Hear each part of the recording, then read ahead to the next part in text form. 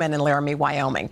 Well, the outcry was just felt around the country and forever changed the gay rights movement. Judy and Dennis Shepard first told their story on Today. And to mark the 25th anniversary of Matthew's death, they reached out once again to Katie Couric, who did that first interview. And Katie, I know you've kept in touch over the years. I have. Good morning. Hi, good morning. Nice to see you both. You know, one of the privileges, I think, of doing this show is you get to interview countless people who have a lasting impact on your life. And an example of that for me is Judy and Dennis Shepard, who I've stayed connected to, as Savannah said, all these years. We recently sat down to talk about their son, Matthew, the journey they've been on, and what might have been.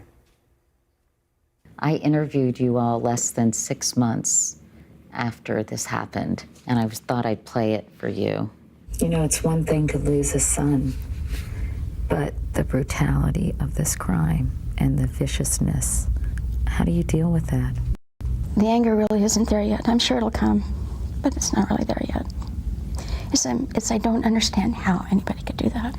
Do you remember that? Yeah, I remember thinking how odd it was that we were here doing this with you, that we're just two people who lost a son. I don't think we understand the scope of how big it really was.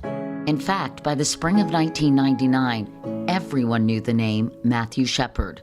But to Judy, Dennis, and younger brother Logan, Matthew was just Matt. He loved the theater and watching him play Abraham Lincoln. The homemade costume was the best, right? Yeah. This year, he would have turned 46 years old. Matt would be the age now that I was when we lost him. What do you think he might be doing? Well, we often talk about how his dream was to be part of the State Department. He was so gifted in languages and really cared about folks he thought had less than they should have had. Perhaps it was Matthew's trusting nature that made the 21-year-old University of Wyoming student fall prey to two men he had met at a bar in Laramie. Sensing Matthew was gay, they pretended to be gay too and invited him to a party. On the way, said, we're not going to a party. You're being jacked. Give us your wallet. So they took his wallet, and then they proceeded to beat him, and he had 18 blows to the skull, and then they left him. It was 18 hours before a bicyclist, thinking at first Matthew was a scarecrow, found him barely alive. I know you have said before that you have never visited the spot where Matt was found. I haven't. Dennis was. Why did you want to go there, Dennis? That's where Matt was. And I keep thinking, what if he was yelling out what was going on, asking for Dad? And I wasn't there. I couldn't do anything. It was just something important to me. During the 4 days Matthew was in a coma, the story went from a small town tragedy to an international reckoning. People everywhere asking, how could this happen? I didn't realize that Elton John bought out all the flowers in all the flower shops. He kept calling. We thought it was a crank call, so we wouldn't accept the call. But so many acts of kindness followed this horrific thing. Yeah, 10,000 cards and letters. A lot of parents swearing they would raise their children to be accepting. It was really moving. His attackers, Aaron McKinney and Russell Henderson, were convicted of first-degree murder and sentenced to life in prison. Part of the sentencing agreement prevented them from speaking to the press. But an AP reporter got a hold of Russell Henderson 5 years ago. And he said, quote, I think about Matthew every single day of my life. I think about him in every single one of those days that I've had that he hasn't had. His family hasn't had. His friends haven't had. I'm so, so ashamed I was ever part of this. Don't believe it for a second. We differ there. I think without the other guy, Aaron McKinney, Russell would have been fine. He was a follower up until he became involved with McKinney and drugs. He was a good kid, got lost, bad family life. I think he's as much a victim as Matt was. Matthew's legacy lives on. Judy and Dennis started the Matthew Shepard Foundation to advocate for LGBTQ rights. Whenever I think about Matthew, I always think about his incredibly beaming smile. A play called The Laramie Project followed, and later a choral work, Considering Matthew Shepard.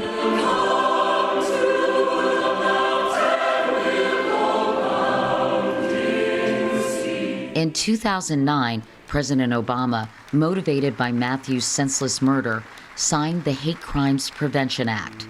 But just as they believed real progress was being made, the Shepards are now watching as scores of anti-LGBTQ measures are being considered and enacted across the country. What has your reaction been as you've seen this unfold? This battle is just the last, most vicious attack on the community. They're fighting a losing battle. For so long, the Shepards couldn't bury their son for fear his grave would be desecrated. In 2018, his remains were finally interred at Washington National Cathedral, the same place they recently dedicated a devotional portrait of Matthew. He's surrounded by some of the cards and letters that you all received. It's really quite moving. Got one hand on his heart saying, welcome, welcome, and the other is extended, like, I'm here for you. Judy and Dennis stay busy with the foundation they started after Matt's death to teach parents of children who may be questioning their sexuality and their gender identity to love and accept them for who they are. They also lecture across the country and around the world to college students, businesses, and law enforcement groups. And they're really sad the fight isn't finished, but according to FBI statistics, hate crimes have increased against LGBTQ people 11%, so clearly a lot more work to be done. They're so courageous because, you know, you could understand if they just wanted to go bury their heads and never speak of it again, but they've become such activists. You can tell this passion, but that's a gift that they are continuing to give the world. Yeah, they are really lovely people. And as I said, I went to the service at National Cathedral when Matthew's remains were interred. It was absolutely beautiful. And I think so many people probably don't remember this story because it happened so long ago, 25 years ago, and they want to make sure that people understand Matthew, what happened to him, in an effort to keep it from happening again. Listening to his mother talk about the assailant in such a way just showed just how big her heart is. Yeah. You're coming back, by the way, to see us. Yes, I'm going to be here in a couple of weeks. Yeah. Once again, wearing purple for a very different reason, and that's for Pancreatic Cancer Awareness Month. We have a very special guest I know who you love a lot, Savannah, and we have a very exciting announcement. So you can't get rid of me. Oh, good. We don't want to. We hope not. Thank you so much for sharing that with us.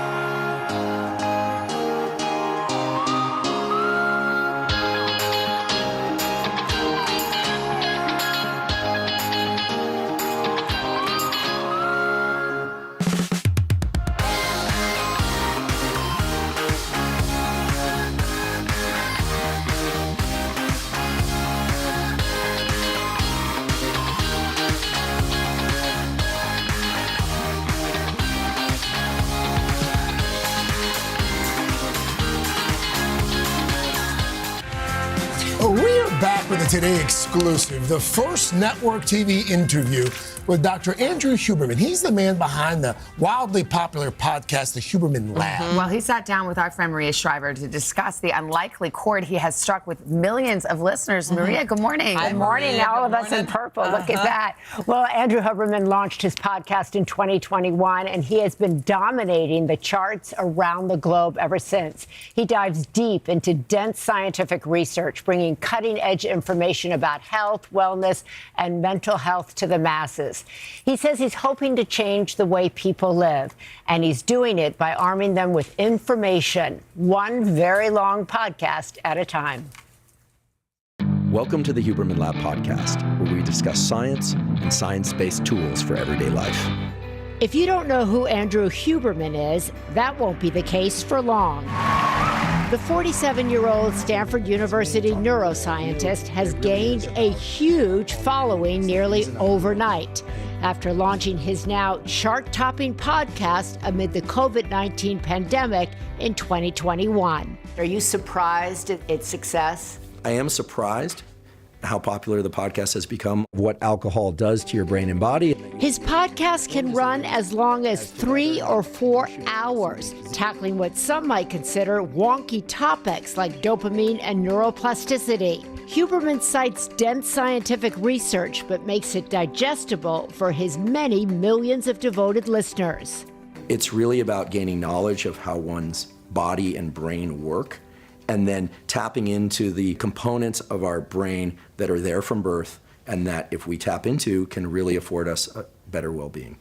At the core of his philosophy are what he calls protocols, ways to improve mental and physical health through sunlight exposure, nutrition, exercise, stress control, relationships, and sleep. I think if people paid attention to these 5 things plus sleep, gosh, I'm certain that everyone would feel so much better. Our mental health and physical health exists on a background of all these fundamental things, and we have gotten very far away from paying attention to these fundamental things. It's really alerted me to the fact that people have a deep interest in feeling better and doing better. They seem to stick around for the science, and they end up learning tools that can help their mental health and physical health. So do you think it's that they want to understand themselves, that they want to understand their brain? They want to understand this entire machine? I think people want to understand how they work. Right. I think they start to feel a sense of agency, and once they feel a sense of agency and control, then all the other stuff seems less scary. Some are critical of his mixing of business and science. His podcasts are supported by ads for supplements and products he endorses. But Huberman says his goal is to give the masses access to zero or low-cost tools to improve their mental and physical health. What does the research really say? What works the first time and every time? It's not about purchasing anything. While Huberman says his audience is divided evenly between men and women, some are crediting him with men increasingly prioritizing their mental and physical health. With men, sometimes the lure has to be a little different. You have to say, hey, this is going to make you a better negotiator. This is going to make you more effective in finding and building a great relationship. It's going to make you more vigorous. You know, if guys are paying better attention to what they eat, how they exercise, their mental health, certainly, I feel like they and society are just going to benefit. So you think you're changing that for men, that all of a sudden men, perhaps your age and or younger, that it's permissible to talk about their emotional health or their mental health in a way that 5 years ago it wasn't? I like to think that we are. It's not about becoming more emotional, it's about becoming more functional. One should be able to feel their feelings without their feelings hijacking their behavior or feeling as if you're falling into a pit of despair. They can make choices. And choices are really central to his philosophy. He wants people to know that they have agency over their lives and their health. And he says giving tools to people helps them optimize their lives. But ultimately, he says it's up to all of us to take responsibility. He's also bringing the conversation about brain health to younger people, something that I'm really incredibly passionate about, and I'm really glad that he's doing it. Like, I have 2 sons. They are obsessed. Most men in the country are. He's become like this go-to guy that you would point to. But I like that he has bite-sized things you can do. Like in the morning, he says, put lemon, salt, and like cayenne pepper in a drink, and then get sunlight, take a cold shower. Like, he gives you 5 things that are doable to do in the morning. Well, what's incredible is that you tell this to your sons. Yeah. they don't listen to you at all. He tells them, right? And they're like, I'm out here because he says I should do it. That's always the case. You'll be a better negotiator. Well, that's Maria, right. Talking about all kinds of health, mental health, physical health. Maria's going to come back in the 4th hour. We have a whole hour dedicated to your mental and physical health. So come join us there. You can go to our website at today.com.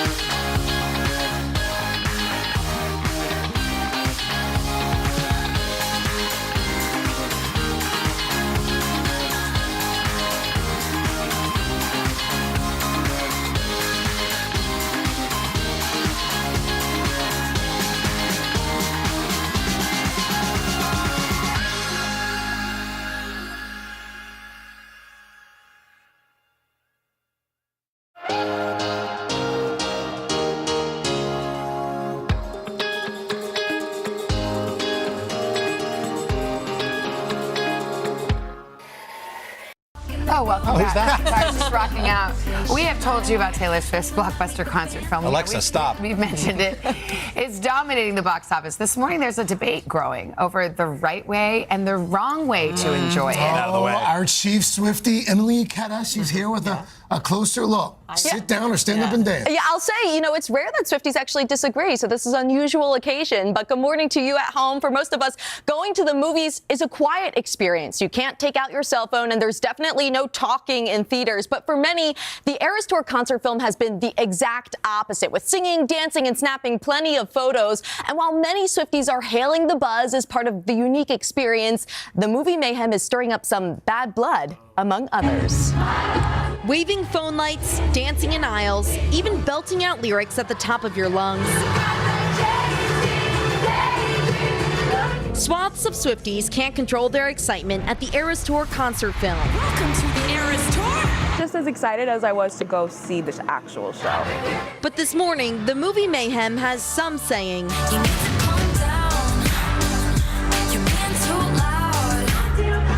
amid a growing debate over movie theater etiquette, some fans airing their frustrations on social media, calling scenes like this disrespectful. I want to hear Taylor sing, not y'all, one person wrote. Another saying, suddenly, I don't want to go. The music's so loud, it spilled into theater hallways. Some moviegoers bracing for potential interruptions during this weekend's highly anticipated release of Killers of the Flower Moon, the Martin Scorsese movie starring Leonardo DiCaprio and Robert De Niro. Turn it down a notch. There are a few of us next door. We're trying to watch Killers of the Flower Moon. But those swept up in Swiftmania describe the experience as the most iconic thing and point to Taylor Swift's own words in defense. Eras attire, friendship bracelets, singing and dancing, encouraged, she wrote on Instagram when announcing the movie's release. And theaters around the world listened, dropping long-held decorum for the 2-hour and 45-minute film that's already shattered domestic box office records for the genre, raking in nearly $93 million in its opening weekend. I'm gonna go to this movie at least 13 times. And movie theaters are going with the flow. AMC encourages dancing and singing throughout the concert film. And in Kentucky, the Sauerbeck Family Drive-In is letting in fewer vehicles to make more room for dancing. Even dine-in theater Alamo Drafthouse welcomed fans getting a little rowdy within reason. Singing and dancing has been encouraged, but what would you caution people against doing? If you are singing so loudly that the people around you can't actually hear Taylor singing, this is a problem. This is an experience that we're having communally, but that doesn't give you the permission to destroy someone else's viewing experience simply for your own enjoyment. Etiquette experts say it's okay to take selfies, trade friendship bracelets, and respectfully sing and dance at the concert film, but they say avoid stealing the show. Don't stand on seats, block other guests from viewing or exiting, talk between your favorite songs, or record the concert film. And if you have a concern, raise the issue with a theater employee. So finding that middle ground where everyone can truly enjoy, can revel in being Swifties in this theater together, I think what a wonderful thing and what a great reason to bring us back to the movies.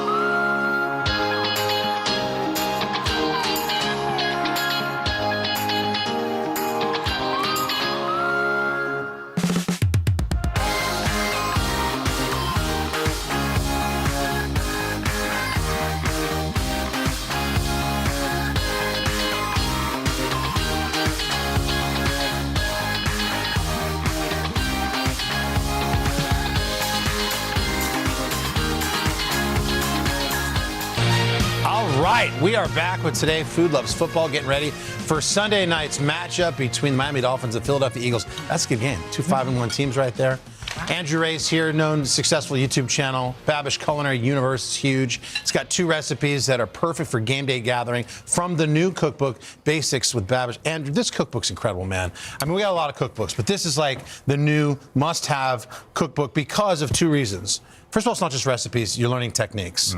Second of all, in the culinary world, it seems like everybody on social media is quick to put out what looks perfect. No one ever screws up. And this book leans into the idea of screwing up. Yes, exactly. Everything I know about cooking, I learned from making mistakes. So I wanted to make the readers a little bit more comfortable with making mistakes and seeing them as learning opportunities rather than failures. I love that. Yeah. It's fantastic. So congrats on the book. Thank you so much. Go pick it up. So let's start with Miami. We think of Miami. Where are we going with the quesadillas here, huh? Well, I mean, so I picked a couple recipes that I thought would be great for game day. So we're starting with some really easy chicken quesadillas. All right. Miami, the perfect poolside food. If you're ordering food poolside, I love the quesadillas. Yes, so we're going to start there. I've got a chicken breast that's been butterflied. That means we're cutting it down the center, opening it up like a book, pounding it out just a little bit, just enough to demonstrate for TV. And then we're making a quick and easy marinade. I've got, here we go, a couple tablespoons of oil. Yep. Yeah, where's my beer? I got you. Oh, there we go. Yep. Okay. Cheers. You guys think of everything. Cheers. So I've got equal parts. We got equal parts vegetable oil and lime juice. Yep. I've got paprika. I've got cumin. I've got cayenne pepper, and I've got oregano. Beautiful. Putting that in there. And I've got some garlic, which I've just crushed, because if you mince it too finely or pass it through a garlic crusher, you got little bits that are going to burn when you put it in the pan. So I like keeping them whole so it gets the flavor without burning it too much. Good. All right. Yeah. So how long are you going to marinate the pounded butterflied chicken breast in Exactly. This is going to be going matter for of hours or like overnight, or is it 30 matter? minutes up to 4 hours. You don't want to go too much longer than that, otherwise you could end up with not very, a little over tender chicken. How's the chicken quesadilla, everybody? So you could just buy a rotisserie chicken and do that. Yeah. And that's fine. But to go to this is the extra love you need. That works really great because once you've got the leftover chicken, you want to let this cool completely because if the chicken's too hot, you're going to end up with a drippy quesadilla. Nobody wants that. Nobody wants that. So leftover rotisserie, perfect. Yep. So not very poolside. So yeah, this is going in the skillet. Yep. Right in. Al, you butterfly your chicken breast? I never use chicken. Yeah, you like thighs. You're a thigh guy. But I butterfly a thigh. Yeah. No, it's the best way to go. With chicken breasts, you want to get it thin. You want to cook it fast. More and hot. surface area for. And then that way it doesn't dry out. Right, I'll cook this keep sucker. an eye on that for me. Yeah, Thank you and so then once much. it's done, you shred it. You got wood. Let's build one. Yeah. So once it's done, you're letting the breast cool completely. Yep. So that it's not too drippy. Lay out some chicken, slice it nice and thin. Cheese, of course. Yep. 2 kinds of cheese, of course. Extra cheese. Keep it going. Then we've got peppers and onions. Very simple. These have been sautéed with some simple oil and spices. Back in the pan. Press it down. Right in the pan. Now, I like using a lot of oil in my pan so you get a really crispy outside, so it's almost like eating a tortilla chip quesadilla. Yeah. You can throw down some oil, or you could just spray this guy with some nonstick spray. Okay. Works great either way. Throw it down. Maybe in a slightly bigger pan than this. That's fine.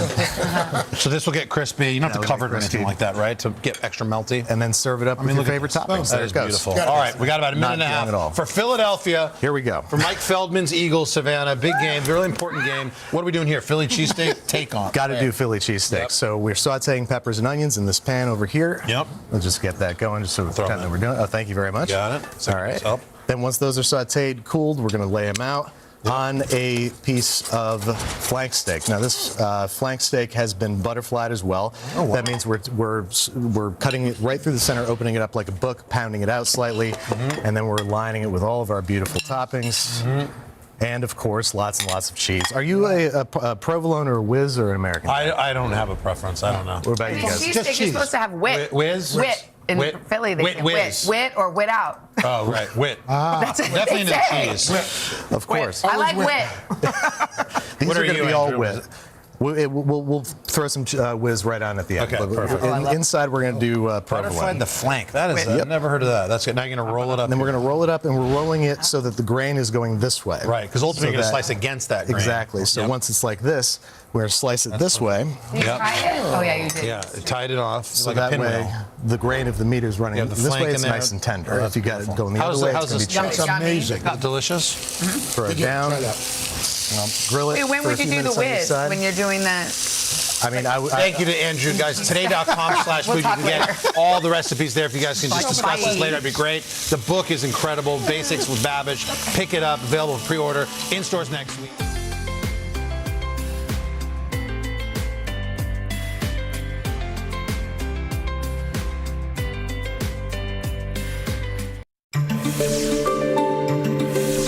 This morning on the third hour of Today, escalating tensions. President Biden returning from Israel, vowing unprecedented support for the war-torn region, ahead of his primetime address to Americans on the humanitarian crisis tonight. This as security concerns grow amid calls for violence here at home. We have the latest. Plus, net gains. Good news for Netflix. That crackdown on password sharing worked, bringing in billions for the streaming service. What it's now going to cost us to keep watching. Then, feels like fall. We've got comfy, cozy fashion, plus some festive cocktails to spice and spike up your life. I'll drink to that. Today, Thursday, October 19th, 2020.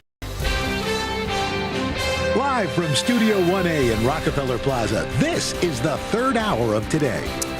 Good morning and welcome to the third hour of Today. I'm Chanel here with Al and Craig and Dylan. The gang's all here this morning. We certainly thank you for being with us on yet another busy morning. We want to keep you updated and begin with the war in the Middle East, where Israeli strikes are once again raining down on the Gaza Strip. Both sides blaming each other for that hospital explosion in Gaza amid a growing humanitarian crisis and urgent need for aid in this area. President Biden saying it is highly unlikely the blast came from Israel after his high-stakes visit to the region yesterday. This as security concerns and protests are certainly growing all across the globe. So we have complete coverage for you this morning. We're live in both Washington and Tel Aviv. So let's begin with Tom Yamas. Tom, what is the latest where you're at now? Hey, Dylan, good morning. We are in Tel Aviv. This area right here should be busy with shop owners and people just bustling, but we are in a time of war, and it is so quiet right now, almost 2 weeks into this war. But I'd like to start where you guys left off there, those protests happening around the Arab world. We saw some in the West Bank, but the very big protests were in Lebanon, in Beirut, the capital there, where protesters were going after the U.S. Embassy. The pictures were incredibly dramatic. Now, all of this, the catalyst was because of that hospital strike that the U.S. and Israelis have now said were a Palestinian militant group that had a rocket that misfired, killing their own people. Hamas saying that is not the case, blaming Israel. But because of that, and sometimes the truth here is secondary, it brought up a lot of emotions because people are upset in general over this war. All of this, as you guys mentioned, President Biden set tonight to make an Oval Office address about the war happening here between Israel and Hamas. We will bring it live to you here on NBC. And this follows his visit where he met with the Israeli War Cabinet and the Prime Minister of Israel, along with those victims of this as well. We are also seeing incredibly sad images out of Gaza still to this day. The bombings continue, and this new video this morning of a little boy, we do want to mention this video is obviously graphic. The little boy survived. He was rescued, but you can see that child covered from the chest down in rubble as they pulled him out. And this is not isolated. This is happening to people all over Gaza. As the UN says, Gaza right now needs 100 aid trucks a day to get food, water, medical supplies to the people there. We understand that, according to the White House and Egypt, they've come to some kind of deal where those aid trucks, those 20 aid trucks that are outside the Rafah crossing and Egypt, will be able to go in Gaza. But guys, I got to be honest with you, we have told this story time and time again over these last 2 weeks where we think the border's going to open and then it never does. Yeah. Hopefully those aid trucks get into Gaza because the people there, the innocent Palestinians that had no part in this war, do need that help right now. Guys, back to you. All right, Tom, stay safe. Thank you so much. All right, that unrest overseas having quite the ripple effect across the globe. Back here, U.S. Homeland Security continues to monitor an increase in hate speech and calls for violence online.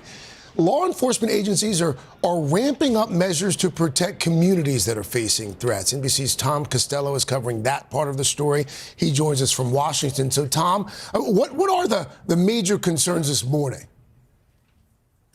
Craig, I have an alert that just came in. If you don't mind, I'll read it off my phone. It's from FBI and Homeland Security. It says Homeland Security and FBI assess that the lone offenders inspired by or reacting to the ongoing Israeli-Hamas conflict pose the most likely threat to Americans, especially Jewish, Muslim, and Arab communities in the United States. Here in the Washington area and in many cities across the country, we've already seen police beef up their presence, specifically around synagogues, out of concern that Jewish communities are, in fact, being targeted. We also had a stressful day on Capitol Hill yesterday. We had about 305 protesters arrested inside the Capitol. They came demanding an end to the conflict, demanding a ceasefire in the Middle East. Specifically, also, the New York Police Department is now telling all of its officers they must be in uniform at this point. They're also curtailing training, and they are beefing up patrols because of the ongoing threat. And by the way, the NYPD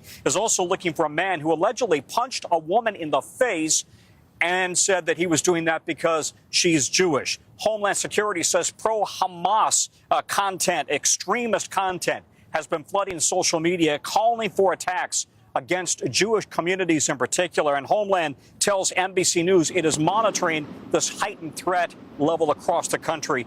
It comes after what happened in Brussels, Belgium, just 3 days ago, in which police shot and killed a man who claimed that he was acting almost as an ISIS representative. He killed 2 Swedes who were in Brussels. Those Swedes, of course, in for a soccer game, and they have been dealing with a series of Koran burnings in Sweden. It's not clear why this man may have acted against Sweden.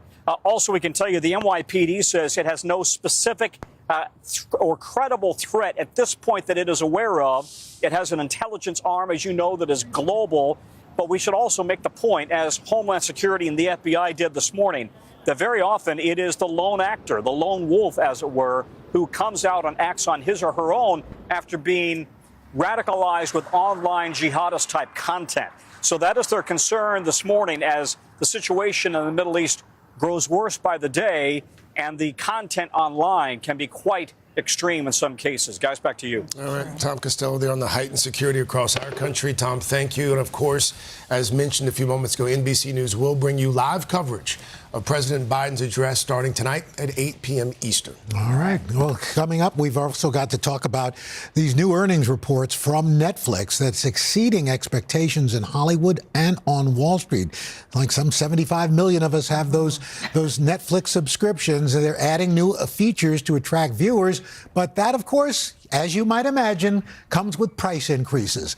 Netflix and Bill. NBC's Aaron McLaughlin breaking it all down for us. Oh, Aaron. Good morning, guys. Well, we've all heard of Netflix and chill. Well, call this Netflix and ka-ching. The streaming giant announcing huge gains in revenue and subscribers, and even more surprising news about the prices you'll pay for membership. This morning, Netflix seeing green. The #1 streaming giant reporting quarterly revenue of $8.5 billion and adding nearly 9 million new subscribers, wildly exceeding expectations in the face of Hollywood strikes that have brought production to a standstill. The real driver of this massive subscriber growth was Netflix's crackdown on password sharing. They were basically saying, nope, you can't share passwords anymore, no more freeloaders, we're going to make you start to pay. Netflix also announcing it's raising prices for the first time in nearly 2 years. Its basic no ads plan up $2.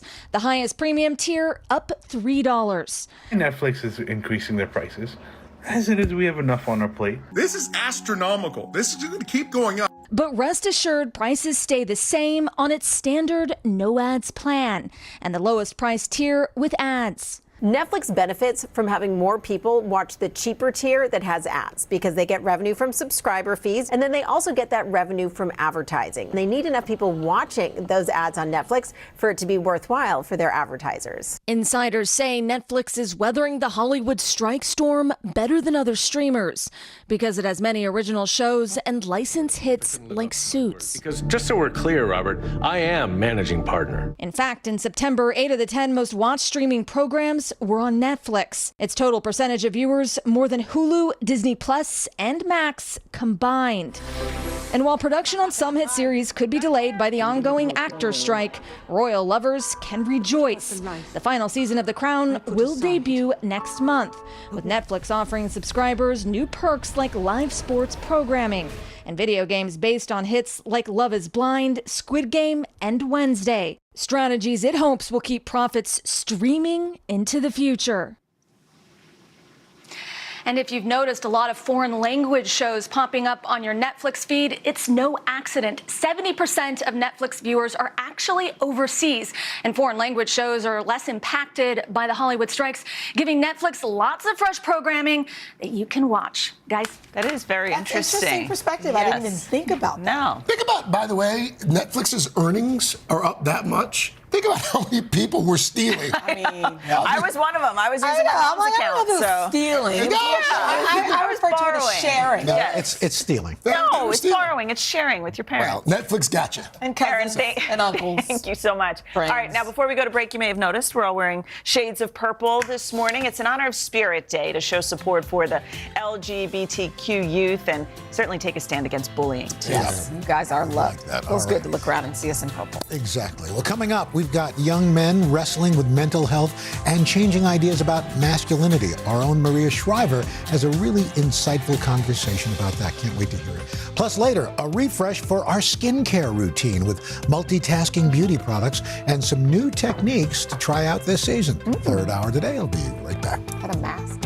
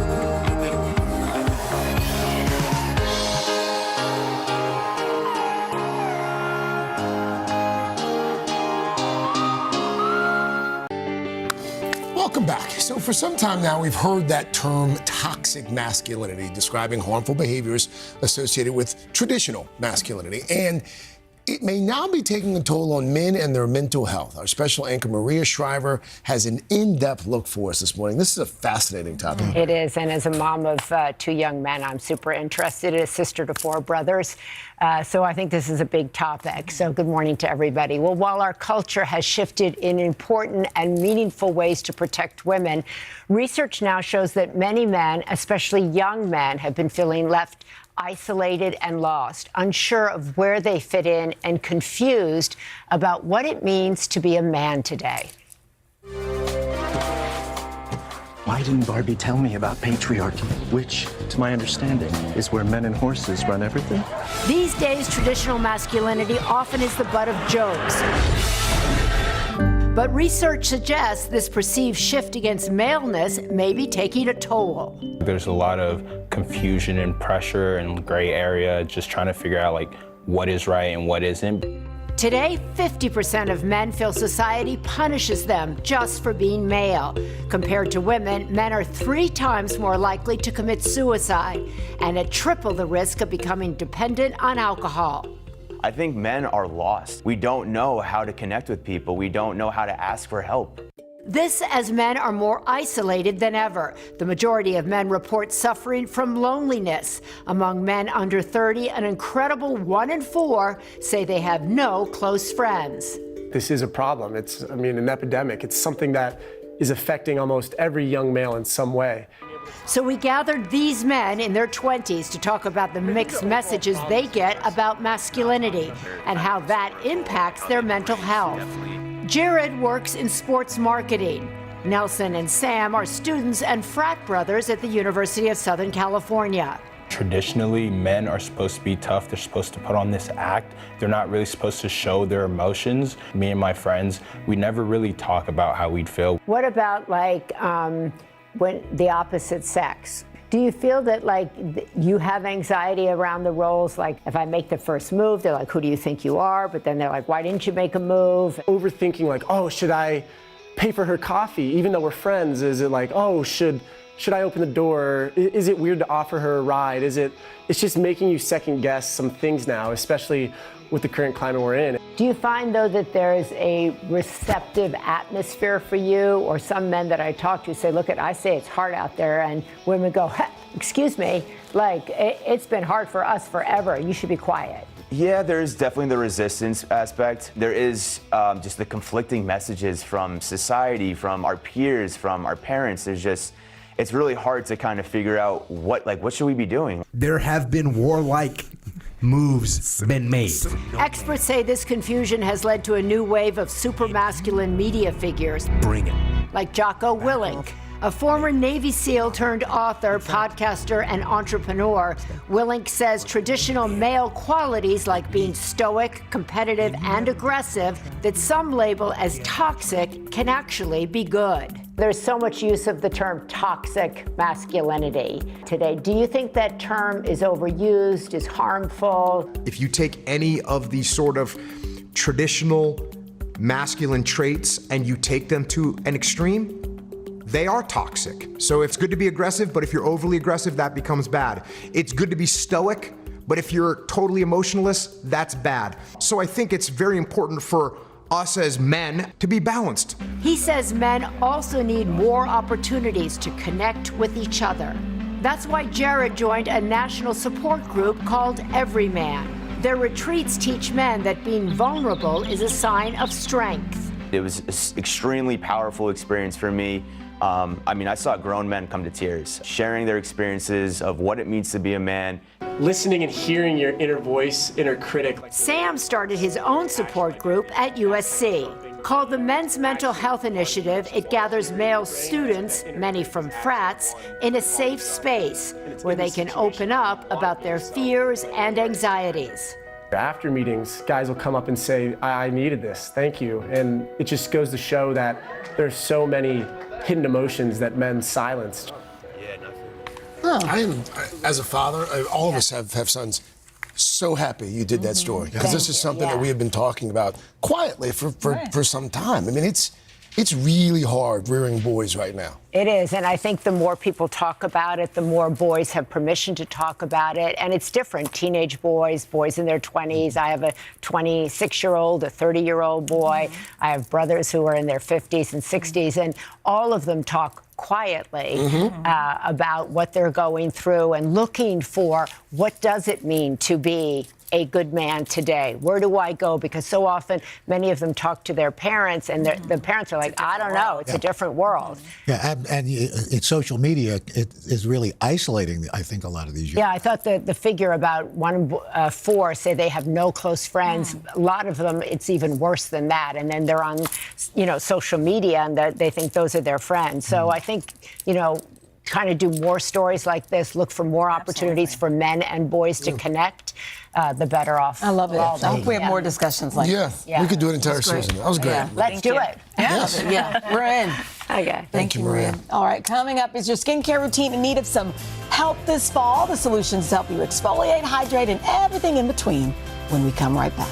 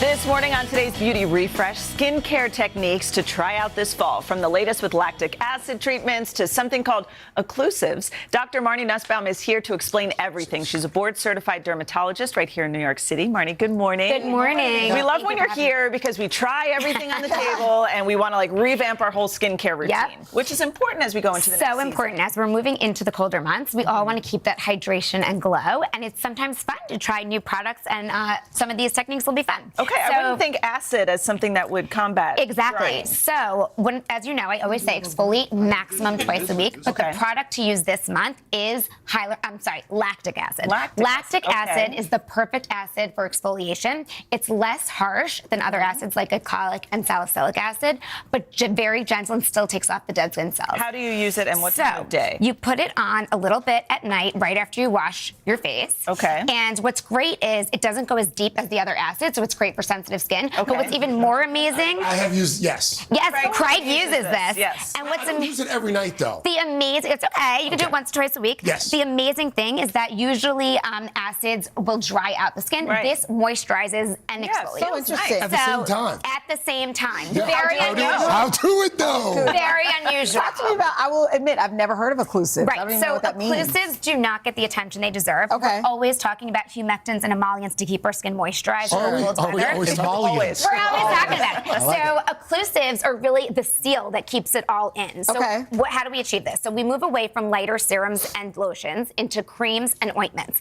And what you're looking for is occlusives named petrolatum, squalene, fatty acids, ceramides, and what do things those like do? that. So they really just keep, it's a seal so that water can knock it out of your skin. Is it like Vaseline or is it? It's very similar. That's petrolatum. I was like, that's okay. Yep, that's a type of occlusive. And are you using it on your face at night? You can use, so this La Roche-Posay product is for the face, and it's amazing because it has squalene and ceramides that really just seal it all in. That sounds good. Especially in the winter. You need it for the winter. So you say we need a lip mask. Okay. Who wants to kiss dry, cracked lips? Nobody. That's the answer. So as you notice, your lips get very dry and cracked. It's the first thing that gets dry in the winter because they don't have that natural ability to moisturize themselves. So what you do is you use these fun lip masks. That's correct. Yep. And you wake up with the perfect hydrated pout. Well, what's amazing? What's amazing that is about nice. them, it's nice because you can is nice. A little outside the line. They have you can infuse your lips with vitamin C, shea butter, all sorts of things that you wouldn't normally use on your lips. Ow, so heavy-handed. And Are they these taste all the same, delicious. just different sizes? They're slightly different. When would you use that? Morning or night? Night, so that you wake up with a perfect pout to pucker up. Yeah. So these masks, first of all, I didn't realize these were as cheap as they are. I mean, the Neutrogena ones happen to be a steal, and they're amazing. But you mean these are like $4? But you maintain that it's very important to pay what's attention to? So you're really using a sheet mask to hydrate the skin, and everyone loves like a DIY spa day at home, and nothing says spa day like sheet masks. So you put this on at a certain Yeah, we time? can put this on. So basically, yes. Yeah, it'll be but moisturizing. basically, these keep in hydration. Now, when you're using sheet masks, you really want to make sure that the ingredients. Is in that for sheet men? masks- This is for men and women. Sure, on a These are for Sunday men and women. before you go to work. So you want hyaluronic acid, ceramides, not irritating acids. irritating. You can do this. Okay. And keep it on for about 30 minutes. Put on some Taylor Swift and enjoy. There you go. Okay? Yeah. You know what? When you There's take only it one off, hole it's so So this one's for the mouth. This is for the lower face. You got this, Al. You, Oh, that we feels got that. We nice. got that. That's nice. It does feel good, Yeah, though. I think it it's feels upside down. fabulous. What else do we have over here? So over here, I go. love these. Okay, so vitamin C infused hydrogel patches. What the heck are they? Yeah. Why do we need them? Why? Where do we put them? I don't know. Okay.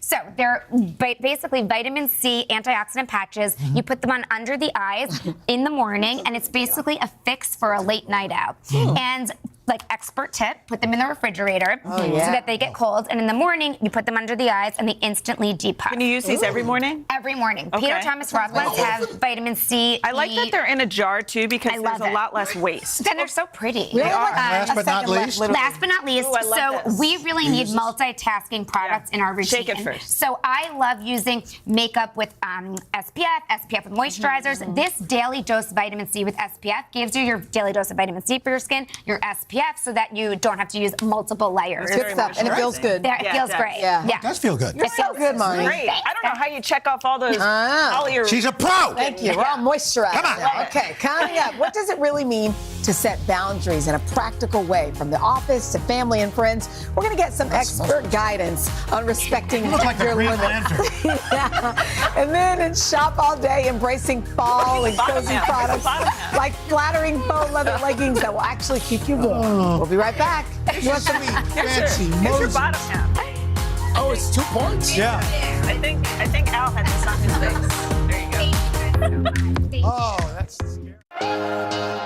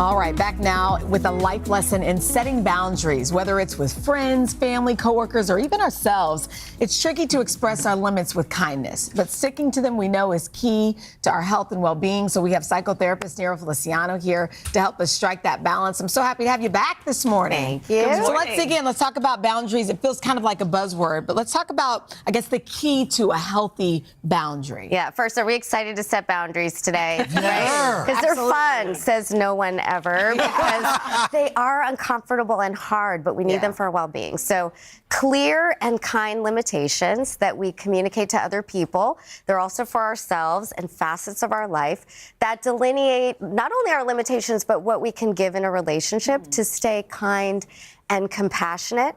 Usually we know we need a boundary if we're feeling depleted or stressed or exhausted. There was probably a boundary that needed to be set that wasn't, and that's how we do them. Now, in our social discourse of them, they've gotten confusing. We think they're about controlling other people's behavior, justifying toxic behavior. That's not the case. It's about our behavior and how we're gonna navigate a situation. What's an example of a boundary? Yep.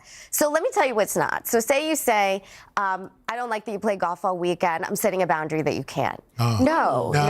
That's controlling someone else's behavior. That might be a relationship issue, but it's not a boundary. Right? A boundary, if you use if-then statements, we take the power back for us. So for example, my son might say to me, Mama, if you're gonna ask my homecoming date weird therapy questions, then I'm going to drive with Dad.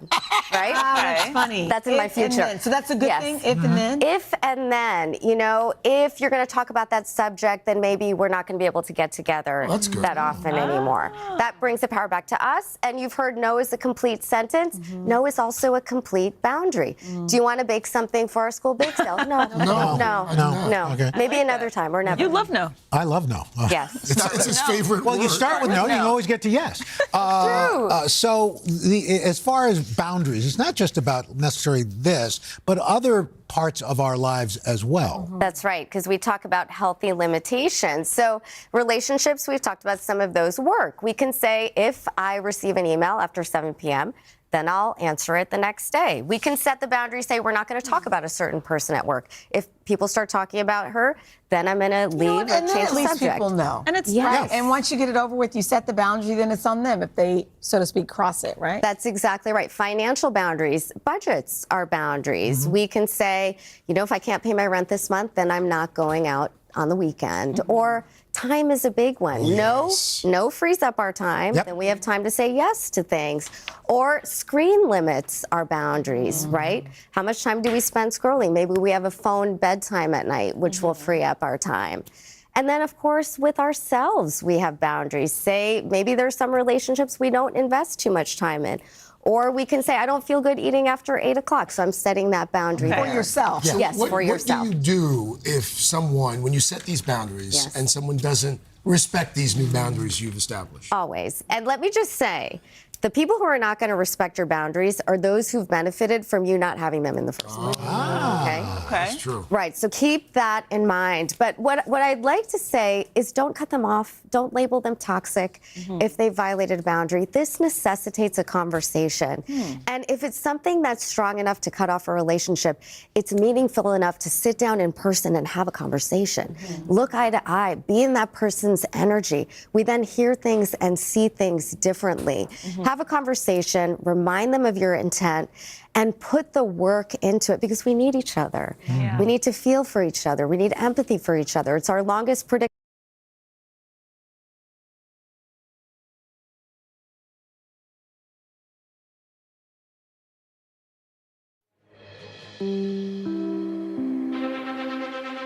This is an NBC News special report. President Biden addresses the nation. Reporting tonight from Tel Aviv, here's Lester Holt. Good evening from Tel Aviv. We are coming on the air because just moments from now, President Biden will address the nation from the Oval Office. This is only the president's second Oval Office address, and it comes during a pivotal point in history as a war erupts here in the Middle East between Israel and Hamas, and as Russia continues its brutal war against Ukraine. The president is expected to address both conflicts tonight and America's role in them. Mr. Biden returned from Tel Aviv just this morning. While here, he met with Israeli Prime Minister Benjamin Netanyahu, offering America's ironclad support against the Hamas terrorists who attacked Israel less than 2 weeks ago, killing at least 1,400.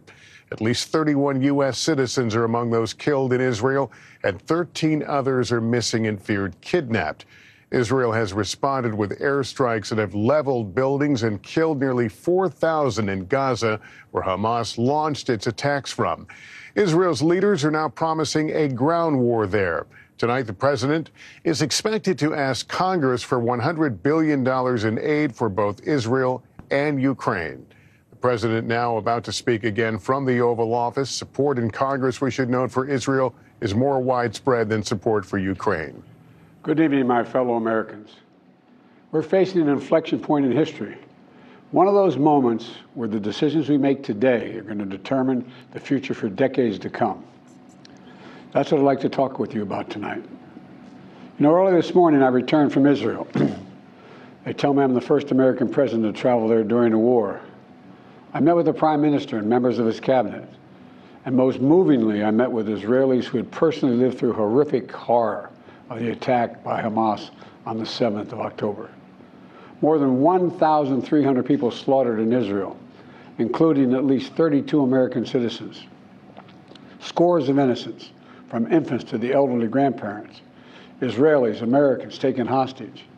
As I told the families of Americans being held captive by Hamas, we're pursuing every avenue to bring their loved ones home. As president, there is no higher priority for me than the safety of Americans held hostage. The terrorist group Hamas unleashed pure, unadulterated evil in the world. But sadly, the Jewish people know perhaps better than anyone that there is no limit to the depravity of people when they want to inflict pain on others.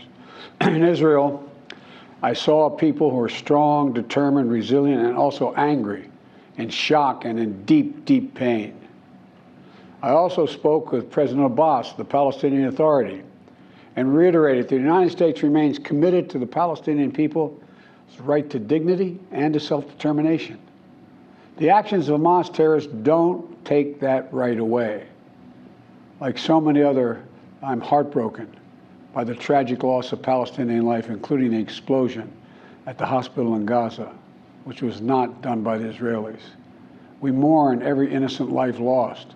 We can't ignore the humanity of innocent Palestinians who only want to live in peace and have an opportunity.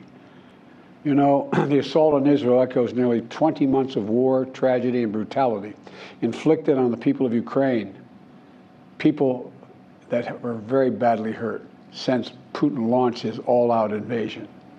We've not forgotten the mass graves, the bodies found bearing signs of torture, rape used as a weapon by the Russians, and thousands of Ukrainian children forcibly taken into Russia, stolen from their parents. It's sick.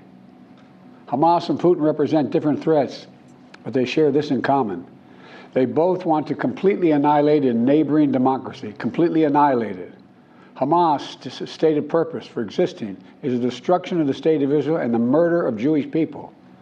Hamas does not represent the Palestinian people.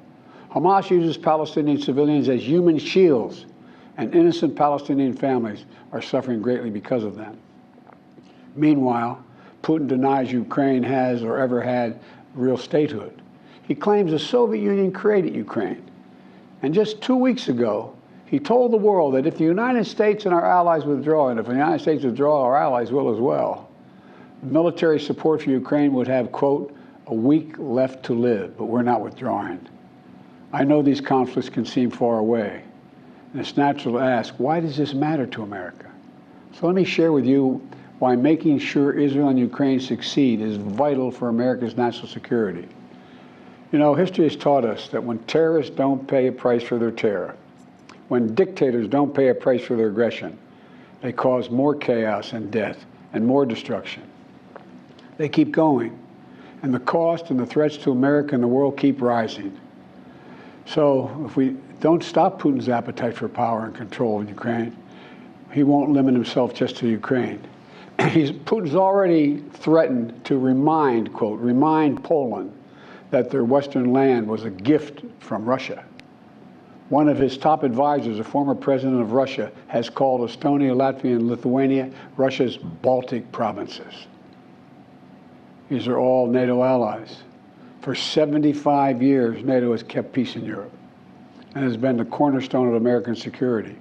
And if Putin attacks a NATO ally, we will defend every inch of NATO which the treaty requires and calls for. We'll have something that we do not seek. Make it clear, we do not seek. We do not seek to have American troops fighting in Russia or fighting against Russia. Beyond Europe, We know that our allies, and maybe most importantly our adversaries and competitors, are watching. They're watching our response in Ukraine as well. And if we walk away and let Putin erase Ukraine's independence, would-be aggressors around the world would be emboldened to try the same. The risk of conflict and chaos could spread in other parts of the world, in the Indo-Pacific, in the Middle East, especially in the Middle East. Iran is supporting Russia in Ukraine, and is supporting Hamas and other terrorist groups in the region, and will continue to hold them accountable, I might add. The United States and our partners across the region are working to build a better future for the Middle East. One where the Middle East is more stable, better connected to its neighbors, and through innovative projects like the India-Middle East-Europe Rail Corridor that I announced this year at the summit of the world's biggest economies. More predictable markets, more employment, less rage, less grievances, less war when connected. It benefits the people, it would benefit the people of the Middle East, and would benefit us. American leadership is what holds the world together. American alliances are what keep us, America, safe. American values are what make us a partner that other nations want to work with. To put all that at risk, if we walk away from Ukraine, if we turn our backs on Israel, it's just not worth it. That's why tomorrow I'm going to send to Congress an urgent budget request to fund America's national security needs, to support our critical partners, including Israel and Ukraine. It's a smart investment that's going to pay dividends for American security for generations. Help us keep American troops out of harm's way. Help us build a world that is safer, more peaceful, more prosperous for our children and grandchildren. In Israel, we must make sure that they have what they need to protect their people today and always. The security package I'm sending to Congress and asking Congress to do is an unprecedented commitment to Israel's security that will sharpen Israel's qualitative military edge, which we've committed to, the qualitative military edge. We're going to make sure Iron Dome continues to guard the skies over Israel. We're going to make sure other hostile actors in the region know that Israel is stronger than ever and prevent this conflict from spreading. Look, at the same time, President Netanyahu and I discussed again yesterday the critical need for Israel to operate by the laws of war. That means protecting civilians in combat as best as they can. The people of Gaza urgently need food, water, and medicine. Yesterday, in discussions with the leaders of Israel and Egypt, I secured an agreement for the first shipment of humanitarian assistance from the United Nations to Palestinian civilians in Gaza. If Hamas does not divert or steal these shipments, we're going to provide an opening for sustained delivery of life-saving humanitarian assistance for the Palestinians. As I said in Israel, as hard as it is, we cannot give up on peace. We cannot give up on a two-state solution. Israel and Palestinians equally deserve to live in safety, dignity, and peace. You know, and here at home, we have to be honest with ourselves. In recent years, too much hate has given too much oxygen, fueling racism, the rise of anti-Semitism, and Islamophobia, right here in America. It's also intensified in the wake of recent events that led to the horrific threats and attacks that both shock us and break our hearts. On October 7th, terror attacks have triggered deep scars and terrible memories in the Jewish community. Today, Jewish families worried about being targeted in school, wearing symbols of their faith, walking down the street, or going out about their daily lives.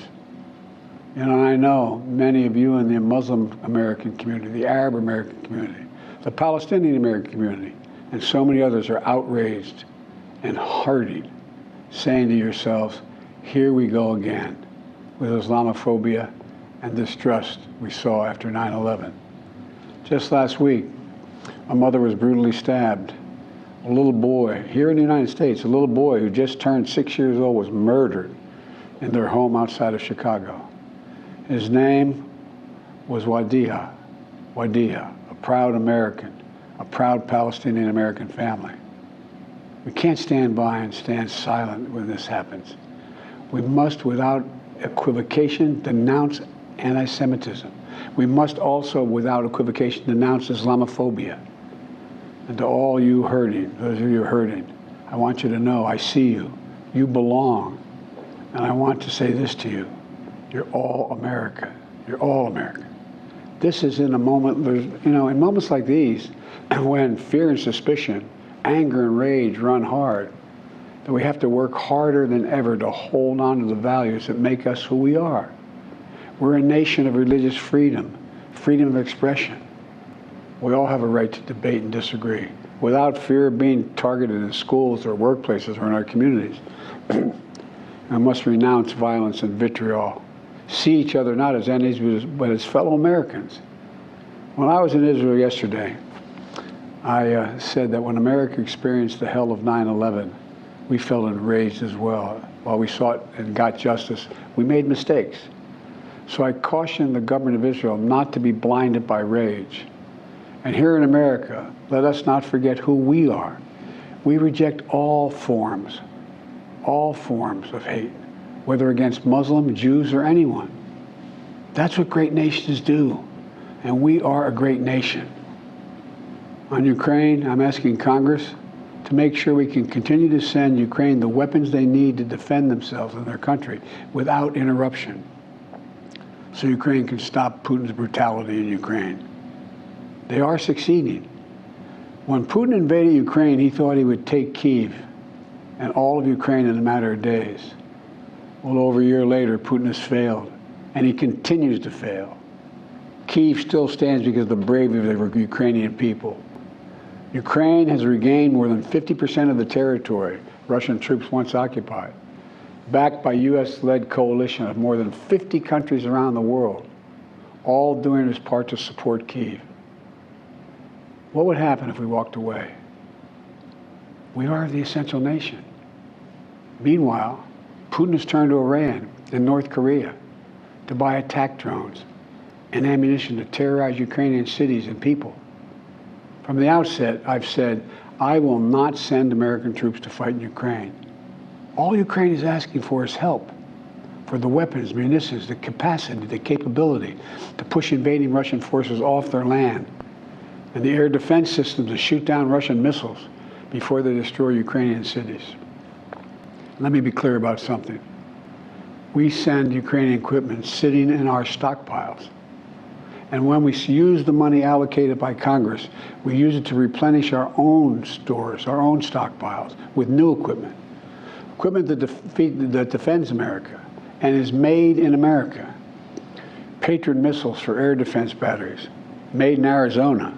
Artillery shells manufactured in 12 states across the country, in Pennsylvania, Ohio, Texas, and so much more. You know, just as in World War II, today patriotic American workers are building the arsenal of democracy and serving the cause of freedom. Let me close with this. Earlier this year, I boarded Air Force One for a secret flight to Poland. There I boarded a train with blacked out windows for a 10-hour ride each way to Kyiv, to stand with the people of Ukraine ahead of the one-year anniversary of their brave fight against Putin. I'm told I was the first American to enter a war zone not controlled by the United States military since President Lincoln. With me was just a small group of security personnel and a few advisors. But when I exited that train and met President Zelensky, I didn't feel alone.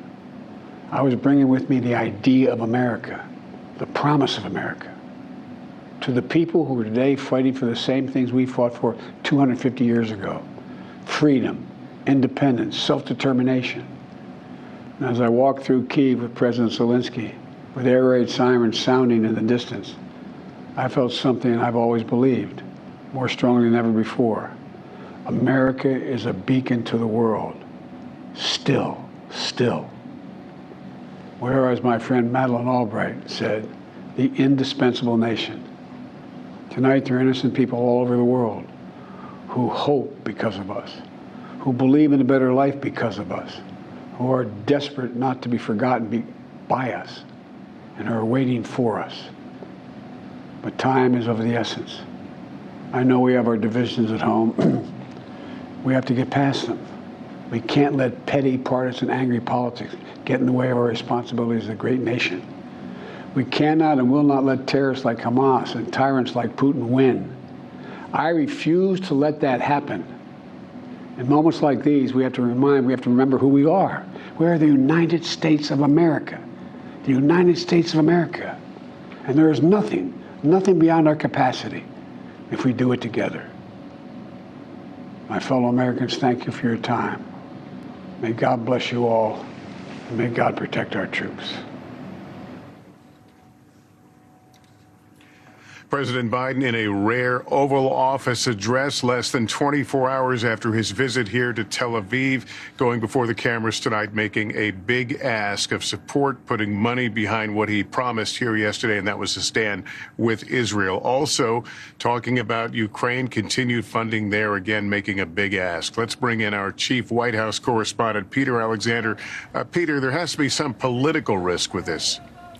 Lester, I think that's exactly right for the president right now, who effectively is watching two separate war zones in the world, both of which he has little control over the outcome of these wars. The potential for either of them to spiral is really a real challenge he faces right now. The key takeaway, though, from his remarks tonight is that it is America's obligation and it is in America's national interest, national security interest, to help both Ukraine and Israel. Wait for him tomorrow to send an effort, a proposal for $100 billion in additional funding to help support those efforts in both countries. Lester? Peter Alexander, thanks. Our chief foreign correspondent, Richard Engel, has been covering this on the ground in Israel and joins me now. Richard, this is going to take a lot of global support. Does the president have that? It's very different in Ukraine as it is here in Israel. In Ukraine, there is generally universal support among NATO. The United States leads NATO, but it is one of many nations that feel very clearly that Russia and Vladimir Putin must be stopped.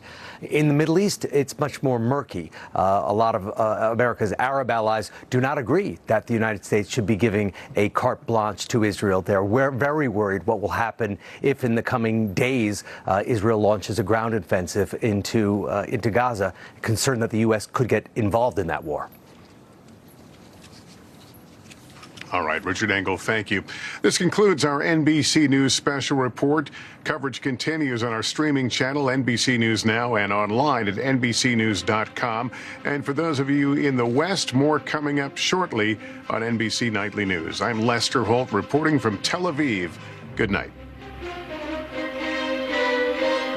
And because I saw that doctor so much over three pregnancies, three babies, all of that. And she's who I call if there's something wrong. But I'm realizing after just talking with you all this morning, that's not enough. And we have to remember so many women don't have even a doctor have the at all. option. They don't have, any hospital near them. They don't even have an OBGYN. So there are or insurance. I mean, think about when you were at a real funk in your life and what happened to your health. Because I think sometimes when you realize, because, looking back, if you look back, think about whatever you're like. I was thinking about some of my lowest moments. Yeah. During that time, what was contributing to all of it was I was in horrible health. And I didn't care about that piece of it.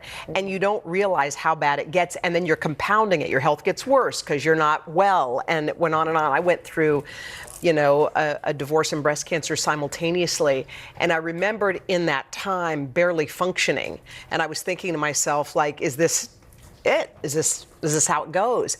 And you realize when you're on solid ground again and you look back and you're like, oh my gosh. Yeah. I didn't take an hour for myself. There were all the things I never ever did that I am doing today that make such a difference, I think eating is such an, nutrition as medicine is something that we've talked about in the last year way more than we've ever talked about it. Yeah, who was the guy, we've had him on, there's Dan Buettner, who you love, does the Blue Zones, and there's the guy, I think Max is his name. Max? Oh, Max Lugavere. Yes. He's handsome. Yeah. He's really handsome. Let's only have handsome men.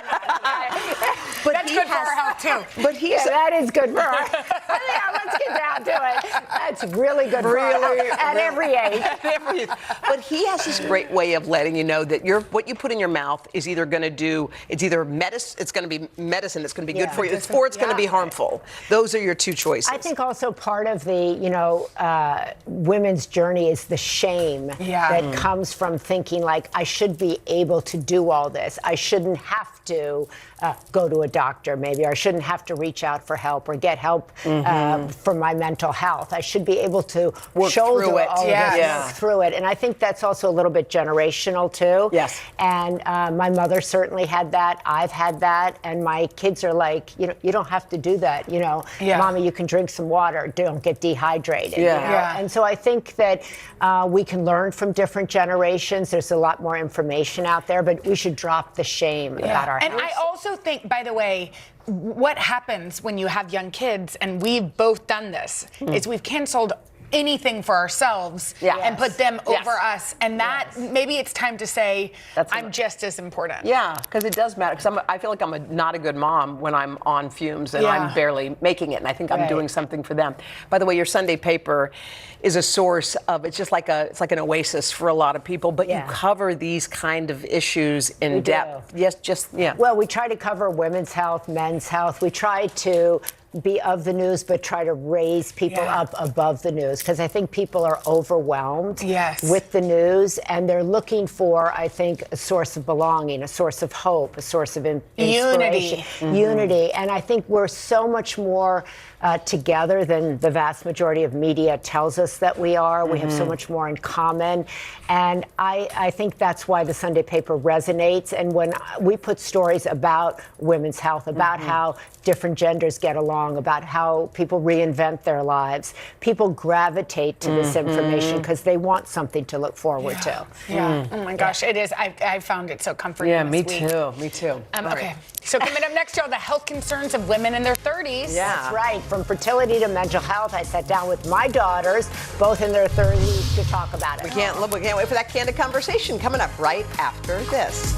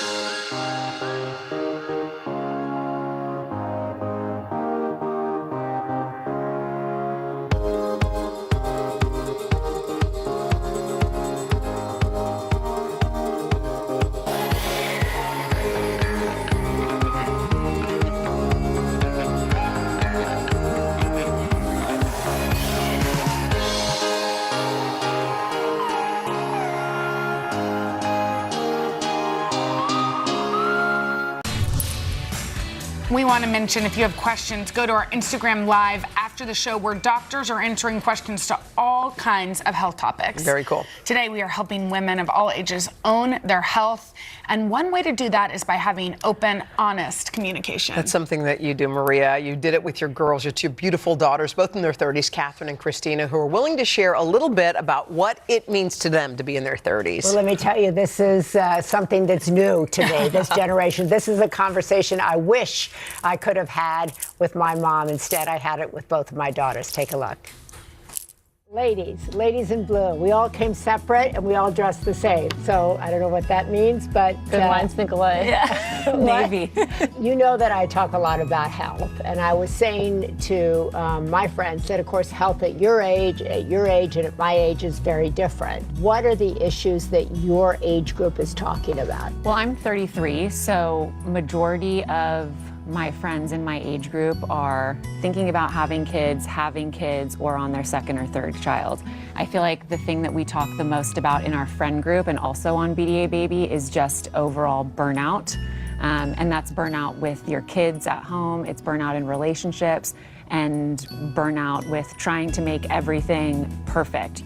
So when you go to your doctor for a checkup, or when you're talking to your doctor about burnout, are you talking to her about sex? Are you talking to her about pregnancies? I feel like it's definitely hormones, pregnancy right now at this phase of my life. There's a lot of questions now when I go in about mental health. There's a lot more awareness and conversation about that with doctors, I feel like, and also in my friend group. Then I feel like you reflect on having that kind of conversation when you were our age. Yeah, well, it's interesting because I know you were saying, well, I'm 33, and given my age, and I'm thinking to myself, I'm 32, and given my age, my friends and our conversations like could not be more different. Yeah. A lot of my friends are working and trying to kind of figure out big life choices as to whether they want to freeze their eggs. I went in after you had a baby, and I went to my gynecologist, and I was like, do I need to be freezing my eggs? Like, how much time do I have? And I think I was 27 or just turned 28, and she was like, you have so much time, don't worry about it. I go in for 30, and she's like, so let's talk now about freezing your eggs. And I was like, hold on a second, I thought I had some time here. You're talking about birth control, freezing eggs, infertility, pregnancy loss is a huge issue. How big is sexual health in your generation? Like when I was your age, I never went, well, first of all, I had a male OBGYN. I know that's shocking to both. I cannot even imagine. I just don't, to me, it's also like you want somebody who's able to relate to how you're feeling. I agree, Of but course I there know was. that you were like, I Of can't course. believe you. I was like, well, there were no women, OBGYNs at the time. I remember well after having 4 kids, I talked to my OBGYN and he said, how's your sex life? And I was like, oh my God, I want to talk to you about that, But you guys speak pretty openly about all of that, right? I mean, we speak openly about it, but also, we've spoken to you about those things, Yeah. and that's definitely generational differences sure. because you would never have talked to your mom about that. Never. You, Christina, have done these films, one dealing with Adderall, one dealing with Xanax. How big are those issues in your age group? Yeah, I mean, the movies also sprouted out from my personal experience with medications. I knew I wasn't the only person going through those experiences. I think that the mental health landscape has evolved so much just even within the past few years, and the level of awareness is amazing. And so now we're able to have conversations around these topics without the kind of weight of, am I being judged? Girls in their 30s talk more about being old than I do. I mean, we are really lucky that we have, we look at you and I'm like, that's goals, you Thank are you, sweetie. very on top of your mental health, your physical health, Yeah. your spiritual health. I think, you and Dad both are incredible examples of people who are aging with grace and doing it really, really well. Do you feel like that we have an open communication about your guys' health journey? Super open. Yeah. Yeah. No, I agree. And I think also we're really lucky to be able to have open and honest communication with our mom. Oh my gosh, talk about goals. Okay, here with some advice for women in their 30s is Dr. Lisa Larkin, a women's health internist. How are you? Great, thank you. So nice to be here. It was so interesting listening to Maria's conversation with her daughters. And one of the issues that seems to come up a lot in that age group is to freeze or not to freeze when it comes to eggs. What's the best advice there? Right. So I think the first thing is for women to kind of pay attention to what their own hopes and dreams are, right? So is fertility and having children even something you want to begin with? But what we know is ovarian function and pregnancy and fertility is somewhat time limited. So women really do need to have a plan and start to think about whether or not they want to have children. At about age 35, fertility starts to go down, and age 40, it goes down a lot. And so in the past, we didn't have great egg freezing. We really had embryo freezing. Now the technology's improved. We really can freeze eggs quite well. And we know that the best time for a woman who wants to delay pregnancy till 40 or late 30s is really to do egg freezing between about 30 and 37. That's when you have the best chance of having high quality eggs that will result in a pregnancy. One of the other things that Maria and her daughters discussed was mental health and burnout. What's advice, when people come to speak to you and women come to talk with you about that? What's your advice? Right. So the first thing I think that is so highly prevalent, and I am seeing that so much in practice now, particularly post-COVID, right? The level of anxiety and health concerns has really increased. I think the first thing is really to understand if it's a short-term, relatively situational issue that you can work out with healthy lifestyle habits and social connection and exercise and diet. But certainly to be aware that hormonal influences really affect mood. There are peak times in a woman's life when she has mood disturbances. We know it's puberty, postpartum, postpartum, the perimenopause and menopause transition. And if mood disturbance is becoming pervasive to the point where it's long duration, it's interfering with your relationships, you're not sleeping, you're eating, you're gaining weight, that's when really, again, a mental health professional is really helpful. And that's when really you might consider starting to discuss medication. And medication doesn't have to be antidepressants. Sometimes we really get great benefit out of continuous oral contraceptives and other forms. Women are spending so much time in their kind of 20s and even in their 30s having the conversation about how not to get pregnant. And then all of a sudden, it's time to get pregnant. It's time to get pregnant. What are you seeing from women today in their 30s? Are they struggling to get pregnant? I hear so many more stories about that today. Right. Well, so certainly infertility is really directly related to delaying pregnancy, right? And so certainly as women are waiting longer to have children, we see more infertility. I think the discussion really has come back to younger women, and this egg freezing has really become much more common. Many employers are now paying for it in the workforce for young women, which is really a great thing, but not for everyone, right? So it's expensive for some women, but it's something that women should be talking about and their doctors should be talking about. I just love the two different stages that your daughters are in. And there should be no shame about finding your own way. That's right. But that's what I think is so great, is that they can both be kind of 19 months apart, totally different tracks, and be talking about totally different things. So when my daughter asked me about egg freezing, I was like, I don't know, because that wasn't around. That wasn't around. That wasn't a thing. So you're saying start talking to your daughters at 30. Right. I mean, so, in the 20s, I mean, you're aware of 20s, do you want to even have kids? Are you in a relationship? Are you playing it? Like not everyone wants to have children, and then thinking about it in your early 30s. All right, we're going to continue this conversation. We've got a whole show full of all this. We're going to talk about owning your health, though, in your 50s. That's right. Naomi Watts is doing just that. Find out how she's reshaping the conversation around menopause right after this.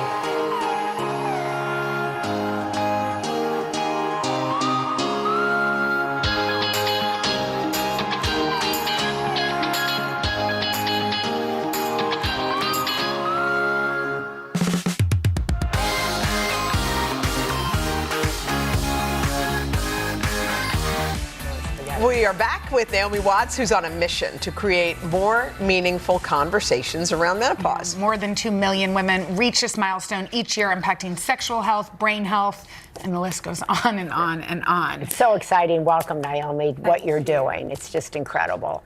I think bringing it out into the open, having this conversation that women can feel open about. Why do you think it's taken women so long to get open about that? I mean, it's a mystery when you think that, half the population always went into menopause and will continue to. I don't know. I think it's down to, it's been that way with women's health at every point. There's always been shame attached to it, which is just mind-boggling. But the good news is now this conversation is open, and women are coming out like screaming and yelling about it, and really ready to move through that shift. You went through perimenopause pretty early on in your 30s.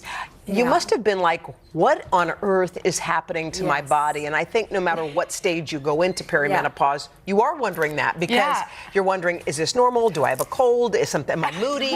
What's happening? A big cold. That never ends. In reverse. Yeah, hot. I basically didn't know what was happening, and it happened right at the precipice of me wanting to start a family, meeting the right partner, and so that collision of like the panic of, am I going to be able to indeed produce children, as well as being told you're going into early menopause, like how. I just was panicking and filled with shame. And the term perimenopause wasn't even yet known, or I certainly, and my doctor wasn't using it. He just gave me a blood test because I wasn't falling pregnant, and he said the results suggested that I was going to be going into early menopause. I did speak to my mother about it.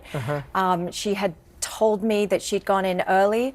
At 45, but I knew no other details around it. I didn't know that there was years of suffering leading up to that. I didn't know that there was a multitude of symptoms. Can you tell us the symptoms just so that anybody out there that may think they're in... For me, I had night sweats for years before that. And when you go to the doctors and you fill out those lists, and I would tick night sweats, and they would be like, well, have you been around TB? Why didn't anyone think that it could be this? Was your doctor a man? Was your doctor a man?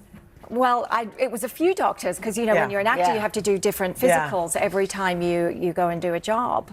But so there's so much confusion and so little information. And I think there's so much confusion because when women hear the term menopause, they think, oh, that happens in your 60s or 70s. Correct. They don't think about it in your 40s or 50s. And they also think about it's the end of my life in a way. And you've just gotten married, and you're kind of in the prime of your life, which is just like to say you can go through menopause, but it can be the beginning of life. It can be, and I think that's the important work that we are doing in shifting the narrative, because it's certainly not the end. We know we're living so much longer now, and so why shouldn't we set up our health better? And if you are inquisitive and you now are in the position where you can ask your doctor the right questions, we're equipped better now that the education is firing up. And can we just say you're so passionate about this that you've created an entire company with products. Stripes. It's on my counter, We've girl. earned our stripes, yes, ladies. You have. That's really good. That was the naming behind it, because our cumulative experiences matter. They amount to something, and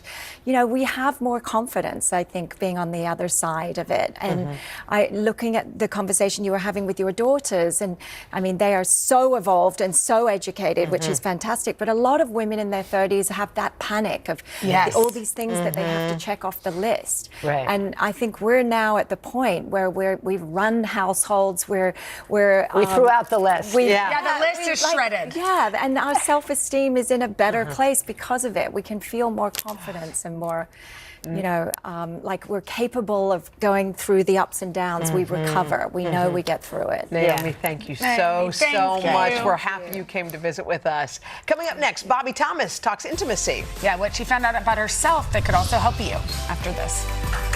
Thanks, Pat. Way to go.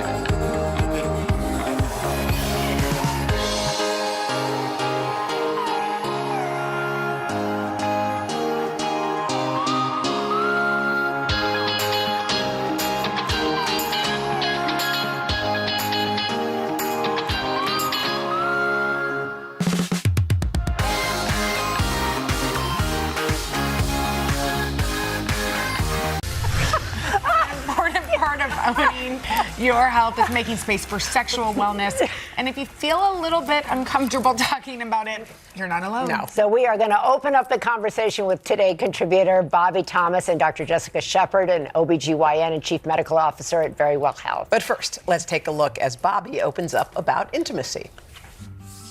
It's been a really big year. I never thought after saying I do, I would be out there dating as a mother and a caretaker at one point. But I think women in general, just busy working, you just like put your needs last. So besides the annual checkup with your OBGYN, the idea of sexual wellness is a foreign concept to many of us. I remember speaking to Kimberly of Little Big Town, who is a fellow widow, right after I lost my husband. She suggested I should get a massage. And it's as if she poked something I wasn't even really thinking about, missing touch. I mean, yeah, you have friends and family that give you a hug, but getting your hair tucked behind your ear or holding hands. And yes, intimacy, like I missed my husband, but it was like I got so good at missing it that I wasn't like even aware that I should need it. I was nervous about dating on so many levels, but when the butterflies hit and there was chemistry, all of a sudden I cared if my underwear was matching. And I remember thinking, when is the last time I actually bought a cute bra? You don't really think about it at first. All of a sudden I need to get a pedicure. You're shaving your legs every shower. And for me, it was a big reality check. I felt good. I was happy. And it wasn't just because I liked someone, and that's great. I think I was happy because I hadn't felt like this about me in so long. I walked into a Medi Spa for a wax. This wasn't just a regular Medi Spa. It was about down there care that went far beyond grooming. It was as if the universe was conspiring to help me figure something out. There were so many modern options and treatments available to help somebody get from not really feeling like they want to be intimate to wanting to make it a priority. When intimacy has been out of the picture for so long, it can be terrifying, scary. There's so much insecurity sometimes connected to how you feel about yourself, how comfortable you are being with someone else, vulnerable on many levels, not just naked, and how you think about yourself. And for some, sex is traumatic. That is important to recognize, but I also feel like it's important to hear from people like me that I had the opposite experience. I felt empowered. I felt connected to my own body, and it was as if, I cried. I couldn't believe how good it felt to feel so comfortable with myself. And honestly, that's when sex is good. That's when you want it. It's when you are good with you that it's exciting to share you with somebody else. I'm putting this out there because I want to learn more. I don't have all the answers. I'm definitely not going to be Dr. Ruth in my next chapter, but I know that when I talk about it with girlfriends, I feel better. It feels good to be supported and that I don't feel alone. So let's talk about it. Talk about it. Hey, Owning Bobby. it. Hi, Yeah. Dr. Shepard. That was so beautiful, Bobby, and so enlightening. I didn't actually know that part of the story. One of my favorite parts of our studio but extended family, the viewers, is that we get to be girlfriends. And I heard from so many of you who have followed the dating diary I've posted, and so many women, I don't want to waste the time because I want to ask for them. They all talked about feeling like intimacy was a chore, another thing on the to-do list. And what a myth sometimes, I'm guilty. When I was married, I've been there. But when you can figure it out, help us understand what are the solutions for those that are struggling with their libido and they want to get back out there. What can you do to help increase drive? Well, one of the things, and I love your story because so many other women are going through that, is that when you think of intimacy and libido, it really does start a lot with our emotional connection and our mind-body. And even like you said, there are people who are married or, in relationships who really are not intimate. So I think the internal part of what we think of how we connect is a big part of sexual wellness. And also the ability to talk about it and be open like you're sharing. Well, and I also, it didn't make the piece piece, but something I said, because I don't want you to think about intimacy as just having a partner. Yeah.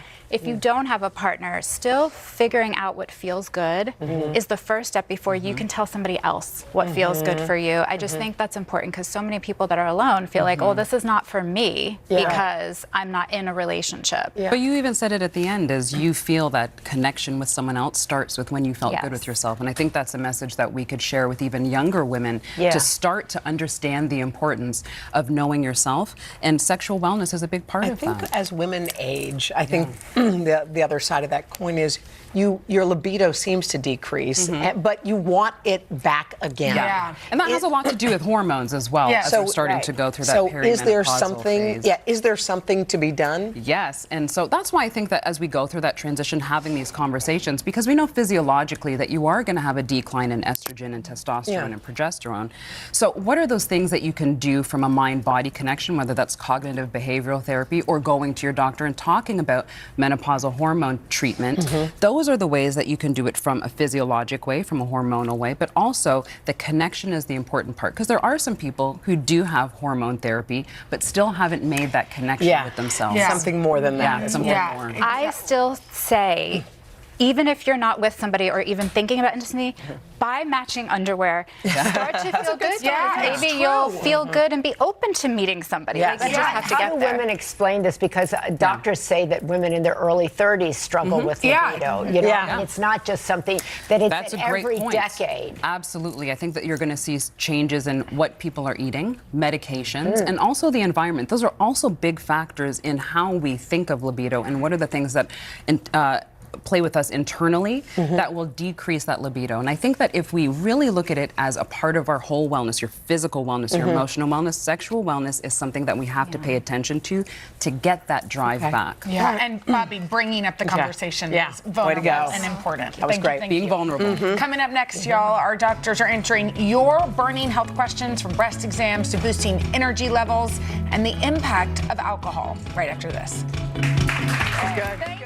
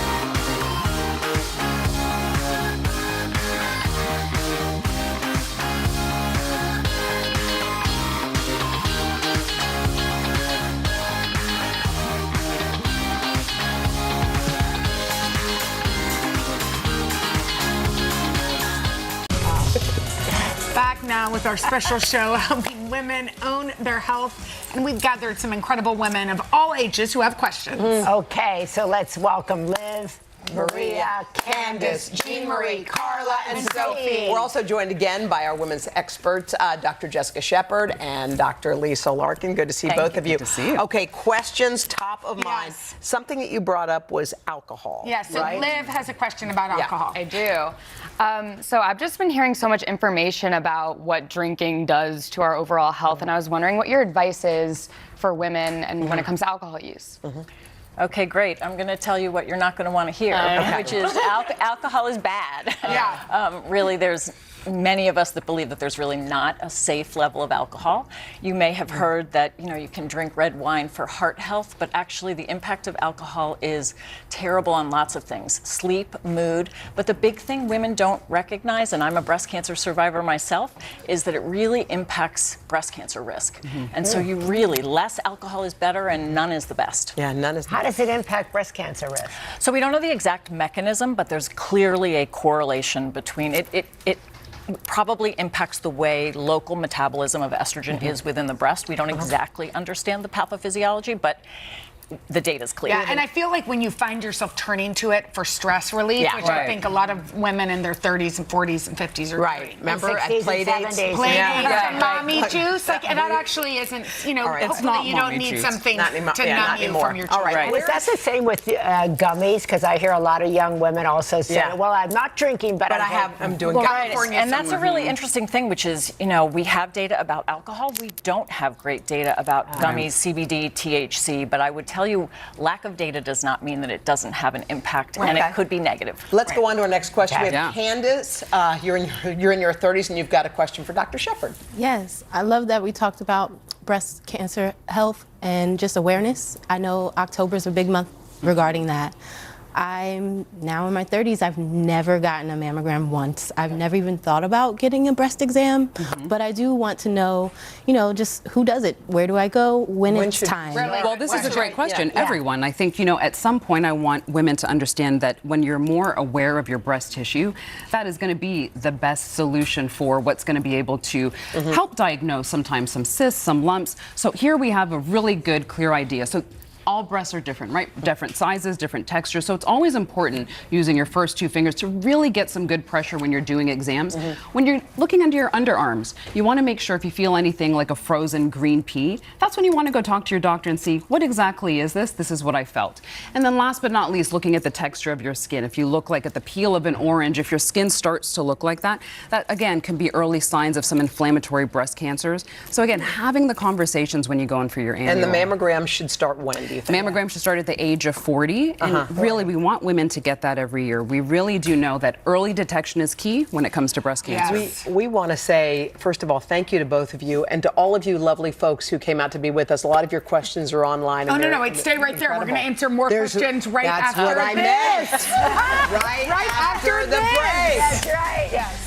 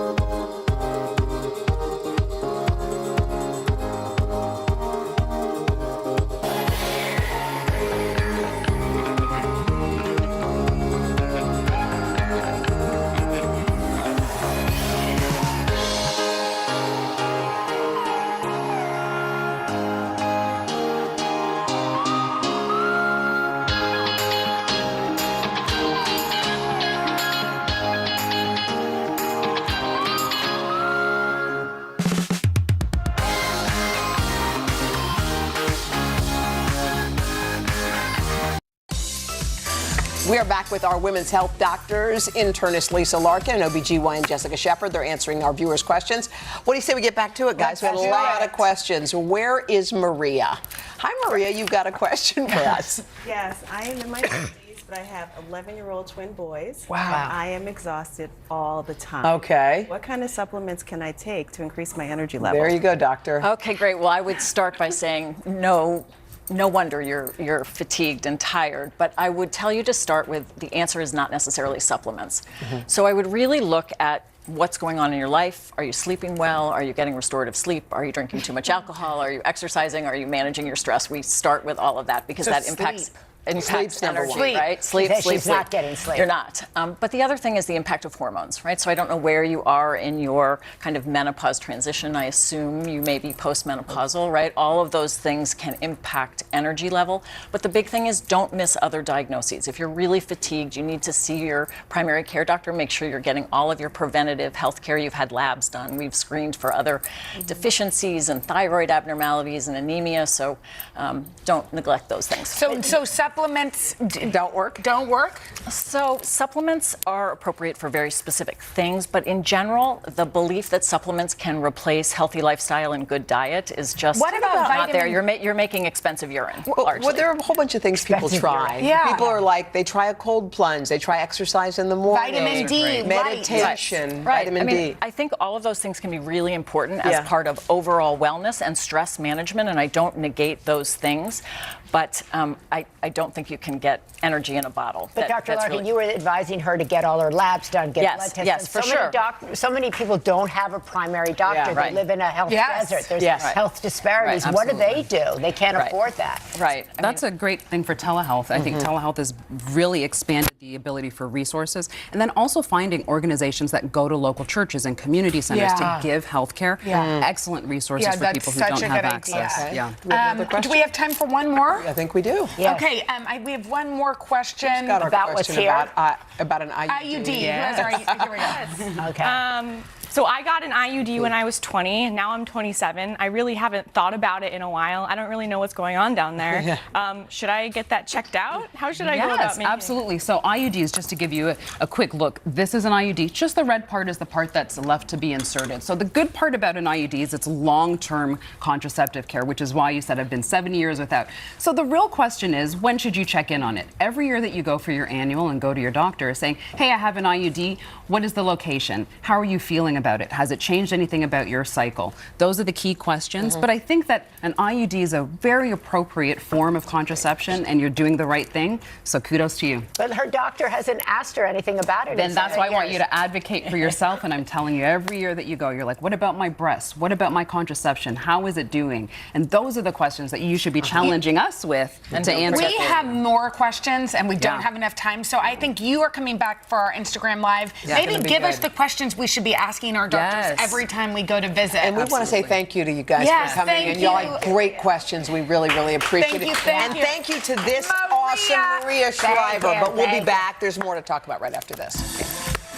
I think that's right, is to advocate for.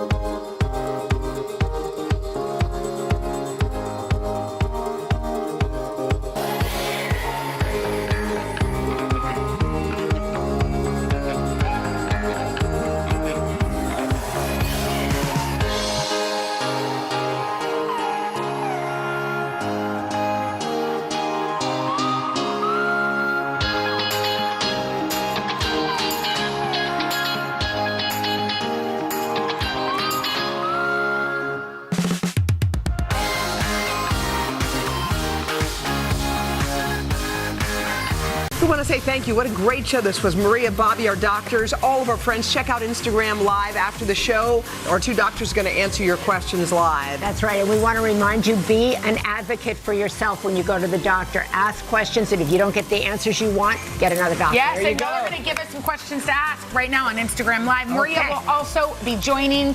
We'll see y'all tomorrow. Yes, we will. Bye. See you guys. That was good. Perfect. Welcome to today. So happy to see you guys. Would you like my boost? Yes. Back. Here we go. Sometimes we just do things to help. That's our Hoda. Happy birthday! We got an awesome crowd, y'all.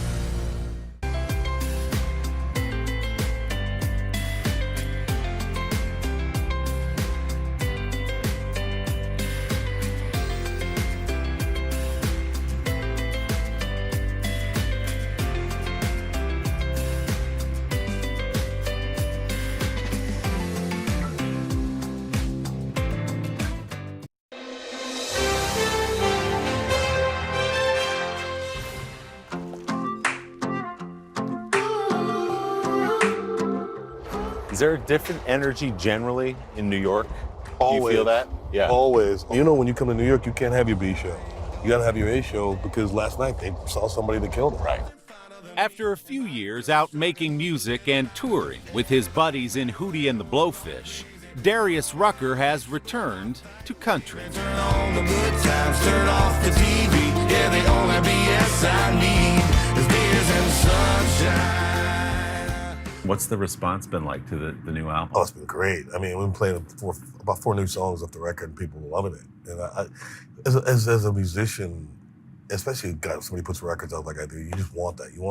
I want songs I can play live, songs that are gonna resonate with people because the live shows are still why I do it. And it's been a minute since you've put out a solo album. What was it about this moment where you said, all right, I'm ready. It's time to say something again? It was time, I just wanted to go play. I just wanted to go play country music because I wasn't really thinking about making a record. And then finally, it was just like, man, I'm ready to write some songs.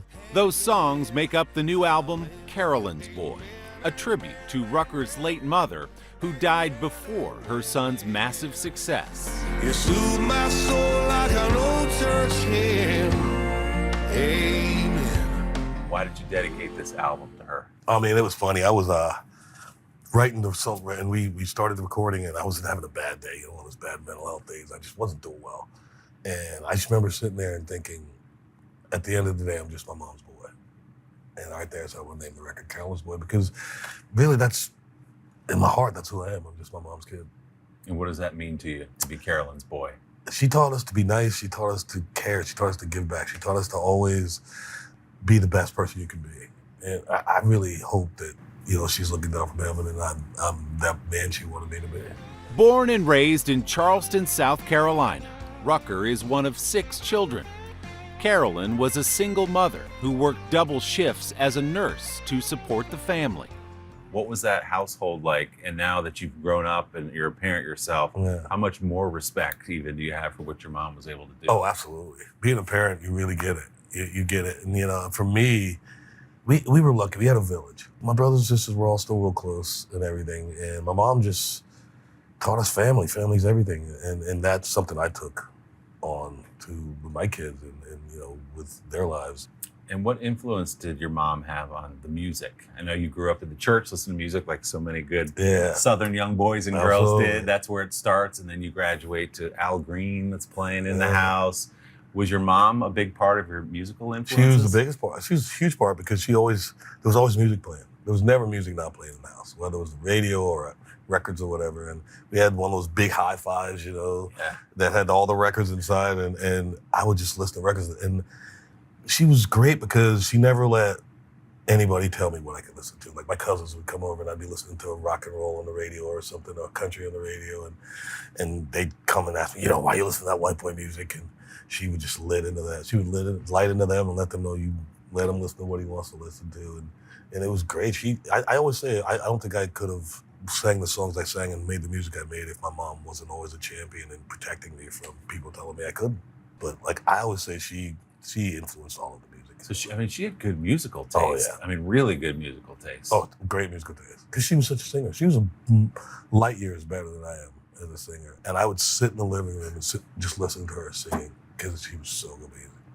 Rucker stepped in front of the mic himself in 1986 when he and 3 friends at the University of South Carolina formed a band called Hootie and the Blowfish. Hootie became so popular on the Southern college circuit, the guys decided to make music a full-time job. I wanna love you the best that I can. Unfortunately, she didn't get to see you become the massive international star that you've become. But she saw you on your way. Saw you off to college, knew you were playing those kind of gigs. Yep. What kind of encouragement did she give you along the way? She never, when I told her it was a band and everything, she always encouraging. I'll never forget the day after my junior year that I was going to tell her I was going to quit college. And I thought she was going to destroy me. I thought, that was not going to be an option.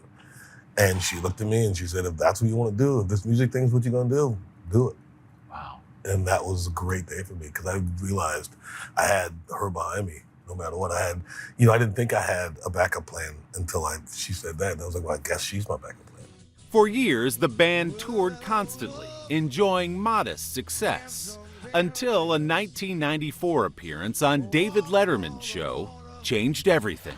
Ladies and gentlemen, Hootie and the Blowfish. He heard us on Tuesday, had us on Friday, and that Friday morning, there was maybe 5 stations in the country playing it, and all in the South, Columbia and Charleston and Atlanta. And that Monday, we were the most added, and after that, it just went crazy. It changed our lives. Overnight.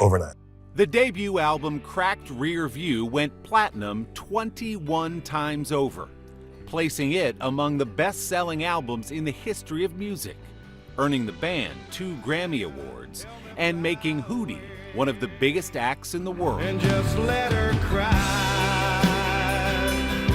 If the tears fall down like rain. I was looking at the list of the best-selling albums of all time, and it's in the top 10. I mean, it's Led Zeppelin and the Beatles and all the Eagles and everything we know. Michael Jackson. Michael Jackson. Does that still blow your mind? Blows my mind. Yeah. Then we were like the 8th best-selling record of all time, and blows your mind. That's like wow. I mean, up there with all those people that we vitalize and think are great, and all those records that we think are great. Do you remember a time you walked out on a stage and the crowd suddenly was big, and the crowd suddenly was singing all the songs back to you? Yeah. Was there a moment, or maybe a couple of moments like I that? bet there was a moment where we were playing we were playing a park in Columbia, a charity gig we were playing in right after Letterman, and walking out and seeing 20, 30,000 people freak out, and then 2 weeks later we play East Lansing, Michigan. I'll never forget this. Play East Lansing, Michigan, and play this big outdoor place that they can sell as many tickets as they want. And we get on stage and there's 77,000 people. Come on. So to what do you attribute 21 million albums? The songs are great, fun to sing along with. It's good music. We start there. But why did it become some other thing than just a successful album? I think the only thing we can attribute it to is the songs and the production. I mean, the songs are great songs because it was one of those things where, before streaming, we were at 15 or 16 or whatever, and you're in the top 15 selling records all of a sudden. That's great. But then streaming happens, and it's a whole new thing. It's a whole new thing, and people still want the record. And it's just one of those things where, for us, I like to think it's just the songs we hit lightning in a bottle. We wrote some great songs that people still resonate with, and that's what you want to do. How did you manage that part of the celebrity side of it, which no one's ready for it to happen that quickly? No, goodness no. We weren't ready for it, but we were lucky that we had each other, and we were always together, and we never let each other get a big head or take it too serious. It was always, anytime you try to do that, there was always somebody to cut you down. We couldn't even wear black T-shirts back then without somebody letting you know, what are you, a Bono? Who are you? You Eddie Vedder now? So it was like, we had each other, and that's how we dealt with it, just staying insulated in our little group and realizing that the only thing we saw was the show's getting bigger. The show's getting bigger, and somebody recognized me in the airport. That's all we saw. It was still just the 4 of us.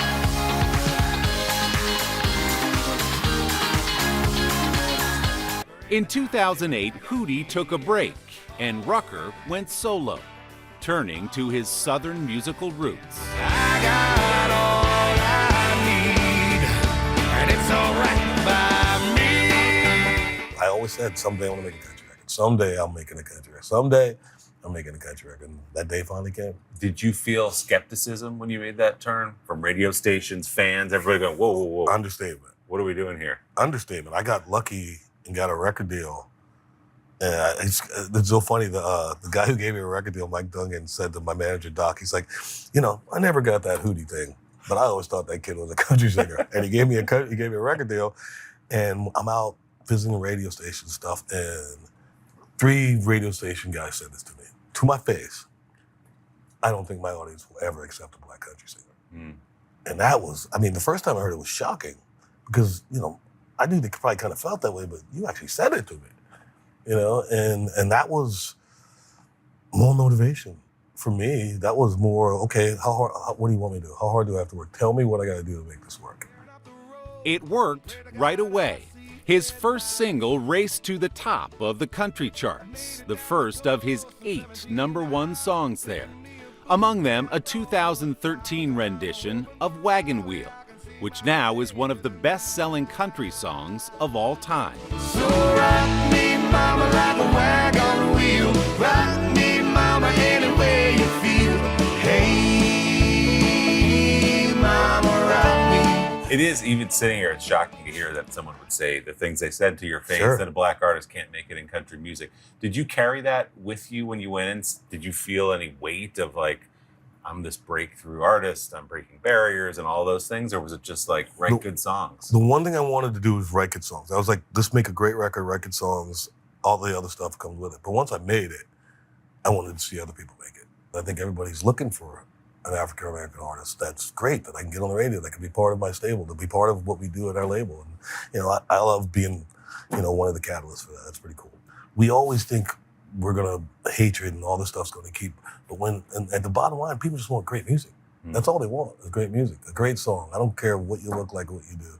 I want a great song, and you know, that's what we try to get. You keep giving it to him, yeah. Rucker is living a full circle moment, from listening to his mother sing in the family kitchen to naming his latest hit album for the woman who planted the seeds of his life and music. Take me back to Carolina when the Lord says it's my time. Do you think about what she must be thinking somewhere? All the time. I think about 2 things. That I hope she's in heaven, that looking down, being proud of me. And second of all, I always go, if she was alive, her house would be so much bigger than mine.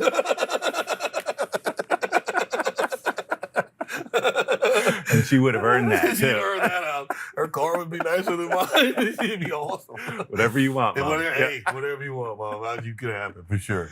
I mean, to have listened to all that music with you, to have stilled it in you, and now to see what you've done with it, I just can't imagine what she's thinking somewhere. And that's really what it is. I mean, music was our life. She instilled all of that. My love for music came from her. And all I've wanted to do since I was 4 was play music. And I'm 57 now. And I've been doing it for 30 years on the big stage. It's just crazy. Crazy. I know she's proud of you. I like to think she is.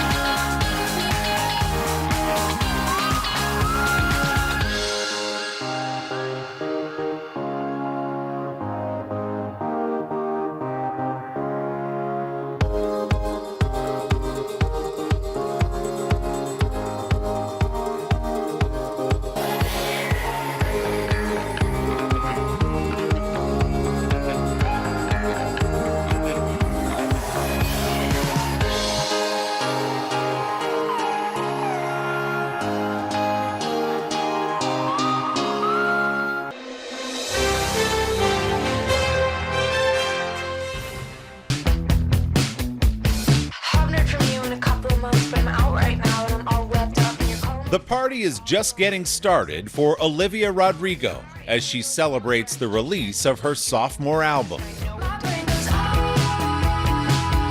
Congratulations on release day. Thank you so much. Yeah, it's been a very exciting few hours. You draw quite a crowd, my friend.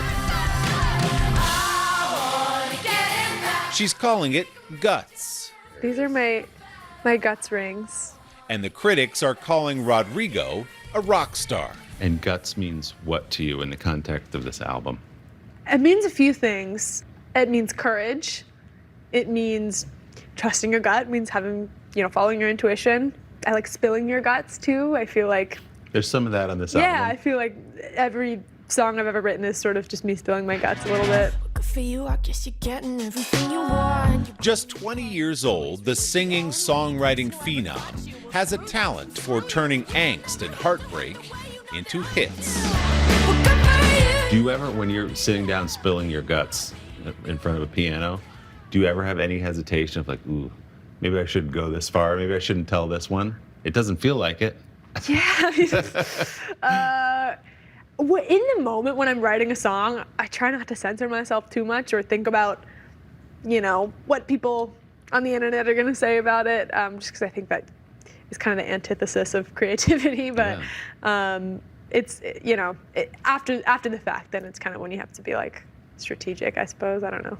But it's out there now, so it's out there. Let it ride. If someone tells me one more time, enjoy your youth, I'm gonna cry. People have had a lot to say about Rodrigo's music ever since she exploded onto the scene with her Grammy-winning debut album, Sour.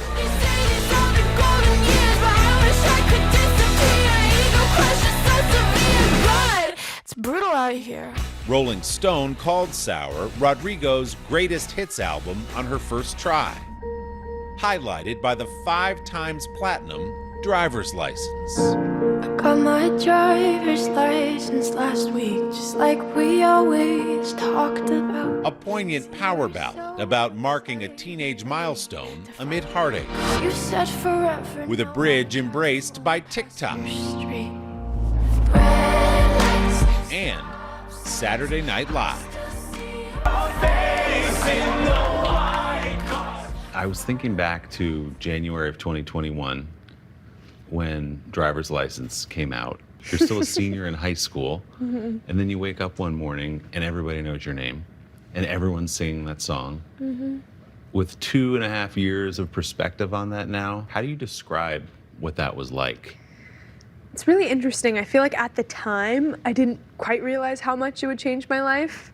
In the moment, I was just so full of adrenaline. I'm like, okay, let's get the next song out. Let's do the album. And it wasn't until recently where I really had the space and time to take a step back and be like, whoa, that was insane. That was, such a huge moment for me, something that I'll remember when I'm 85. And I love that song so much just for me. I wrote that song and loved it because it just so acutely expressed what I was going through at the time, and the fact that it resonated in the way that it did is just so meaningful. I owe so much to that song, and it opened so many doors for me. So just full of so much gratitude for it. As it's setting streaming records and going to #1, and SNL is doing an entire sketch on it, and you're watching this happen to your song and to your life.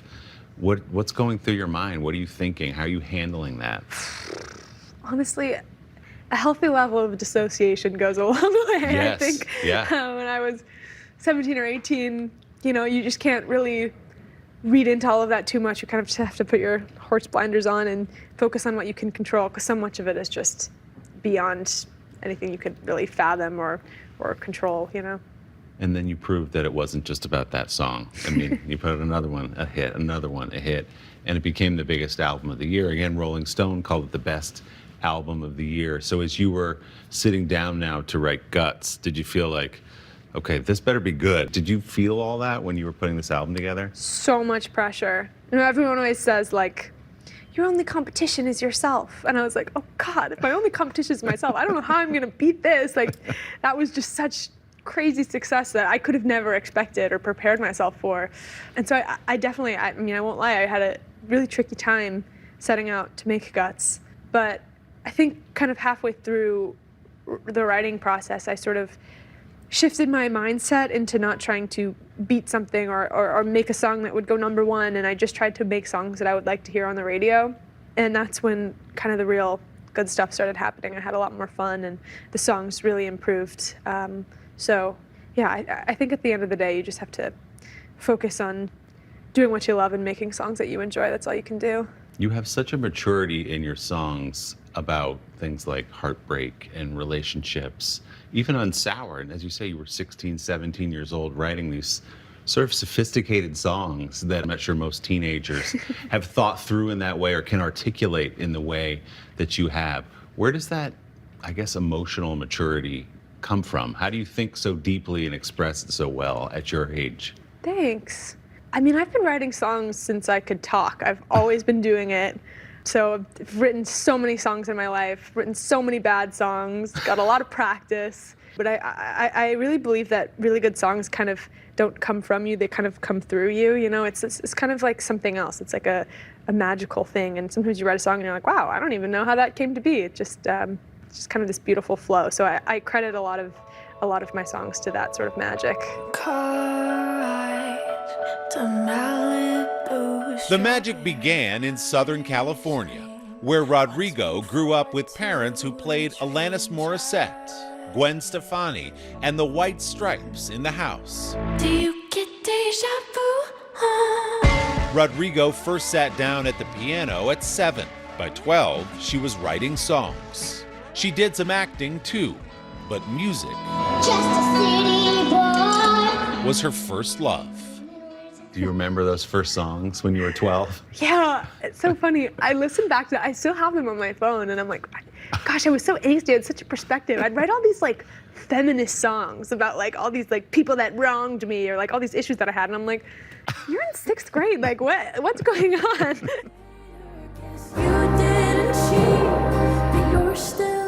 Rodrigo since has sharpened the songwriting around that angst and proven herself a sharp businesswoman as well.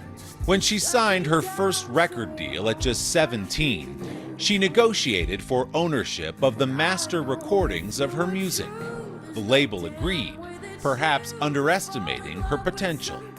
How did you have the instinct to do that? How did you negotiate that? Because it has paid off in a way that other artists have struggled with. I think that I've been really lucky to be surrounded by people who really look after me and take care of me in a very real, genuine way. That's something that I really have never taken for granted. It's super instrumental, I feel like, in my career. And I don't know, I've just really always wanted to have total creative control over everything that I do. Like the money part and all of that is great and fun, but it's just so freeing to be able to say whatever you want, express how you feel however you want, and, you know, be in control of your life and career. That's something that's just so meaningful to me, and I feel really happy that I'm in a position where I can have that. I hate to give the satisfaction asking how you're doing now. On Guts, Rodrigo goes full pop punk.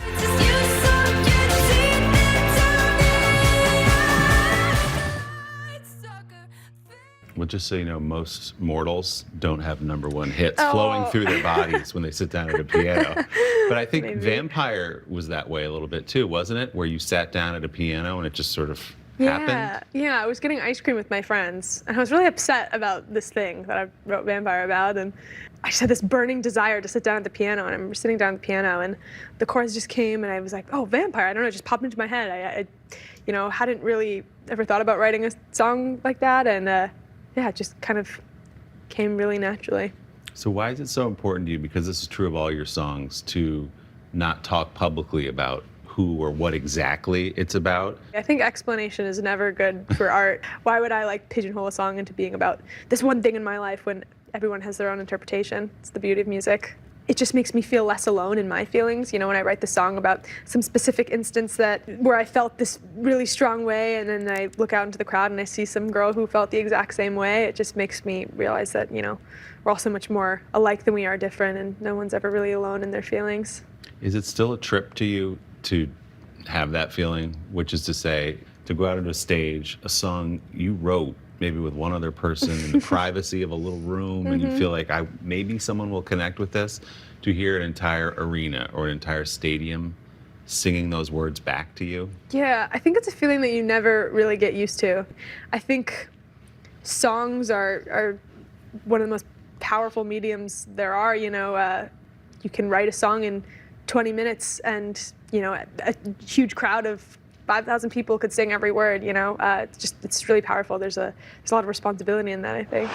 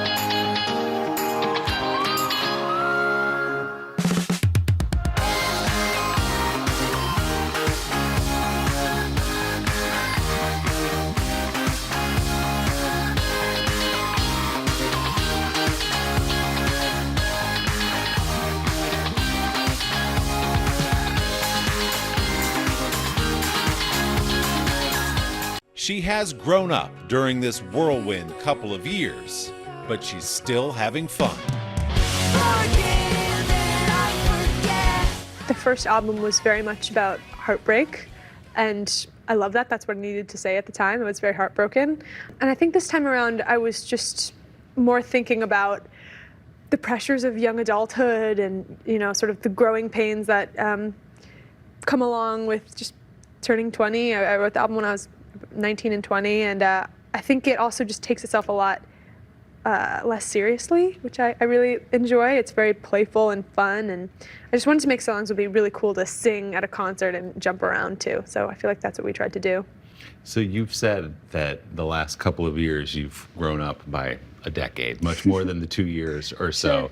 How much are you different today than you were when you were writing those songs for Sour? Oh my gosh, I'm a completely different person. I mean, I wrote all those songs for Sour when I was 17, and I'm 20 now. And obviously my life has changed drastically. You know, my career and my environment, everything's so different. But I just think all of that pales in comparison to how much you change as an individual from the ages of 17 to 20. I feel like I learned so much about myself and who I wanted to be and the people that I wanted to surround myself with. And you sort of just, I have sort of this new confidence that I didn't have before. People have called you the voice of your generation. They've said that you've sort of captured what it means to be your age or close to your age in this moment in time. Do you have any sense for what that means exactly? No, oh my gosh, it's so crazy. That's such a, wow, that's a really big title. Because you're just telling your own story, Yeah. but it just so happens to reflect what a lot of people are going through. All I can do is be myself, I think, and write songs that I like. And I think the fact that people gravitate towards them is amazing.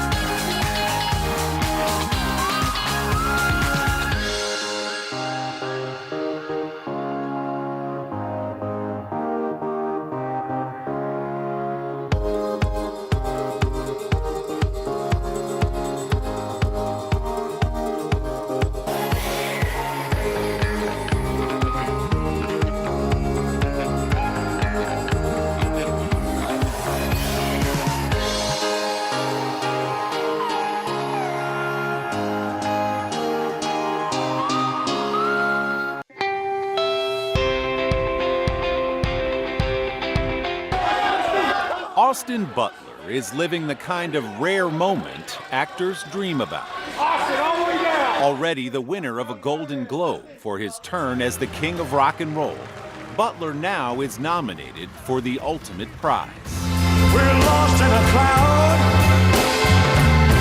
with too much rain. I always had these dreams, and there were many moments in my life where it didn't feel like it was possible, you know, where you kind of end up in a certain lane and you don't get the opportunities that you really want to challenge yourself or whatever those things are. And so to now be here, as we were just saying, to look back and kind of take a breath and be able to see, you know, my life retrospectively and go, wow, this is actually happening. This is real. It's really, I just feel very humbled and grateful.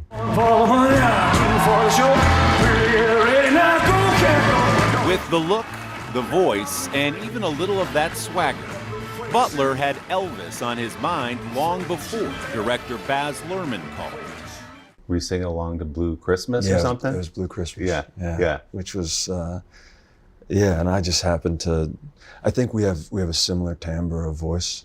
Then I got a call from my agent that Baz was making the movie, and that was one of those moments where the hairs stand up on your arms and you think, okay, the stars are aligning a little too clearly right now, so let's just throw all our chips on the table and give it everything that I have. You ain't nothing but a hound dog. The film, nominated for 8 Academy Awards, reveals the man behind the showman, an often tortured performer coping with overwhelming sudden fame while battling drugs and butting heads with his manager, Colonel Tom Parker, played by Tom Hanks. I am a promoter. That is what I do. And I'm Elvis Presley. That's what I do. I mean, it's the role of a lifetime, you know, and you kind of know that when you read the script or even just the idea of getting to explore the life of somebody who had the life that Elvis had, and it has either been so misunderstood and is now simply a Halloween costume for people, or he's idolized to a level where he becomes larger than life. So for me, it was just really fascinating to strip all that away and find the human being that is at the core of all that, you know, what is his soul? And also just how dynamic he was. The fact that he moved in the way that he did and sang in the way that he did. There were many times it felt impossible, and I didn't feel like I was enough. And moments where I didn't believe that I could actually do it. And those are moments that, looking at Baz and seeing that he believed in me, I owe him so much for that, because there was many moments where I thought, you know, especially in the preparation process, where about a month after I got cast and we were down in Nashville and Memphis, and I felt sort of like an imposter, you know? And I kept waiting for somebody to look at me and go, you don't belong here, get out of here, you know? And Baz had this faith in me. And then as we got closer and closer, it started to build, and I started to just feel the life more, and then it became the most exhilarating thing. And so I think I kind of knew at the very beginning that if I could get through it and could survive somehow, that I would come out the other side a different person. You were a shy kid, so how did you end up breaking through that in the end and saying, oh, I can do this, I can command a crowd? Part of it was learning that Elvis was very shy, and that was liberating to me to learn that when he first started playing the guitar, he would turn off the lights in the house and ask people to turn around, so he would play, but he wouldn't want them to watch him. And so even when you watch, you know, Elvis on tour in 72, and he's talking about his stage fright. All the way through his career, he had that stage fright because he cared so much. And but then he also spoke of how once he got into the first couple songs and felt the rapport of the audience, that then the fear sort of subsided, and then he was liberated. And so that was freeing for me to know that even Elvis felt fear. It goes something like this.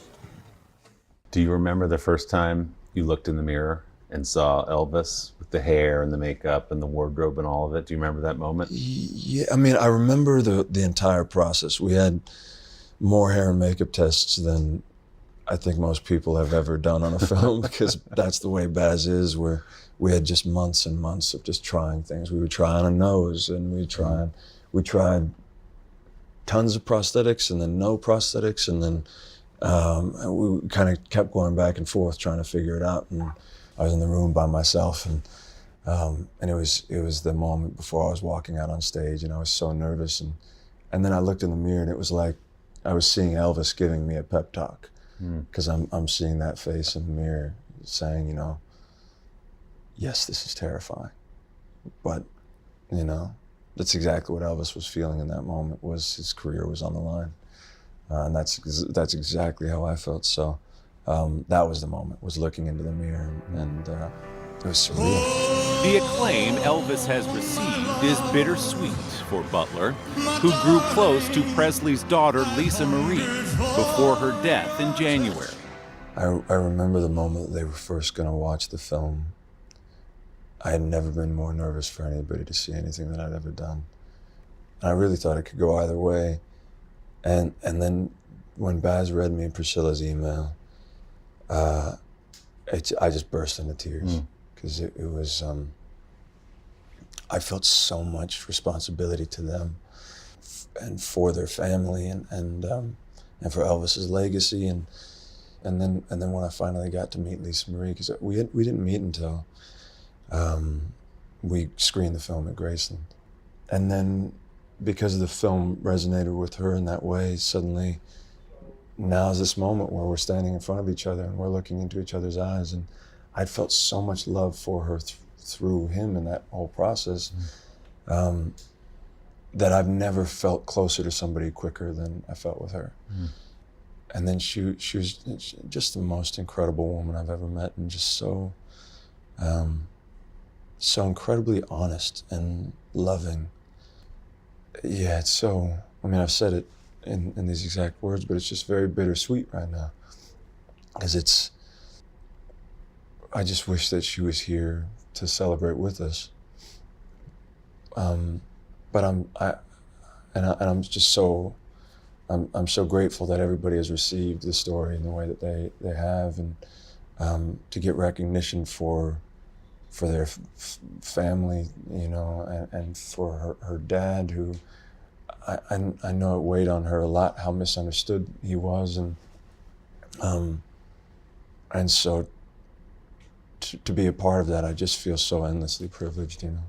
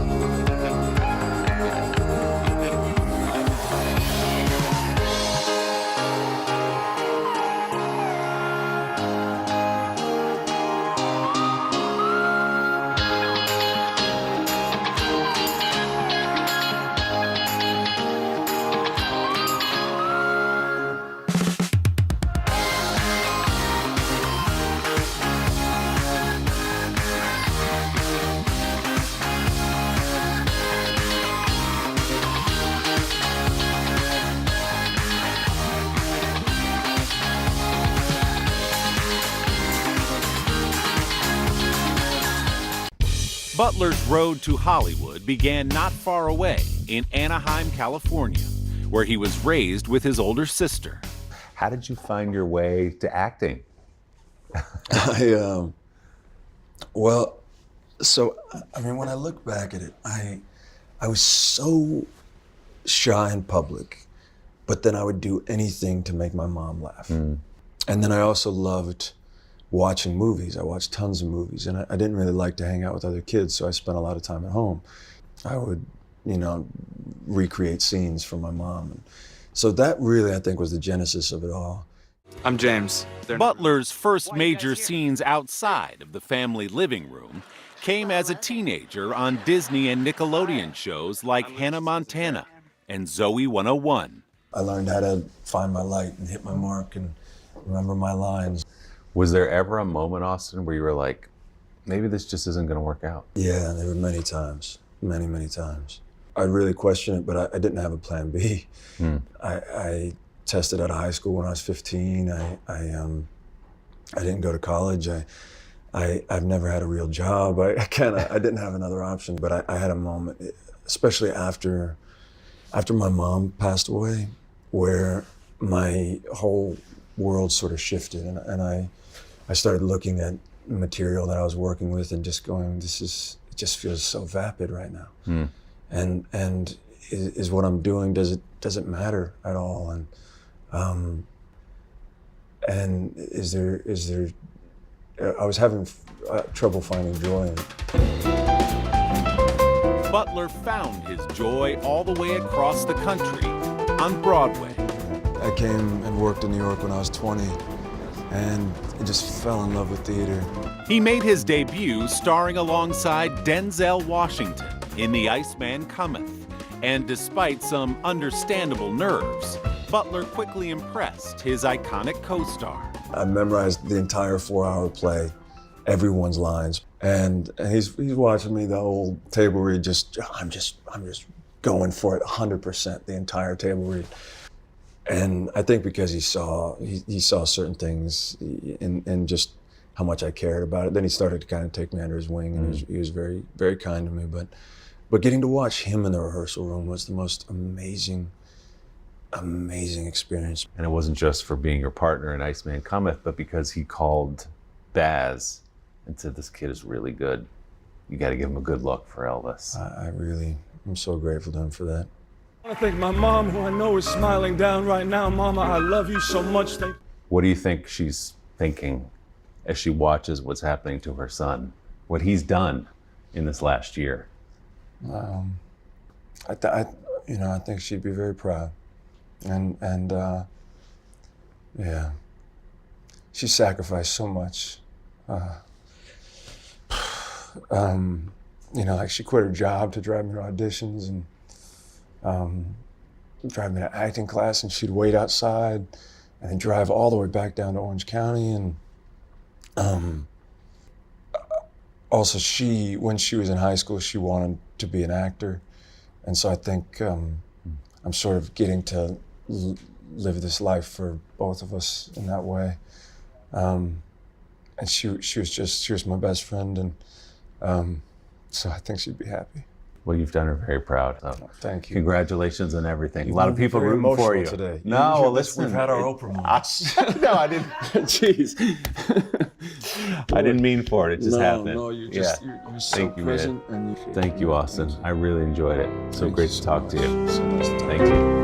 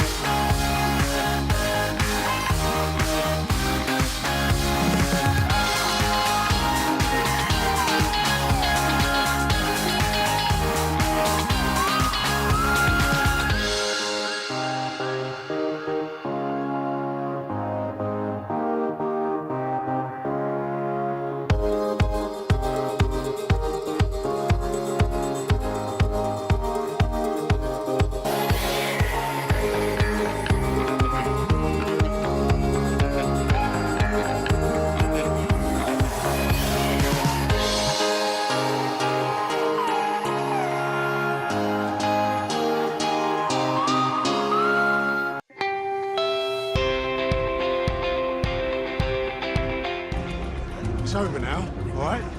He's just about to get started. It is hard work being John Luther, the good cop with a dark side, played for more than a decade now by Idris Elba. Because I'm ready. It looks like a lot of fun as a viewer to play this character. Nope. No? No. Just brutal because you're getting beat up so much? Getting up at 4 a.m. in the rain, cold. And, you know, I'm just like, can we do a Luther where he's in Hawaii? And there's like, you know, maybe it's a tropical storm, so there is some rain, but not so cold. I smell a sequel. 100%. Hawaii. Yeah. Luther Hawaii. Jamaica. I mean, I say it isn't fun. I've played him for 10 years, and he's one of my, you know, sort of dearest characters, if you like. Elba has played several. In this country, he is known best, perhaps, as drug dealer Stringer Bell from the iconic HBO drama The Wire. No matter what we call heroin, it's gonna get sold. But in Elba's native UK, Luther looms large. The popular 5-season BBC series now spun into the new movie, Luther, the Fallen Son. For me, playing a detective on the other side of the fence, you know, Stringer on as a drug dealer, and Detective Luther, for me, that was like, yeah, I get to reinvent something, and myself, actually. And there's something about Luther being this forthright character that will stop at nothing. Mr. DCI John Luther, well, I mean, it's not. I was a DCI in your department. John Luther is an ordinary detective with sort of extraordinary circumstances, but very relatable. You know, we're not talking about end of the world crime. We're talking about guys that have real bad sort of ethics, you know what I mean? And he can't stand that. But what the film has now given us is taking this central character, Luther, and putting him in these landscapes, in these scenarios that could be as epic as the ones that James Bond sort of covers, you know what I mean? And I hope people kind of go, wow, James versus John, you know what I mean? Like, I really hope that. Don't think I didn't notice. There's a moment at a bar, you're sitting there. I'd say a long day calls for a martini. Whiskey? I remember seeing that in the script and was like, are we sure, bro? I mean, this is like, it's right on the nose. Was that a nod to the outside calls for you to play James Bond? Not purposely, but, you know, I think those who know. It's a great moment. So now you've certainly raised the question then with the Bond comparison, the franchise anyway, of sequels. It feels to me, having just watched the movie, like there's more to come. Yeah. Fair to say, or at least that's the way you'd like it to go? I think it's fair to say that. Yeah, I think that the ending, again, really sort of opens that door for what are the possibilities. Where does John go next? And I think that's quite on purpose. Yeah. I think we all, you know, have a sort of wish to take a few chapters and see this landscape grow and grow. I do. I mean, I feel like there's so much we can offer. Because Lutherland is really wherever Luther goes.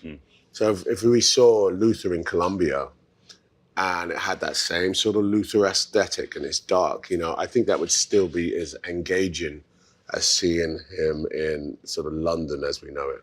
Elba was born and raised in London's working-class Canning Town, the son of African immigrants. How and when was the seed to become an actor planted? How did you get to that place from a place that was so far from Hollywood or show business? Well, I mean, you know, I knew in high school, secondary school for me, that I wanted to be an actor. I knew that at the age of 16 that this was sort of my career path. I just didn't know how to get there. And as soon as I left school, I sort of, you know, got into college. And I sort of did a performing arts course, which sort of covered all the bases. But it was right there when I sort of got introduced to method acting and Robert De Niro. I just became fixated. So I was 19 after 2 years college. You know, I worked with my dad. My dad worked at Ford's Motor Company. I worked with him for a little bit. And then I saved enough money and I was like, I'm going to New York. And everyone's going, all my friends were like, you're going where? What? New York? What's in New York? Who do you know? I was like, my career's in New York. I want to go to New York. It's like you're not even acting. You're not even an actor yet. You want to go to New York? Good luck. And it wasn't easy for many, many years. Finding jobs, you were DJing and bouncing and paying your rent and doing all the things you had to do to survive. So what were those early years in America like for a young struggling actor? You know, I think I'd saved up somewhere like £36,000 and used it all within 6 months. And I was broke and I was not booking jobs. Casting directors were interested, but not really. You know what I mean? Like, don't come to a place where they already have hamburgers. You have to come with something different. Okay? So there's really good actors here. But I just came with this dream, and then I was really, I'm a tenacious guy, you know. I stick at it. And so is it true that when the script for The Wire came your way, you were in the Astro van? Is there any truth to that? Yeah. You were spending a few nights in the van? Yeah. It was a very tough time. I was married at the time, and my wife and I were going through a very bad time. You know, she was pregnant. It was just a rough time. I could barely scrape enough money for our, you know, unborn child, and I lived in a van for a little bit. But at the time, I was auditioning during the day.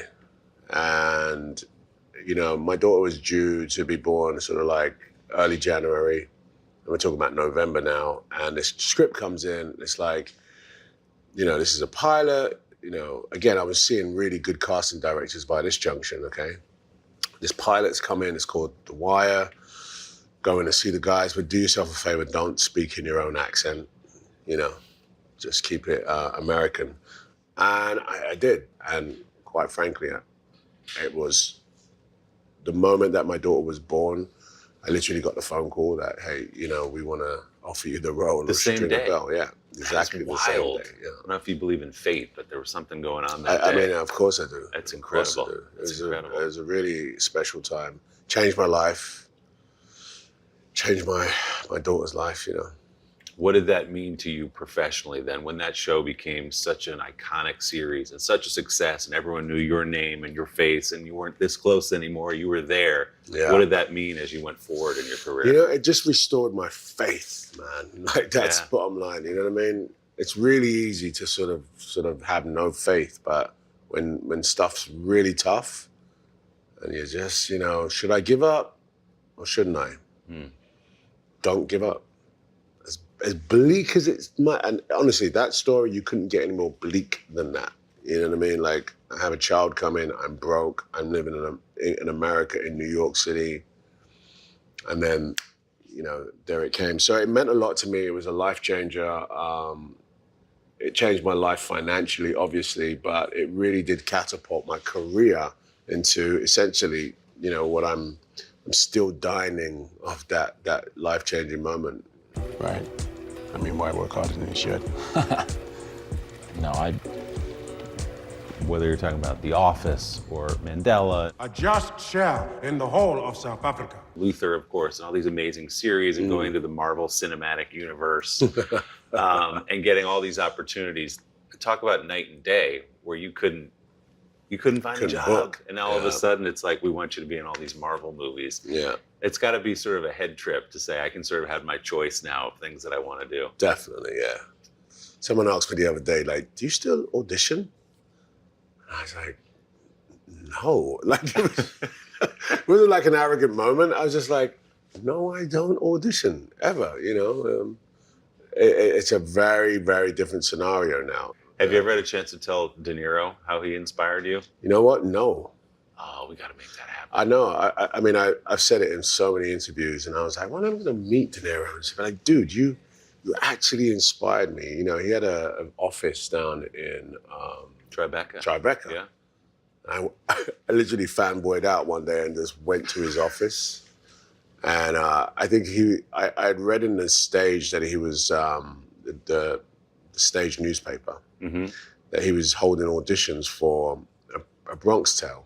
It was his film he was directing. Yeah, and I was like, I got to be in this, you know what I mean? I got to find a way to be in it. And so I show up and I said, oh, I've got an audition at the front desk. And they're like, he goes, yeah, go up to the next floor.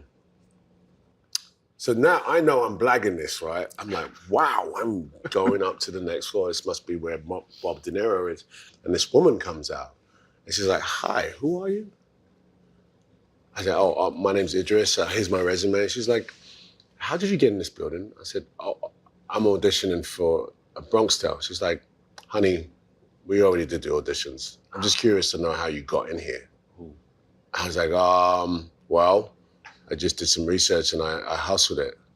She was like, wow, you got some nuts on you, boy. I tell you, I have to. Okay, I'll take your resume, but we don't have any more auditions. Wow. See you later. Wow. True story. Wow. And I was like, okay. It would be fun if we went down there right now and did that again.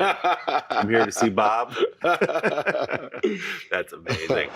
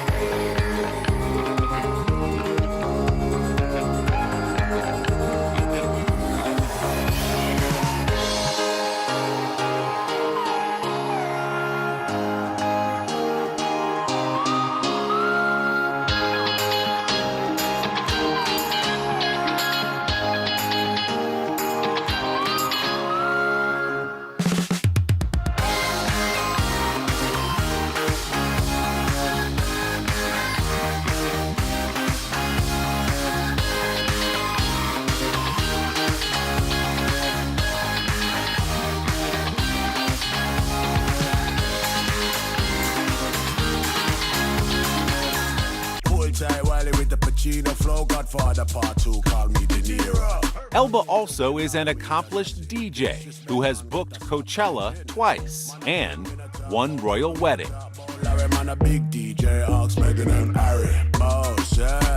His other passion started as a side hustle, long before acting paid the bills. You play a song and there's 5,000 people, hands in the air. That energy, you can't get that in films. You can get that maybe in theater, but it's not as reactive. When it's working, it's incredible. Mind you, when it's not working, it's like, do you even have nights like that? Even though they go, oh, Idris Elba's here, that's great. I think I always have nights like that. My team would be like, you're too hard on yourself. I'm like, no, I just didn't hit it. I didn't hit it how I need to.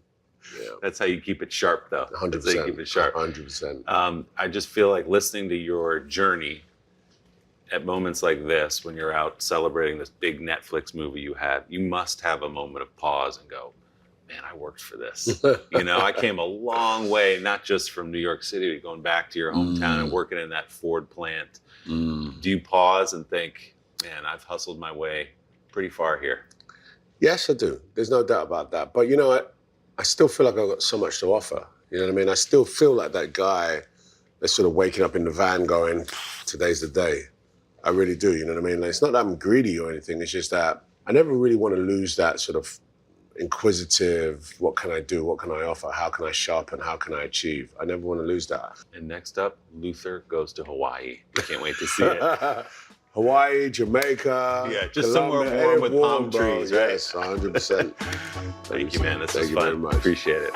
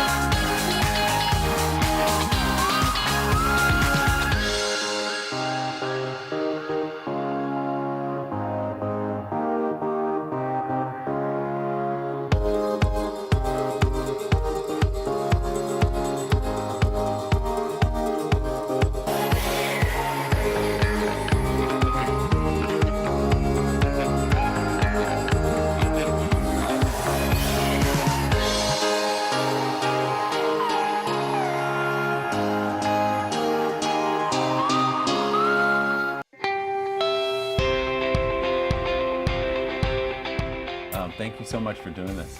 Oh my God, thanks for having me. To see you. When you walk into a studio like this, is it hard for you like not to sit at the piano or not to pick up the guitar? Yeah, my eyes are just darting around at all the possibilities. When did music come into your life? I guess, how did music come into your life? Well, you know, my family always did music, and my grandfather, Grandpa Vernon, he was like a country yodeler. And we all loved him so much, and he got ALS, and he died really young at 50. And my parents were young parents, and so I just, all of that was really vivid, and the loss of his voice, I remember being a paramount turning point for my mother, who was also a country singer. I feel the way she coped with her grief was to dive into singing. He always wanted her to do it, and she's painfully shy about it. And so she, you know, took a little bit of the money that he left and bought a PA system and started like a bar band and auditioned down at a community theater and involved me because I was so interested, and I was only 8 maybe at the time. So I got up on stage for the first time in a community theater called the Northwest Grand Ole Opry at about 8 and started singing, and that became what the Carliles did. And so it had a weight to it. It was really sacred to our family, and I still love country music to this day, classic country music, because I feel like it, you know, it raised us and got us through such a traumatic time for our mom. And all I could think about was being famous, getting on stage, Is that right? hearing applause. Oh yeah. From 8 years old, basically. Yeah. This is what I'm going to do. Oh yeah. Yeah. And it was never just music for the love of music. It was music for the love of people. At what point did someone in your life say, her voice is special? There's something extraordinary about what's coming out of her mouth. Someone say that to you at any point, or did you realize that I can really belt it? I think I thought I was special long before I was special. You had that swagger? I remember, singing in the dentist's office, singing on the bus, just singing for anybody that would listen and feeling really special and not being, you know. But just wanting to be, really, really wanting to be. And just eventually started to study it and take it really, really seriously so that I could get to where I wanted to get to. And I see it in other young people too, the audacity, the American exceptionalism. It's embarrassing, but it can sometimes lead to a really beautiful life. It's not bad to have a little confidence, even if you haven't earned it yet, right? No. Yeah. And sometimes for kids, like, it was all I had, you know? Yeah. And for kids like me, I recommend a little bit of audacity. If I went back and listened to you singing as a teenager, say, would I hear any of the voice I hear on stage today? None of that. Totally different. Yeah. Oh yeah, you'd hear no like power or drama or technique or any of the things that I really thrive on right now. I mean, I feel like right around the time I was 13 or 14, my love for Elton John and just honestly the gay 90s and the drama therein had formed to a point where I was wanting to sing like Freddie Mercury, and I wanted to have some glamorousness in my life vocally and some elegance. And so I started to sort of dream of doing that, you know? Did they give you some sort of beacon as a young gay woman living in rural Washington? Yeah, and being raised on country music and being such a Gemini, scallywag, trailer park country girl. And then here's this elegance. And this elegance is really intertwined with queerness in a way that I couldn't even articulate, but I just knew I just wanted it. I wanted parts of it, you know? But I wanted to retain the rugged authenticity of who I am too. And I hope that I'm achieving that, and that I'm, you know, setting myself up to honor both of these weirdos. Well, you're doing that and then some. So then as you move on, you do start to find that voice that I might recognize a little bit better. Put out your first album in 2005, but you'd had some success before that. People were noticing you. Do you remember when you felt like you'd made it, so to speak? The entire time. If I won a karaoke contest, if I was busking and there were 30 people when I opened my eyes, the entire time. It was actually ridiculous. It could have been quite a miss. Where does that come from? Where did that confidence come from? I don't know. But it's like, everybody always talks to me about, well, you've worked so hard at it. You know, you've worked so hard. And I'm like, I did. You know, I don't know if it really feels like that. When you really, really love it, you kind of tend to feel successful even in really hard times. And even rejection just feels like a fluke. Right. You know? Right. They don't get it. Yeah. But I think that the moments that really stand out in my mind as like, oh my God, like this has happened, are the ones that like involve my heroes. Like getting to sing with Elton, or, you know, watching Joni come back to Newport in the way that she just did. Those are the moments where I really realize that I've made it in a way that is a part of history and not just a part of me enjoying my life, which I do. I love this. You're like, you can ask 100 different ways, but I always knew this was going to happen. Even when it probably wasn't going to happen. It's so good, though. It's so good. But I think it's fair to say, let's take The Story, for example. Yeah. That was a breakthrough moment, wasn't it? A very popular song, gets picked up in a commercial, runs during the Olympics. Yeah. Everyone goes, ooh, what's that song? Who sings that? Was that a milestone, at least, in your career? Yeah, and The Story was like, it took 10 years for it to really have, you know, impacted in such a way that like would be like considered a hit, you know, because I've never had one. Not on radio, not in life, you know. And so I've been able to make sort of the trajectory of my career or my catalog like the hit, as it were. So I get to pick the songs I want to play on stage and all that stuff. But every night I sing The Story because there's that note, you know, there's that moment of total triumph. There's that Freddie Mercury moment that I just can't do without. Yeah. I'll give you another moment. The Grammys 2019. Oh, yeah. The performance is so good, but the message of the song resonates with anybody who's thinking about themselves or their kids or somebody they love. But also to me, it was just like a woman who had her moment. This is it. Let's see how you do it. And just blew the roof off the place.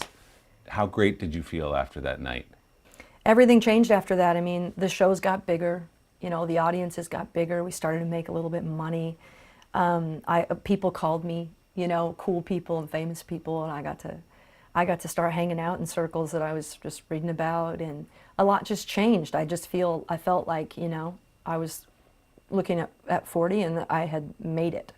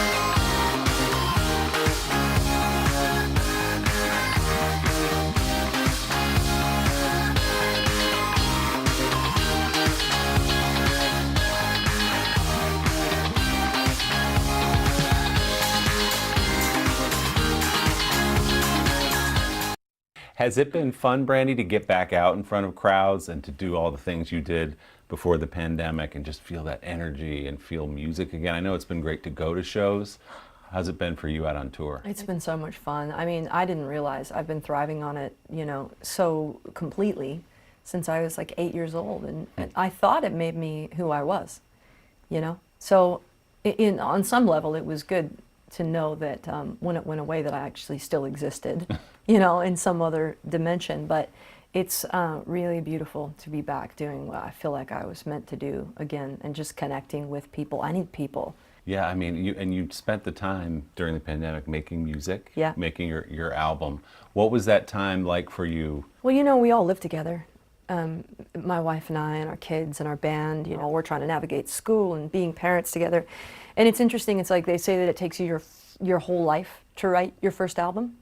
And then your second one, you have to do it in about 5.5 minutes. Right. And so that first album is always about coming of age and love and loss and heartbreak for the first time, and you know, that you're lucky if you still have your parents. And then the second album is about touring, and no one can really relate to it until you're sort of Saturn return and you start approaching later in life. But there's a predictable trajectory, and what artists had during the pandemic was they had a new thing to write about that the world as we know it hadn't experienced yet. And so I was fascinated by what did we learn about ourselves in this time, because we learned new things. And you know, there was a lot of conversation about it. We've got this place in the woods that we all go down to every day at 5 o'clock and drink and try out conspiracy theories on one another, and all that stuff made its way into the album. Yeah. Yeah. People think you're joking. This is how you live. You live that's how I on a live, yeah. compound No, I'm with not joking. family, bandmates, kids, animals, all kinds of stuff. Oh, yeah. What is that scene like on a typical day? I mean, it's there. We can't see each other's houses. We just sort of get to each other's houses on four-wheelers and stuff. But we always know that we're there for each other. We've been in a band for 22 years, writing songs together, living and dying and fighting and going through rehab and just being, you know, in each other's extended families as well. It's fascinating because we write about each other. And so I know when a song's been written about me and I have to sing it. You know what I mean? Yeah. Or I know that they've written about something difficult that's happened in their family, and just from pure empathy, I can barely sing them words without crying. And the fabric of that relationship, it makes, I think, our writing prolific, but authentic, because I'm not interpreting, I'm in the story. In these silent days, you've got songs about motherhood, you got songs about being married, you got songs about your faith and that journey you've been on. You've written and sung about those themes before, but did you get a new perspective on some of those ideas that made it onto the album? Yeah, well, it's like I was saying, it was such a magnifying glass. You know what I mean? And also during that time, I had written a book. Yeah. And that's crazy when you go to mine your life and emotional trajectory chronologically like that, and it plays out in a linear way. And until you actually sit down to write it into something like a book, you're not remembering those things. And yeah, it made me want to write 10 albums. The book, which was a #1 bestseller immediately, by the way, which you point out, that must have been crazy just to think, I'm going to sit down, write through my life, I'll put it out in the world, we'll see what happens. What was it like to have it just explode the way it did? Man, I'm so proud of it because, I mean, for so many reasons. I think one of the main reasons is that because I dropped out of high school so young, I have like diploma nightmares all the time where I'm like in school and I don't have my pants on and I need credits and I'm not going to graduate and I'm like 35. You know, I think that having that book come out and do that well made me feel like in some ways like I finished something unfinished that had always sort of plagued me. It's like I've always really worried about whether or not I am fit to sit here and do these interviews and to express myself this way. And the book, you know, you can teach an old dog new tricks. Like it really changed my outlook on myself at this point in my life. What was that journey like for you to sit down and say, all right, whew, here we go, here's my life? Well, it was so effortless. It just flew out of me. So it came out of me so fast. I basically had written the book in like 5 weeks.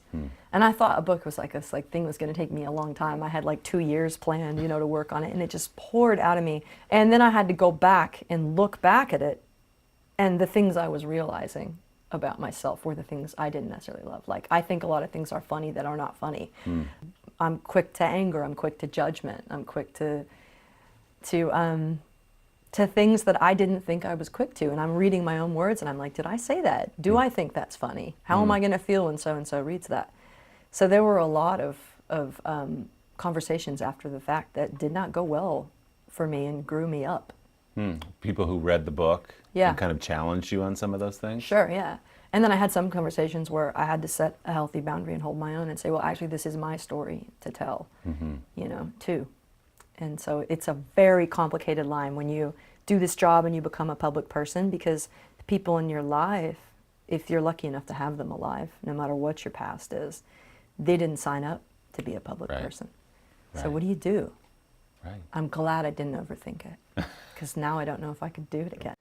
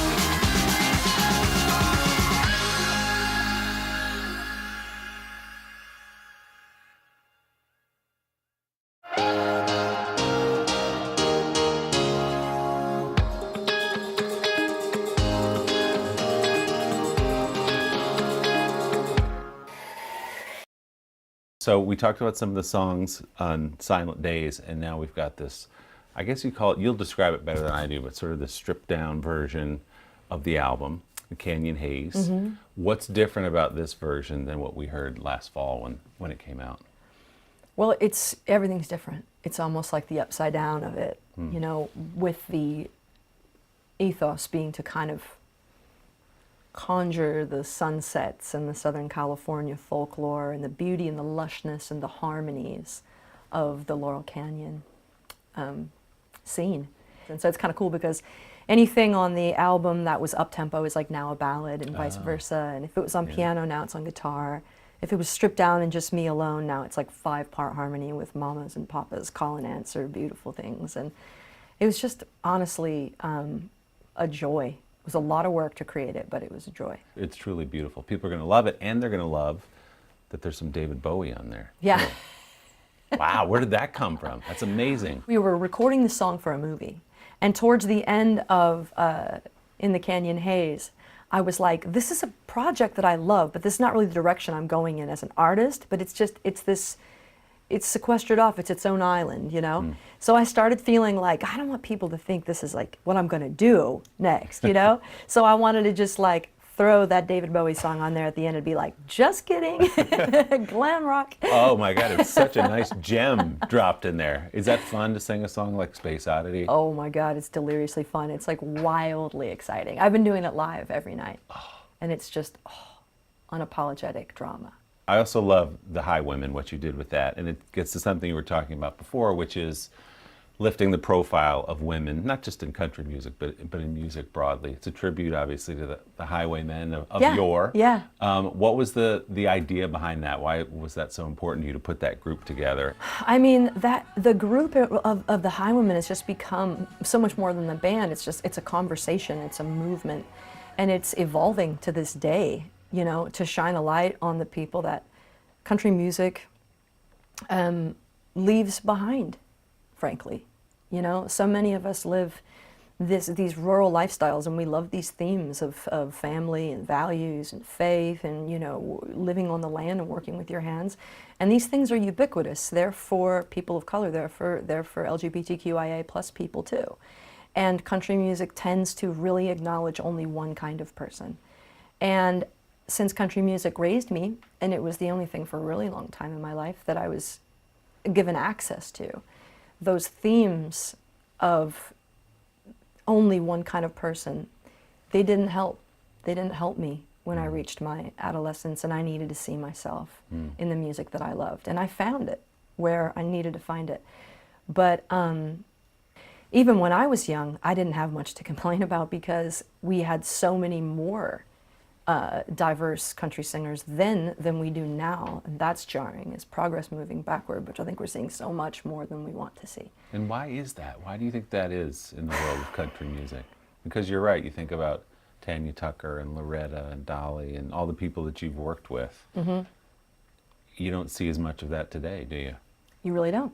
No, and even like 80s and 90s country, you know, everything from Trisha and Faith and the Judds all the way to the Chicks and all of these things that were so, you know, omnipresent in our lives, on the radio, you know, VH1 Behind the Music documentaries. You're just diving into the lives, honestly, of women, and to be clear, mostly white women. But at least I was seeing themes I could relate to.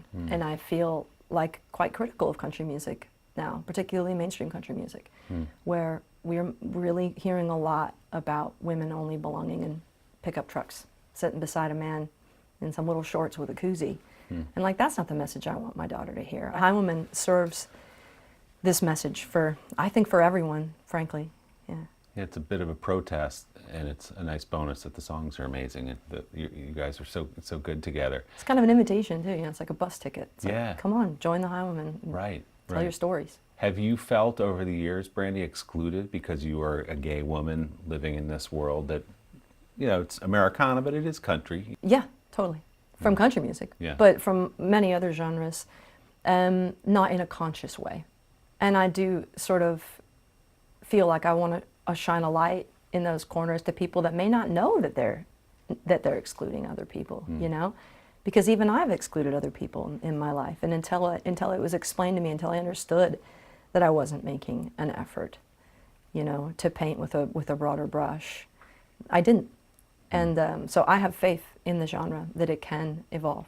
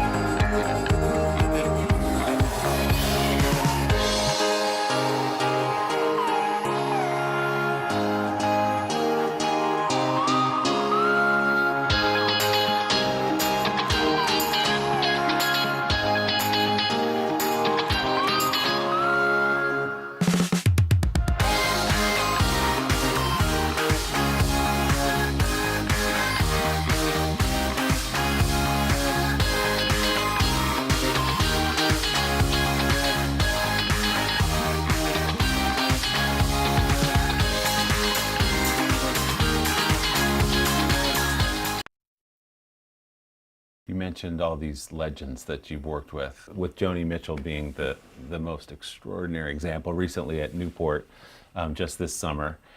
Can you take us inside some of those jam sessions we hear about at her house where I think this idea was sort of born? Like, what's it like? Because we understand no cameras, no nothing. Yeah. Lock it down. She's like, park your pistols at the door. That's what she says. Does she? Yeah. And so what's it like in there to the extent you can say publicly? Oh, yeah. I mean, it's incredible. And it's unifying. You know, it's not overly glamorous. It's very musical. Everyone's nervous. No one's famous. You can be sitting there with, you know, Joni's neighbor and a friend from Canada and Harry Styles, and everyone's the same. You know, he's just as nervous as they are, and it's amazing because you set a bar for yourself. I set a bar for myself as a songwriter after the jam. I was saying to you earlier, I didn't realize it's been 20 years since you'd done a live show like that. Did it take any cajoling, or was this the plan? She invites you over and says, hey, the voice is here. If you want to hear it again. Did you have to twist her arm at all, or was she excited to come to Newport with you? There was a moment right before we left where I think that she had she hesitated for a second. So we had a FaceTime, and I was like, Joni, since you've introduced me to this group of people by allowing us to come together in your living room and play our music for you, you know, and set these barometers for ourselves, like you've created a family, a scene based on your living room, your recovery, and your music. All we want to do is tribute you. So if you just sit there and let us sing to you and thank you. And she's like, I get the spirit of it now. I'll be there, you know, we're doing this. And then she opened her mouth and sang every song. Yeah. No one knew. Oh, is that right? That she was going to do that. Oh, I didn't realize that. Yeah. She surprised you with how far she went with it. With how far she went, how loud she sang, how confidently, how beautifully she sang when she stood up and played that guitar part. We'd all heard her fiddling around with it, but we had never heard her do it to that extent, to where it was just like an absolute triumph. And we were crying and like carrying on because we were just as moved as everybody else was, and totally blown away. Is that a surreal thing for you to be able to even have a FaceTime with Joni Mitchell, to be invited to Joni Mitchell's house, to go on vacation with Elton John? It's something so wonderful, like no one deserves it. To sort of be in this place of like total awe, but then also don't fangirl out too much and freak out to the point where it looks like you don't belong here, you know? So you have to strike this balance in between. So I guess the best thing I can do is just have like enormous gratitude, but stay in my body so that I don't lose sight of the fact that this is happening to me in my life, you know? That's how I get to live here right now. Does it ever strike you you've earned your place on vacation with Elton John. You've earned your place playing a guitar next to Joni Mitchell because of how extraordinarily talented you are. All my friends that are musicians, and they're just in vans, and they're just working so hard, and they're so good, and some of them are so much better than me. It's hard for me to be like, well, I've earned my place, but I do feel very proud of myself. What about the idea that the way you looked up to them, now there are young artists who say, I want to be Brandi Carlile, I want to sing like that. I love that. I want to perform the way she performs. What does that feel like? I believe it, I accept it, I take it all in, I accept the responsibility of it that comes with it, and it's what I always wanted.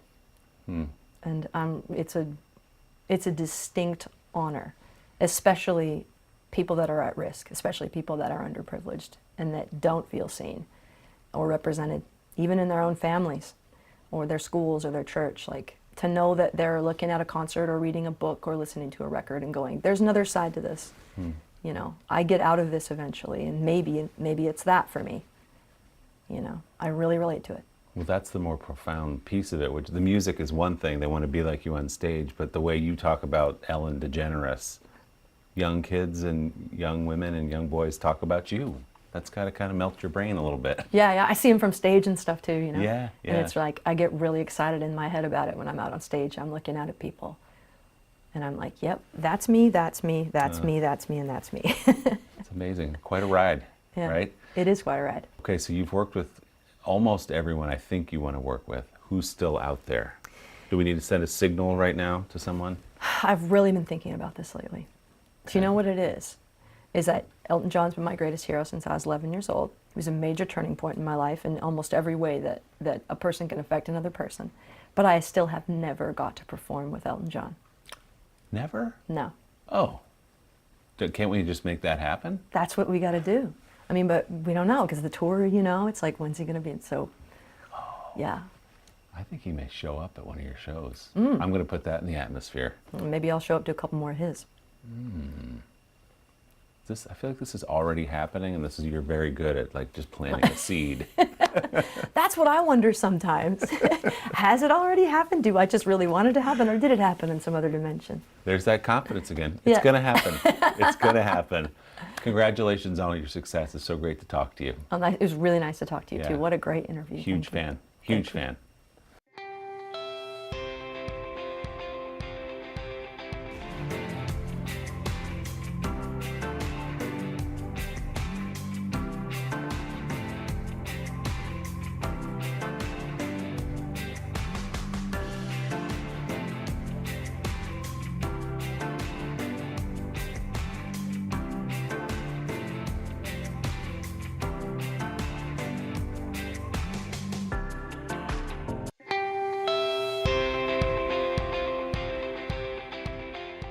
Thanks for doing this, John. My pleasure. Thanks for having me back. Great to see you. I think the last time we did it, we were Zooming. We were Zooming. During the pandemic. That was Bigger Love a couple years back. Bigger Love, and now we're here in person in New York. It's great to be here. I can't believe it's been that long. What does album day feel like? You've put so much into this, years and years of writing and work and everything, and now the world has it.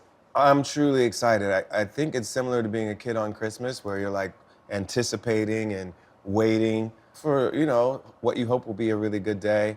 I want them to love it, and I want to feel like that joy, that there's a connection between what I created and what people feel from what I created. So I'm excited to have that feeling. And you were such a creative. I can only imagine you pent up at home the last couple of years, just writing songs and putting music to it. Yeah, well, that was the good side of not being able to tour. So we had time to write a lot. That's why I ended up making a double album. I was just so creative and productive and prolific during this time that a lot of material to choose from. And this is a very narrowed down version of what we wrote, because we wrote about 80 or 90 songs. Did you really? We've put out 24 of them. Wow. So yeah, we were so productive and wrote so much during that time. And I've been waiting to give it to the world. All I wanna do is pull her close. Got me in the palm of her hands. She don't want this song to be over. With a name like Legend, there's a lot to live up to. The album is called? It's called Legend. Legend. Yes. We're finally just saying it. Yeah. We're finally going there. Well, I figured it's my way of making a self-titled album. I put so much of myself into it. It's kind of wide-ranging. It's a double album. It really is a confluence of all my different influences and inspirations.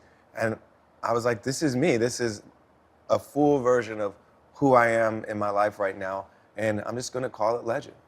Have you resisted that in the past? I don't think your name's been in an I never album or a thought to song. do it before, and I haven't used it in a bunch of titles, but every headline writer is like, it's too tempting not to use it. Legend in the making, living legend, legend by name, legend by nature, as they say in the UK. So people have used it many times, but I've never really used it as a title until right now. I think people watching should know, you did not anoint yourself I John did not. Legend. I did not. This was from guys in the studio like Yes. 20 years ago. Yeah, right? like 20 years ago, the first guy to call me that was a spoken word artist named Jay Ivey, and he's from Chicago, and I met him when we were working on Kanye's College Dropout together, and he started calling me that, and it kind of evolved into a stage name. And I was hesitant to take it on as a stage name because, come on, I didn't even have a record deal yet. How could I call myself a legend? And then, I was like, I'm going to take this on because I'm not going to go into my career with this fear that it's not going to work out. I'm going to go into it with this belief that I'm going to make it work, and I'm going to try to live up to this name. And that's what I've been trying to do for a couple decades now. Honey, honey makes the world go round. So when you sit down, John, to do an album, is it different every time? Bigger Love, maybe you had one sort of theme in mind, and this time something different? Well, part of the choices I make beforehand are like who I want to work with. Sometimes it's a little more free-flowing, and you never know who you're going to end up in the room with. But a lot of it's planned out at first, but you don't know what that collaboration is going to create. You just kind of people that you like and that you might be interested in working with. Sometimes it's people you worked with before. Sometimes you want to spice things up and change things up. This is the first time it was executive produced by Ryan Tedder. Yeah. I had written with him before, but we had never done this much work together, and it was so much fun working with him. And then we brought in all kinds of amazing creatives, amazing co-writers, amazing producers, amazing guest vocalists, and it just evolves as you go, and you try something and it might not work, and then you try something else, it might not work, but when you hit things that really work and they land, and you're like, I want to do more of that, and it just starts to build, and eventually you've got an album. Come out hot with Rick Ross. Rick Ross on track one, and I've collaborated with him more on duets than any other artist. We've done a bunch on his albums, we've done 2 on my albums, and then we've done a few with DJ Khaled and French Montana and various other artists. So we work well together. His voice and my voice, the kind of beats we like to do together, it really works well. But we've also got Jasmine Sullivan, Jid, Saweetie, Janae Aiko, Ty Dolla $ign, Ledisi, Rhapsody, just some really talented, amazing people, and a lot of people behind the scenes that aren't featured as well. So you got down to 24 songs from Yes. 80 or 90, you Yeah. said. When you write 90 songs, how do you even decide what the 24 are going to be? And will the other ones end up somewhere someday? Well, when I've made albums in the past, I've usually written like 40 or 50 at least for a single album. So for this double album, we wrote a bit more. But yeah, there's a bunch of tracks that may never get heard. I don't know. Maybe they'll release them after I die, like Tupac. I don't know. But I like to write a lot, and I like to collaborate a lot. And then I try to really focus in on which songs really move me, the ones that feel necessary, the ones that I feel like will move other people. I try to make it so there's no filler. That's a matter of opinion, but I think I made Legend with no filler. Yes, no skips. No skips. Listen to it right through.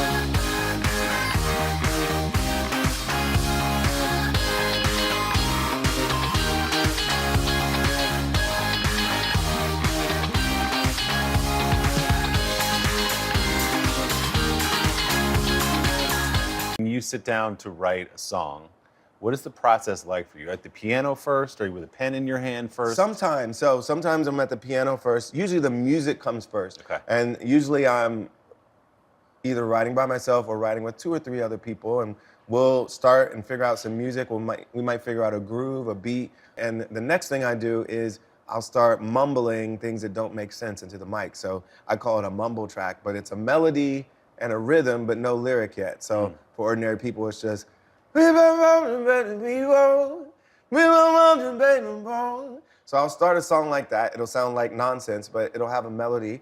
And you'll recognize the melody later when the song is done. And I have recordings of all the mumbles that I've done for new songs. That's your next album. That's my next album, just mumbling. But yeah, so every song starts like that. And then eventually I figure out what the theme of the song is, what it feels like, what emotion I'm exploring, and then build the lyric around that. When you do an album, do you think, okay, my first album was this, my next one was this is your 8th studio album. Yeah. Do you think of it as a big sort of spectrum of your work, or do you just say, I want to put out the best music this time I can? I start just thinking, I want to make great music, and I want this to be better than what I did last time. And honestly, I want every album to be the best album. When I'm working on Legend, I'm thinking, this has got to be my best album ever. And I go into every project like that, and I go into it thinking I have to prove myself every time too, because I don't feel like I'm guaranteed success. I don't feel like I'm guaranteed that people will love it. So I go into it thinking I have to prove to them that it's worthy of their attention, worthy of their love, and worthy of them coming back to it. And so that's my motivation every time. Listening to the album and looking at the track list, some of the artists aren't household names that you collaborate with. They're incredibly talented. Yeah. And I thought, in some of these cases, this is John lifting up someone he sees promise in, the way you were lifted up when you were young. Absolutely, and artists did that for me at the beginning of my career, and it meant a lot to me. And I think I also like working with newer artists because they have a way of helping you refresh yourself and keeping you connected to what's next, rather than just kind of stuck with where you were before. And you know, I'm in my 40s now. I've been making records for 2 decades. And I think it's good for me to bring new energy into my life, into my creative process. Does Chrissy have a favorite song on the new album? I'm not sure which one it is, but I think it's Stardust. She's had a long time with that song, and it was as we were going through a really tough period in our family. We had lost a baby recently, and it was just a tough time for us. You are made of stardust. The universe inside you. Yeah. And that song was very healing and very inspiring for her and for us as a family. And I think that will always be her favorite. So it's not the song that you wrote for her about the way Well, you have that's grown. not the only one I wrote for her. I just happened to bring that one up recently, but we've got a few. But yes, that one too. She likes that one. That's too. a beautiful song. It was called Splash. Yes. It's a sexy song. A lot of my songs are about sex. A few of them, they are. But some about love. Yes, about love. Some of them about commitment. Some of them are about going through challenges together. The gamut of what it means to be in a relationship with somebody that's deep and lasting. Well, that's the song I was thinking of, which is where it's sort of the title is sort of a twist. But what you're saying is we're growing differently together, and the more we grow, the more I actually fall in love with you. Yeah, the song's called I Don't Love You Like I Used To. And when Chrissy heard the title, she was like, what? Why are you writing a breakup song? But it's the opposite of a breakup song. When you are in a long relationship, when you go through challenges together, when you see all the different sides of that person, you actually can grow to love them more because it's been fortified by more real life, you know? It's not just the original infatuation, the original lust, the original attraction that you had for that person. It's so much more than that. And that's what the song's about. I think it's a good like anniversary song. Absolutely. For people, because as you grow and your commitment deepens with somebody, you have kids together, all these things, your love grows too. That's true. Yeah.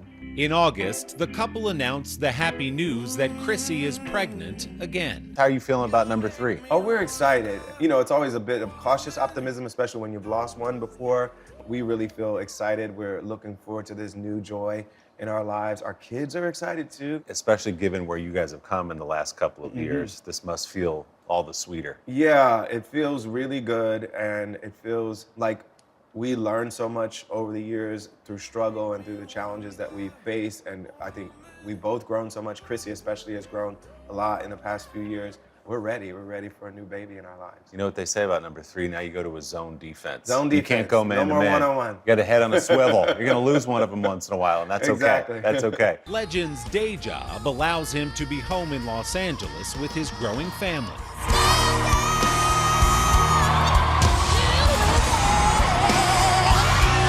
He just began his 7th season as a coach on The Voice. How great a gig is that, be honest? Honestly, it's a great gig. What I love about it is, one, I live in Los Angeles, and getting to film in Los Angeles instead of being on the road so much is really nice as a family man. Being close to my kids, being able to take them to school before I go to work, all of that is great. And I genuinely love working with our artists. They're inspiring, they're hungry, they have so much to offer the world, and you just want to help them be the best artists they can be. And that opportunity is so much fun. And my fellow coaches are a lot of fun too. Right? They make me laugh. We have a good time together. It's a good group. Yes. It's a good group. But after 2 years off the road during the pandemic, Legend was craving a live audience of his own. She showed me what dope. She's so dope. In April, he began a Las Vegas residency. Now, you've already had the chance to play some of these songs live in Yes. Vegas. I just love seeing the reaction when people hear the new songs and they see them live without having heard them on a record yet. And it's been a lot of fun kind of market testing them in Vegas. And which of those are the crowd pleasers? Well, All She Wanna Do is like, it's the best one live. All she wanna do is dance. All I wanna do is get up. Got me in the palm of her hand. The energy just elevates in the room. Everybody gets up and starts dancing. And for a song to do that well without anyone even knowing it when I'm playing it, it's pretty amazing. You've been home writing songs, as you said, for a couple of years. What was it like to get out in front of that crowd again in Vegas and just feel that energy back finally? Well, my Vegas show is like no other show I've done before. We have dancers, we have feathers, we have the full Vegas glitz and glamour, but we also really wanted to take care to explore my entire career, my entire journey, my entire story. So it's a really autobiographical show. With that autobiographical piece of it, when was the first moment, John, when somebody said, "Ooh, this guy can sing"? Do you remember what age that was? Was it in church? I was it in later? church. I was probably 7 or 8. I was singing in the church choir. I had begged my mother and my grandmother to let me sing in the church choir. They were in charge. My mom directed the choir. My grandmother played the organ. And so they were in charge of the choir, but I was a little too young to be in the choir for a while. But I kept begging, and I'd be at rehearsal all the time with my mom. So eventually they let me join. And probably by the time I was 8 or 9, I got a solo in the choir. And I felt like I was on top of the world. And when you feel that energy from the crowd, it's very addictive. You want it again, and I think that's why I'm here today, is because I enjoyed that feeling that I felt early on, and I wanted to keep feeling it. So from that moment, did you think, I'm going to be a professional musician? Was it conceivable to you that was a job? It was, but I had no idea what that entailed. Right. I would watch Star Search, I would watch the Grammys, and I would see, these young artists on Star Search, auditioning and competing. And I was like, I could do that. And then I would watch the Grammys, and that would be the pinnacle. You'd see, Michael or Stevie or Luther, and you'd be like, I want to be up there where they are. I always wanted that, and I had no idea what it would take, but I just kept making music. I was taking piano lessons, singing in the church choir, singing at school. Whenever somebody would give me the mic, I would find a way to sing. It must be crazy for you to be in an arena or in Vegas with a sold-out crowd and think, I was 9 years old singing in a church. Yeah. How did I get here? Yeah, so in the middle of my show, I usually tell a story about, the fact that this is my dream come true. I'm living my dream, and I feel so grateful. And every time I'm on that stage, I don't take it for granted. I get to do what I love to do every single day. I get to write songs and perform them for people. I get to feel that connection with the audience, feel their energy. It's amazing.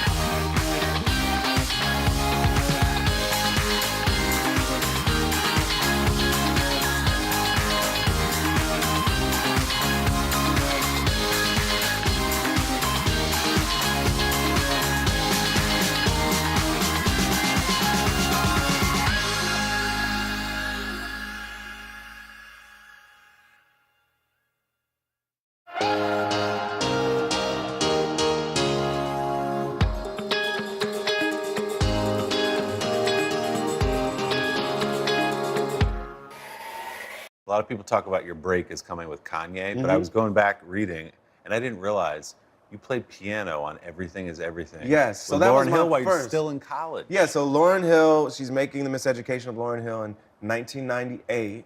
I was a junior in college, and I, on the weekends, would drive up from Philadelphia to Scranton, and I was working at a church there. I would direct the choir, and I would play keyboard for the church. And one of my choir members grew up with Lauryn Hill. She would drive back and forth to Jersey sometimes to work on the album with her. And she invited me to go with her one time. And eventually my friend says, Johnny, why don't you play a couple songs for Lauryn? She should hear what you can do.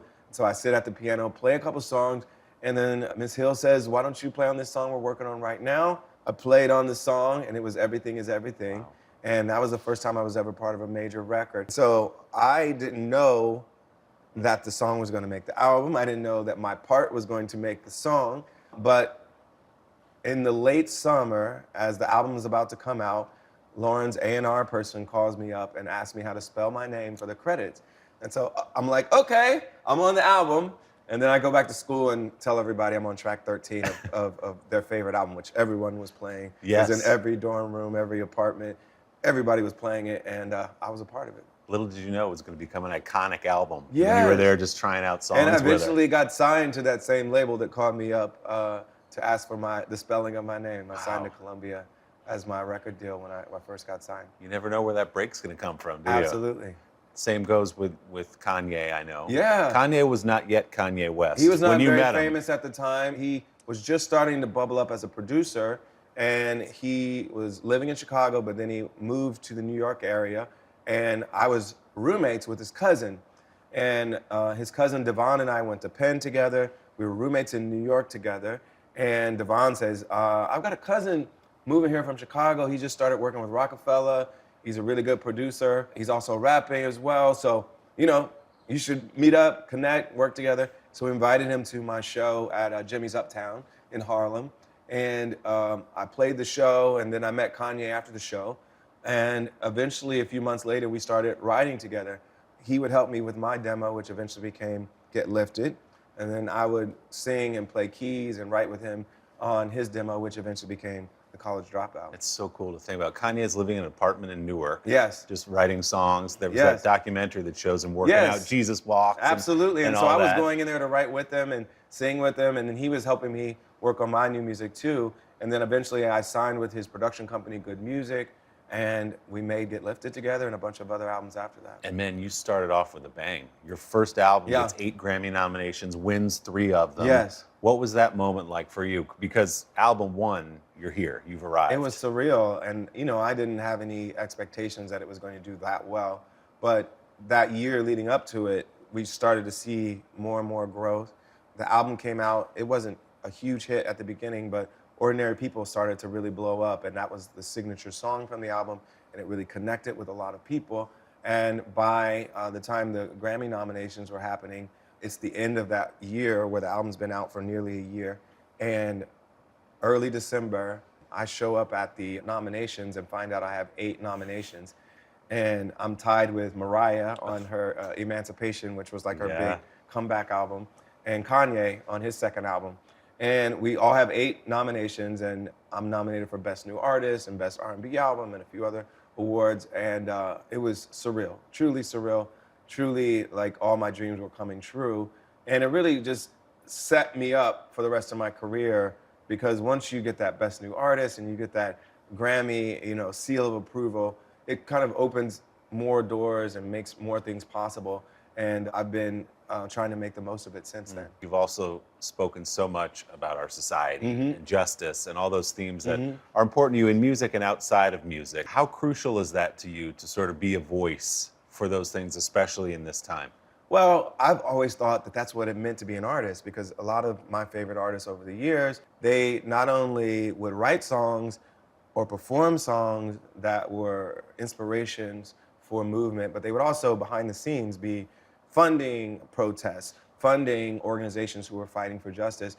And I just always believed that part of my role as an artist, particularly a Black artist in America, I always feel like we have a responsibility to not just rest on our laurels, not just be in it for our own success and our own money, but to look out for our people and speak out on behalf of justice and equality. America achieving the ideals that we've established as our ideals as a country that we've yet to reach, but I want to advocate for us getting there.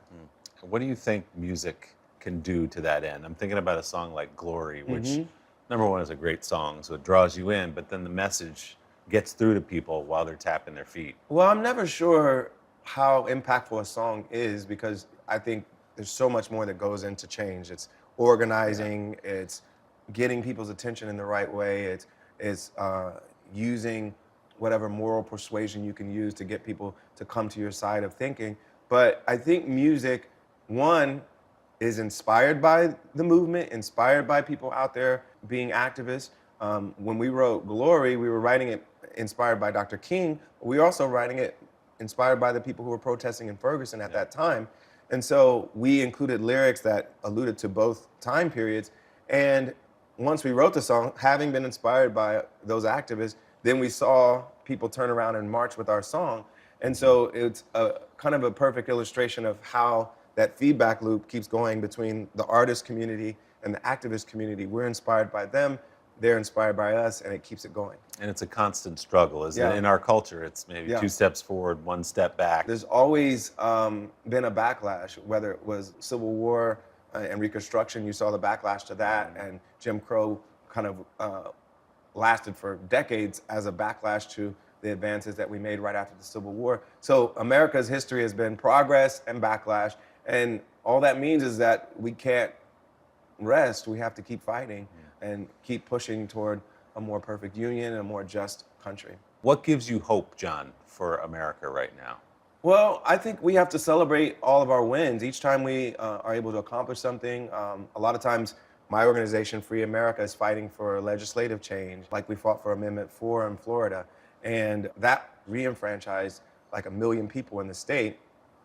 And when you have a victory like that, it's good to celebrate it. It's good to celebrate these wins. And I think those wins are the fuel that we need for more hope, to keep fighting for more change, and to achieve the goals that we really want. And I think you need that progress to feel that hope, and that hope is the fuel you need to keep going.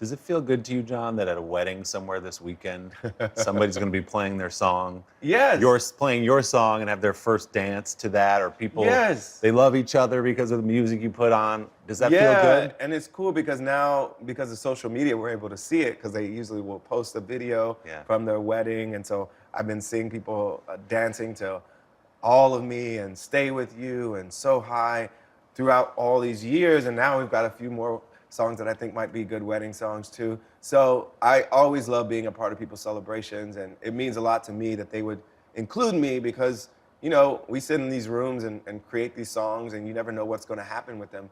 But when you find out that they mean that much to so many people, it's a beautiful thing. I interviewed Ed Sheeran a couple of months ago, and he said, I'm starting to think people only invite me to weddings, so I'll get up and sing. Yeah. Oh, yeah. You too? Oh, yeah. For years.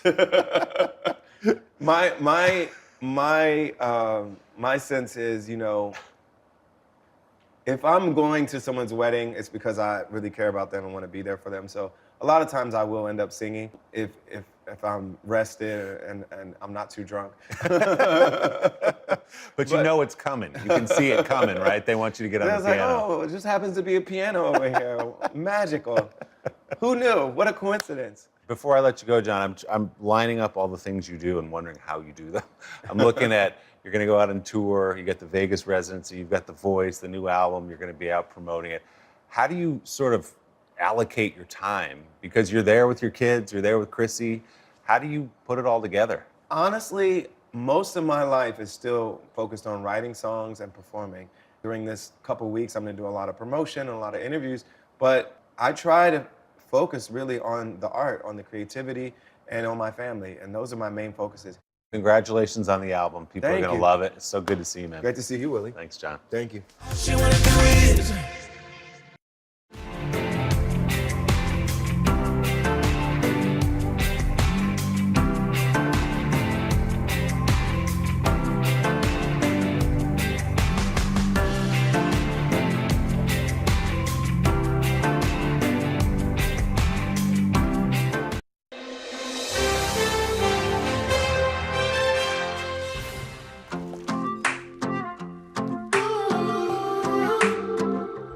Is there a different energy generally in New York? Always. Do you feel that? Yeah. Always. You know, when you come to New York, you can't have your B show. You gotta have your A show because last night they saw somebody that killed him. Right. After a few years out making music and touring with his buddies in Hootie and the Blowfish, Darius Rucker has returned to country. Turn on the good times, turn off the TV. Yeah, the only BS I need is beers and sunshine.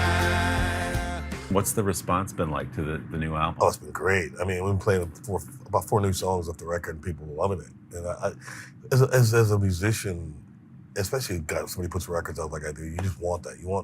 I want songs I can play live, songs that are gonna resonate with people because the live shows are still why I do it. And it's been a minute since you've put out a solo album. What was it about this moment where you said, all right, I'm ready. It's time to say something again? It was time, you know, I just wanted to go play. I just wanted to go play country music because I wasn't really thinking about making a record. And then finally, it was just like, man, I'm ready to write some songs.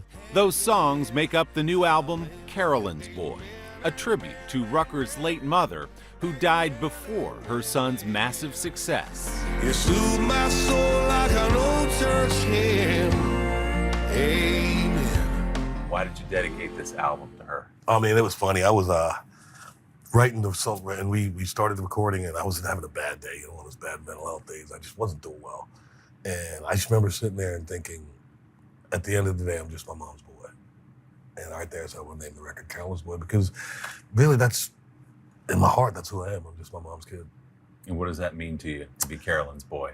She taught us to be nice. She taught us to care. She taught us to give back. She taught us to always be the best person you can be.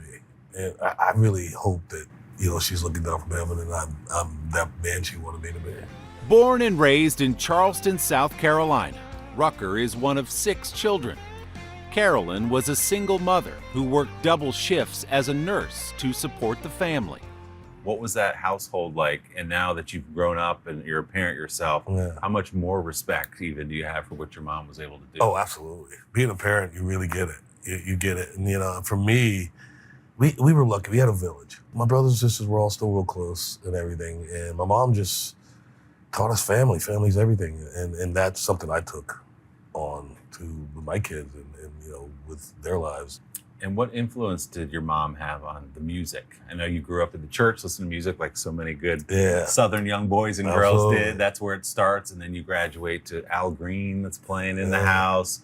Was your mom a big part of your musical influences? She was the biggest part. She was a huge part because there was always music playing. There was never music not playing in the house, whether it was the radio or records or whatever. And we had one of those big hi-fis, you know, that had all the records inside. And I would just listen to records. And she was great because she never let anybody tell me what I could listen to. Like my cousins would come over and I'd be listening to rock and roll on the radio or something, or country on the radio. And they'd come and ask me, you know, why you listen to that white boy music? And she would just light into that. She would light into them and let them know you let him listen to what he wants to listen to. And it was great. I always say, I don't think I could have sang the songs I sang and made the music I made if my mom wasn't always a champion and protecting me from people telling me I couldn't.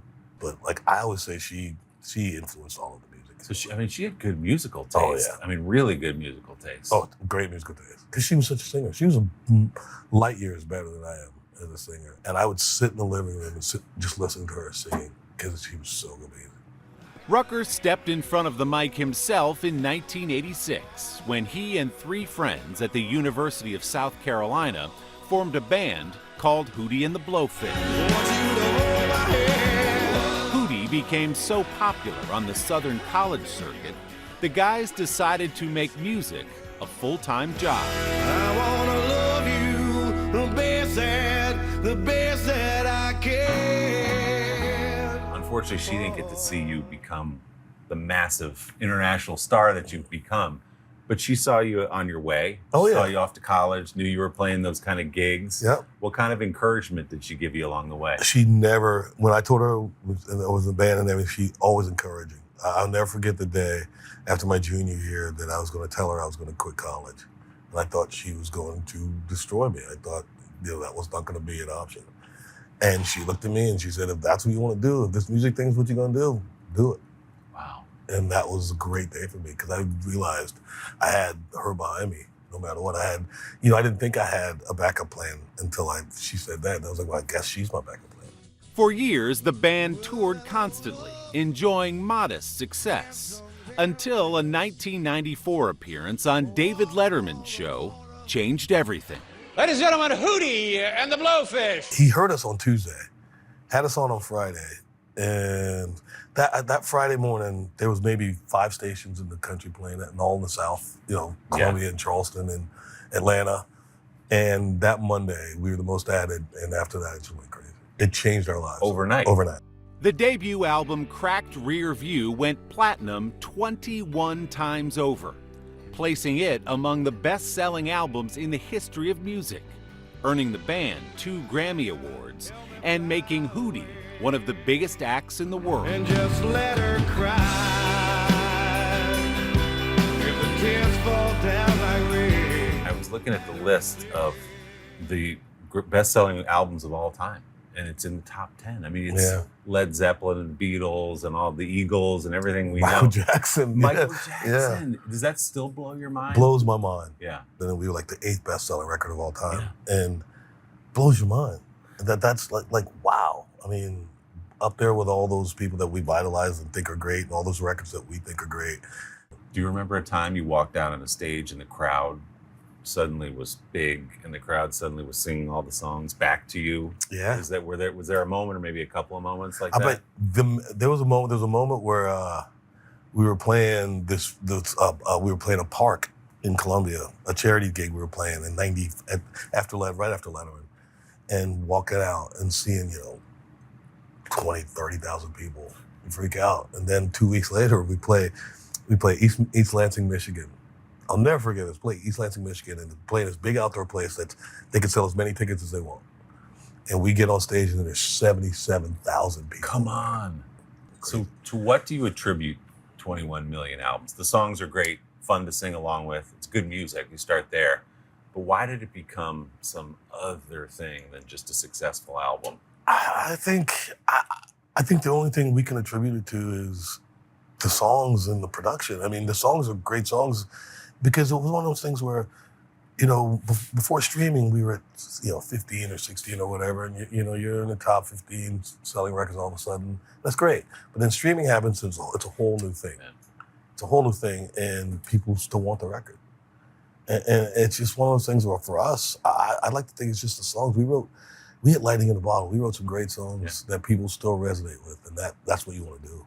How did you manage that part of the celebrity side of it, which no one's ready for it to happen that quickly? No, goodness no. We weren't ready for it, but we were lucky that we had each other, and we were always together, and we never let each other get a big head or take it too serious. It was always, anytime you try to do that, there was always somebody to cut you down. We couldn't even wear black T-shirts back then without somebody letting you know, what are you, a Bono? Who are you? You Eddie Vedder now? So it was like, we had each other, and that's how we dealt with it. Just staying insulated in our little group and realizing that the only thing we saw was the shows getting bigger. The shows getting bigger, and somebody recognized me in the airport. that's all we saw. It was still just the four of us.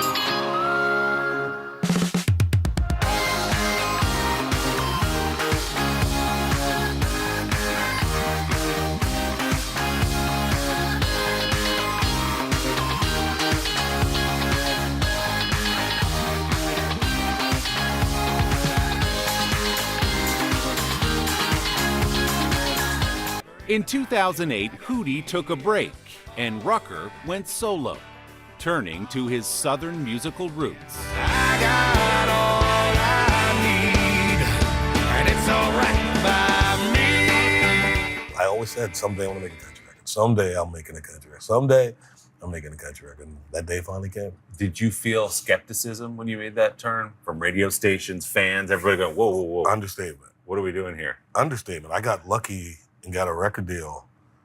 And it's so funny, the guy who gave me a record deal, Mike Dungan, said to my manager, Doc, he's like, you know, I never got that Hootie thing, but I always thought that kid was a country singer. And he gave me a record deal, and I'm out visiting radio station stuff, and 3 radio station guys said this to me, to my face, I don't think my audience will ever accept a black country singer. Mm.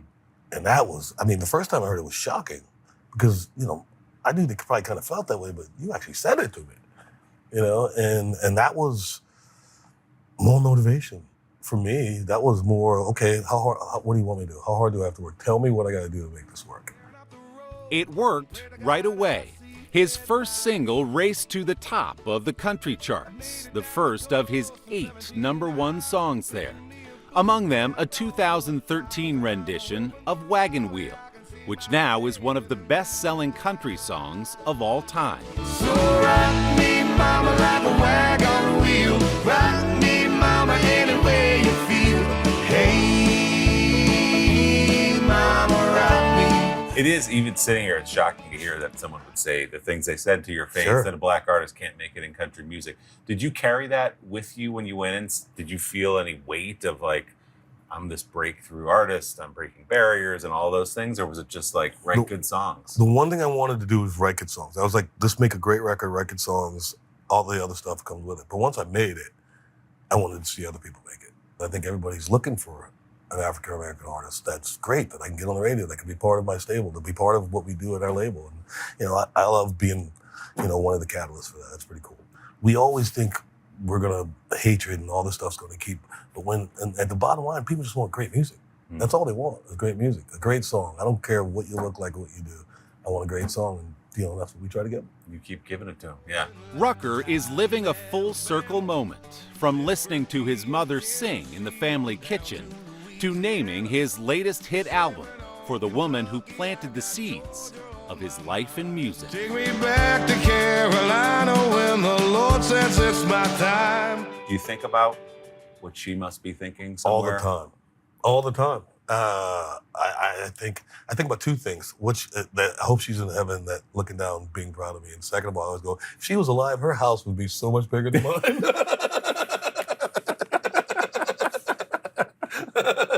And she would have earned that, She'd too. earn that out. Her car would be nicer than mine. She'd be awesome. Whatever you want, Mom. Whatever you want, Mom. You can have it, for sure. I mean, To have listened to all that music with you, to have stilled it in you, and now to see what you've done with it, I just can't imagine what she's thinking somewhere. And that's really what it is. I mean, music was our life. She instilled all of that. My love for music came from her. And all I've wanted to do since I was 4 was play music. And I'm 57 now. And I've been doing it for 30 years on the big stage. It's just crazy. Crazy. I know she's proud of you. I like to think she is.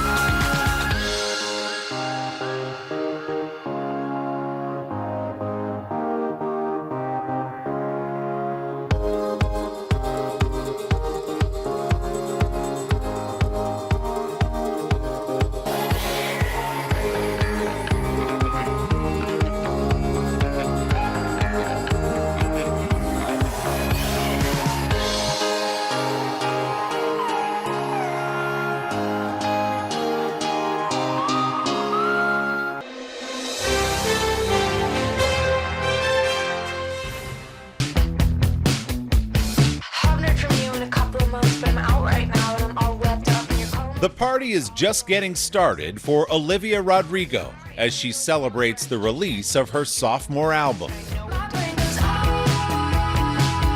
Congratulations on release day. Thank you so much. Yeah, it's been a very exciting few hours. You draw quite a crowd, my friend. She's calling it Guts. These are my Guts rings. And the critics are calling Rodrigo a rock star. And Guts means what to you in the context of this album? It means a few things. It means courage. It means trusting your gut. It means having, following your intuition. I like spilling your guts too. I feel like there's some of that on this album. Yeah, I feel like every song I've ever written is sort of just me spilling my guts a little bit. For you, I guess you're getting everything you want. Just 20 years old, the singing, songwriting phenom has a talent for turning angst and heartbreak into hits. Do you ever, when you're sitting down spilling your guts in front of a piano, do you ever have any hesitation of like, ooh, maybe I shouldn't go this far, maybe I shouldn't tell this one? It doesn't feel like it. Yeah. In the moment when I'm writing a song, I try not to censor myself too much or think about, what people on the internet are going to say about it, just because I think that is kind of the antithesis of creativity. But it's, after the fact, then it's kind of when you have to be like strategic, I suppose. I don't know. But it's out there now, so it's out there. Let it ride. If someone tells me one more time, enjoy your youth, I'm gonna cry. People have had a lot to say about Rodrigo's music ever since she exploded onto the scene with her Grammy-winning debut album, Sour.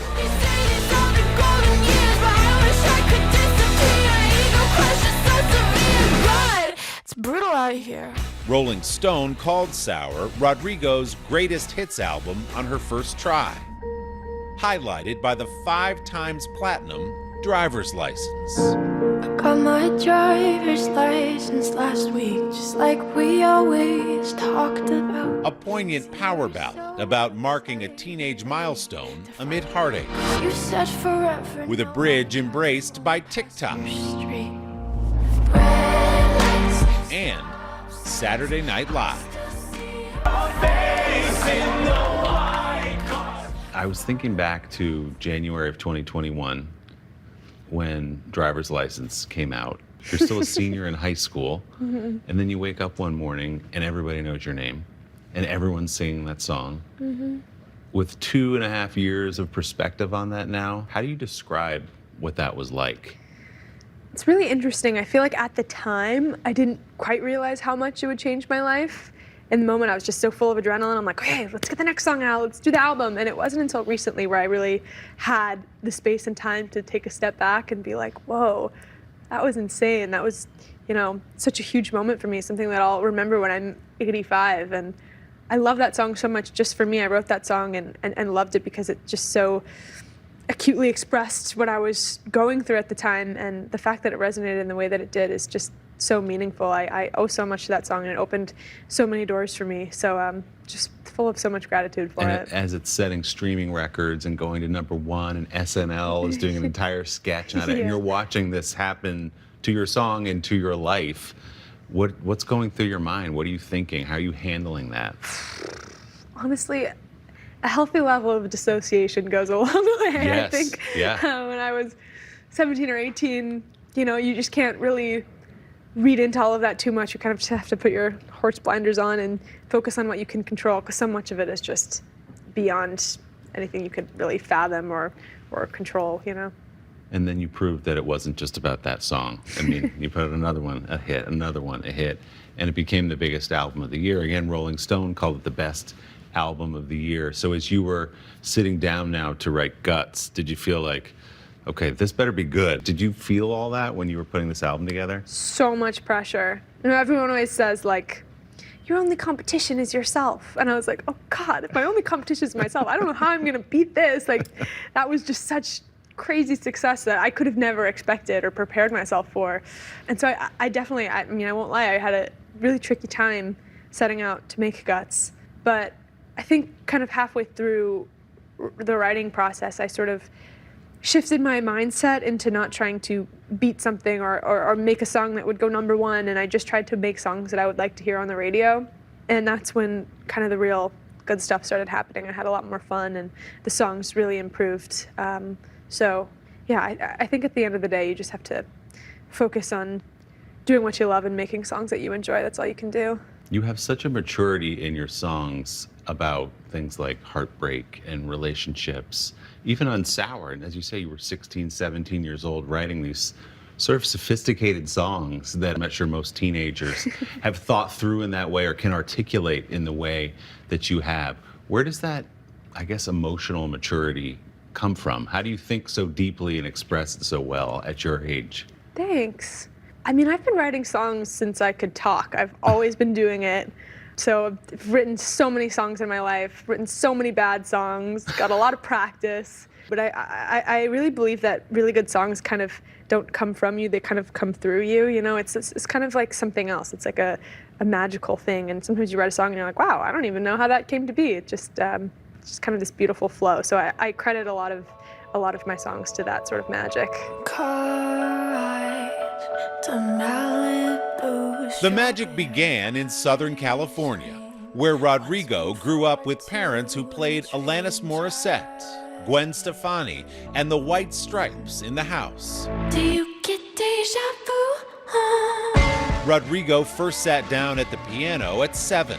By 12, she was writing songs. She did some acting too, but music was her first love.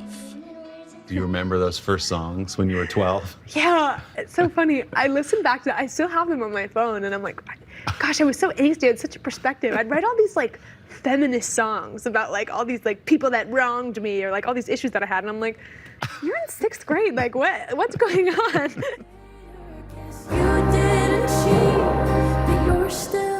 Rodrigo since has sharpened the songwriting around that angst and proven herself a sharp businesswoman as well. When she signed her first record deal at just 17, she negotiated for ownership of the master recordings of her music. The label agreed, perhaps underestimating her potential. How did you have the instinct to do that? How did you negotiate that? Because it has paid off in a way that other artists have struggled with. I think that I've been really lucky to be surrounded by people who really look after me and take care of me in a very real, genuine way. That's something that I really have never taken for granted. It's super instrumental, I feel like, in my career. And I don't know, I've just really always wanted to have total creative control over everything that I do. Like the money part and all of that is great and fun, but it's just so freeing to be able to say whatever you want, express how you feel however you want, and be in control of your life and career. That's something that's just so meaningful to me, and I feel really happy that I'm in a position where I can have that. Hate to give the satisfaction asking how you're doing now. On Guts, Rodrigo goes full pop punk.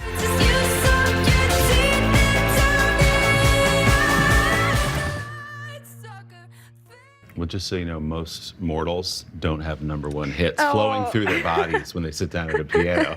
But I think Vampire was that way a little bit too, wasn't it? Where you sat down at a piano and it just sort of happened? Yeah, I was getting ice cream with my friends, and I was really upset about this thing that I wrote Vampire about, and I just had this burning desire to sit down at the piano, and I remember sitting down at the piano, and the chorus just came, and I was like, oh, Vampire, I don't know, it just popped into my head. I hadn't really ever thought about writing a song like that, and yeah, it just kind of came really naturally.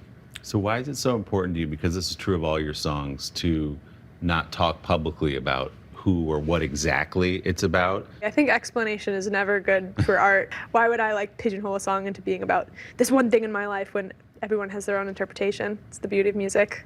It just makes me feel less alone in my feelings. When I write the song about some specific instance where I felt this really strong way, and then I look out into the crowd and I see some girl who felt the exact same way, it just makes me realize that, we're all so much more alike than we are different, and no one's ever really alone in their feelings.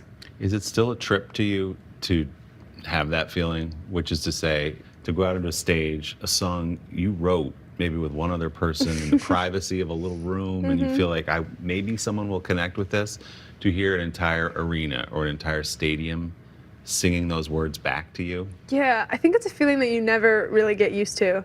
I think songs are one of the most powerful mediums there are. You can write a song in 20 minutes, and a huge crowd of 5,000 people could sing every word. It's really powerful. There's a lot of responsibility in that, I think.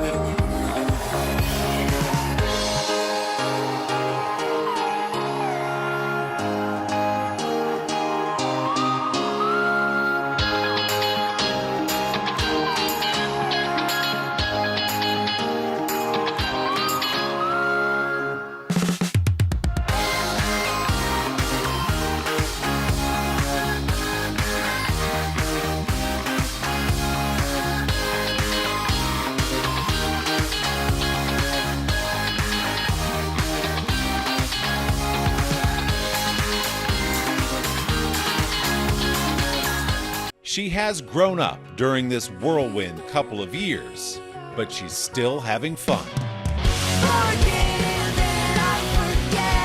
The first album was very much about heartbreak, and I love that. That's what I needed to say at the time. I was very heartbroken. And I think this time around, I was just more thinking about the pressures of young adulthood and, sort of the growing pains that come along with just turning 20. I wrote the album when I was 19 and 20, and I think it also just takes itself a lot less seriously, which I really enjoy. It's very playful and fun, and I just wanted to make songs that would be really cool to sing at a concert and jump around to. So I feel like that's what we tried to do. So you've said that the last couple of years you've grown up by a decade, much more than the 2 years or so. Sure. How much are you different today than you were when you were writing those songs for Sour? Oh my gosh, I'm a completely different person. I mean, I wrote all those songs for Sour when I was 17, and I'm 20 now. And obviously my life has changed drastically. My career and my environment, everything's so different. But I just think all of that pales in comparison to how much you change as an individual from the ages of 17 to 20. I feel like I learned so much about myself and who I wanted to be and the people that I wanted to surround myself with. And I have sort of this new confidence that I didn't have before. People have called you the voice of your generation. They've said that you've sort of captured what it means to be your age or close to your age in this moment in time. Do you have any sense for what that means exactly? No, oh my gosh, it's so crazy. That's such a, wow, that's a really big title. Because you're just telling your own story, Yeah. but it just so happens to reflect what a lot of people are going through. All I can do is be myself, I think, and write songs that I like, and I think the fact that people gravitate towards them is amazing.